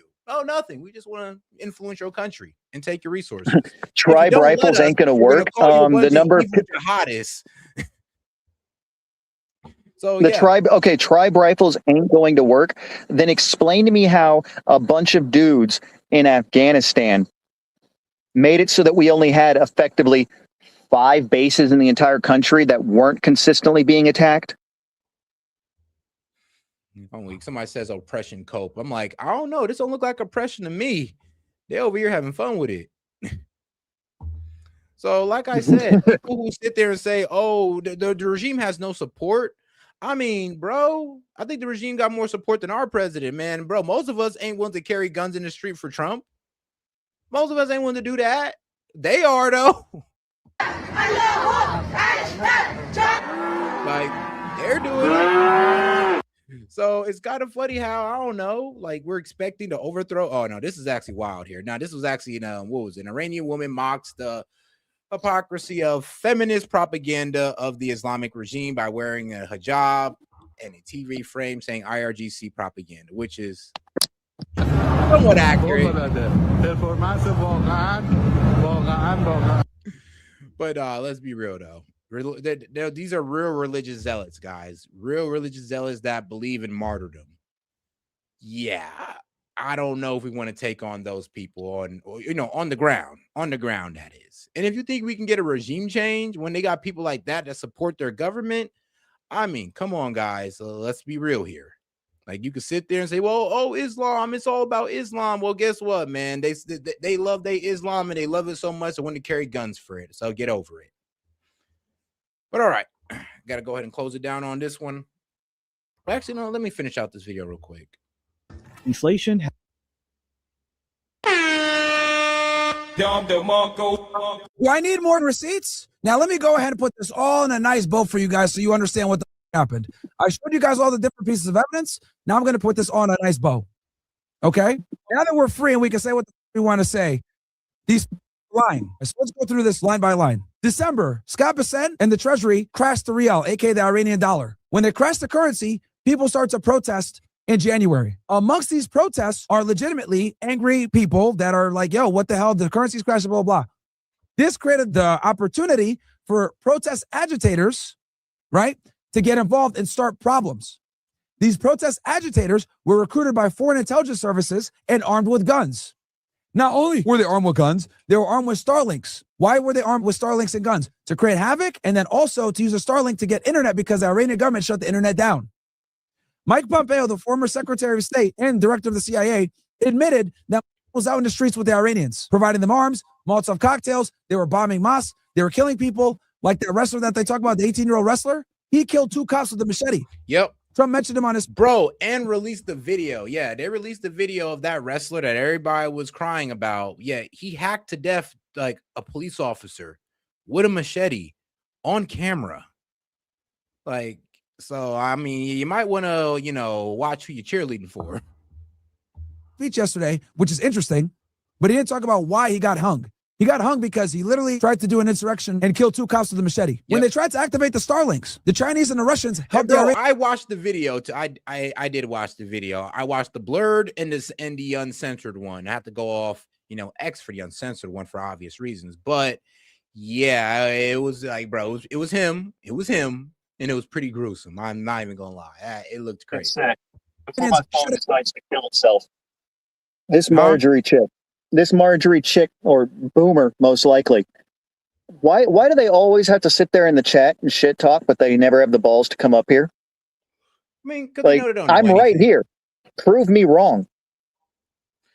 I mean, bro, most people don't know anything. All they know is Iran bad, Muslims bad, and I mean that's all they need to know. Or that's all. The fact that I worked in military aviation for 15 years, I'm gonna go with I probably know more about this shit than you do. My 7 years in the Middle East with Iranians trying to kill me. I'm not sitting here defending Iran. I'm saying this war is stupid, and anyone who supports it is a fucking moron. Yeah, and look, me showing you the women with guns walking in the streets, this is not me supporting Iranian propaganda. This is me showing you that, yo, when they say there's no support for the regime, well, there's women in the streets holding guns, women in the, well, people in the streets yelling Allah Akbar while getting bombed in the background. So what do you mean there's no support for the regime? It's right there in front of you. I love. Okay, the dual citizen of Iran. All right, Gorilla, come up here then. I'm going to say it bluntly. We don't fight wars for people who don't want to fight their own wars. You left your country in the shit show it is. We say this, the MAGA says this all the time about people who leave Mexico and Central America. That why'd you leave your place and not fix it? Go back to Iran and fix it. Go be part of one of those little rebel militias. Stop dragging America into fight your shit shows because you don't have the balls to. Literally. And here's the bro. He said, I'm a dual citizen of Iran. I'm just like, well, Iran can't be that bad if you're willing to be a dual citizen. Like, you kind of see how crazy that sounds, bro. I know you're saying it to up your credibility, but you made yourself sound stupid by saying that. Just want to let you know. He did. He's like, and now he's saying Jimmy Carter was behind fucking the ninth. No, you're retarded. You probably fled because you were a Shah supporter. Which means you supported a dictator. But look, man, I guess you're going unopposed because everybody doesn't really want to, nobody want to come up here and challenge you on it. Man, this is why I like Monty. He at least has the balls to come up here. Most of these people are just wimps. I know, right? And fucking cucks for Trump. Their argument, so they'll just stay in the chat where they can, put their 2 sentences out with an insult and they think they did something. But all right, man, we ain't got all day with you guys. We'll go. You guys go ahead and build up the testicular fortitude for the next episode. All right, hey man, shout out to my man, the guest dude, and shout out to all the supporters, man. I'm a Jew hater now. I'm a Nazi and a Jew hater. Wait, so my first 2 crushes growing up were Jewish. I grew up around Jews, and I studied under 2 separate rabbis. And I'm a Jew hater. I almost converted to Judaism, for the record.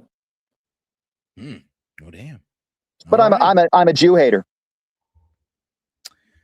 Well, hey man, look, bro. Look, if you don't support this war, you're anti-American. I love Chris. He's down there fucking talking me up the whole time. There's always at least one guy in there that's like, yeah. Oh, so I hate Jews, but I thought it was Iranians that hated Jews. Mr. Dual Citizenship. All right, bro. We'll be here all day. But all right, guys, it's Set with Set Media. Make sure you double tap that screen, like the video, and hit the icon above to subscribe to the channel while you're at it, guys. We do this every day. All right, guys. We'll see you on the next one. Yo, this is Set with Set Media, man. I'm here to talk to you about our partner, Kalshi.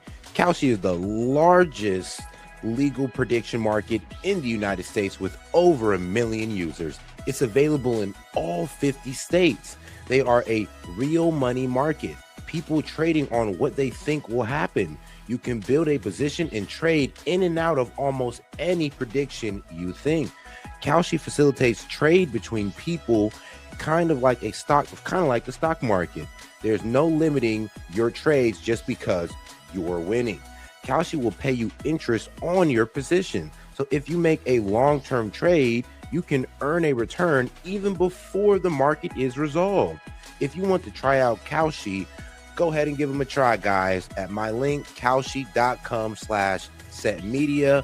Get $20 when you trade 20, so it's 20 for 20, guys. Once again, that's kalshi.com/setmedia. Go ahead and use my code SETMedia to get $20 when you trade 20. Let's go ahead and take a look here at Kalshi, because like I said, it is a trading market where you can put in your prediction and you can go ahead and earn interest on that. You can make money off the knowledge that you know, and if you put $20 in, you get $20 back. So all right, guys, make sure to go check out my guy at Kalshi, because you can get in on good trades like who Trump nominated as Fed chair. Will Ali Khamenei be outed as the supreme leader? And will the U.S. confirm that aliens exist before 2027? So if you want to get in on this action, once again, go ahead and go to my partners at Kalshi. Go ahead and use the link, or you can hit the QR code above and use S.E.T Media to go ahead and get $20 when you trade 20. This is S.E.T from S.E.T Media, and shout out to Kalshi.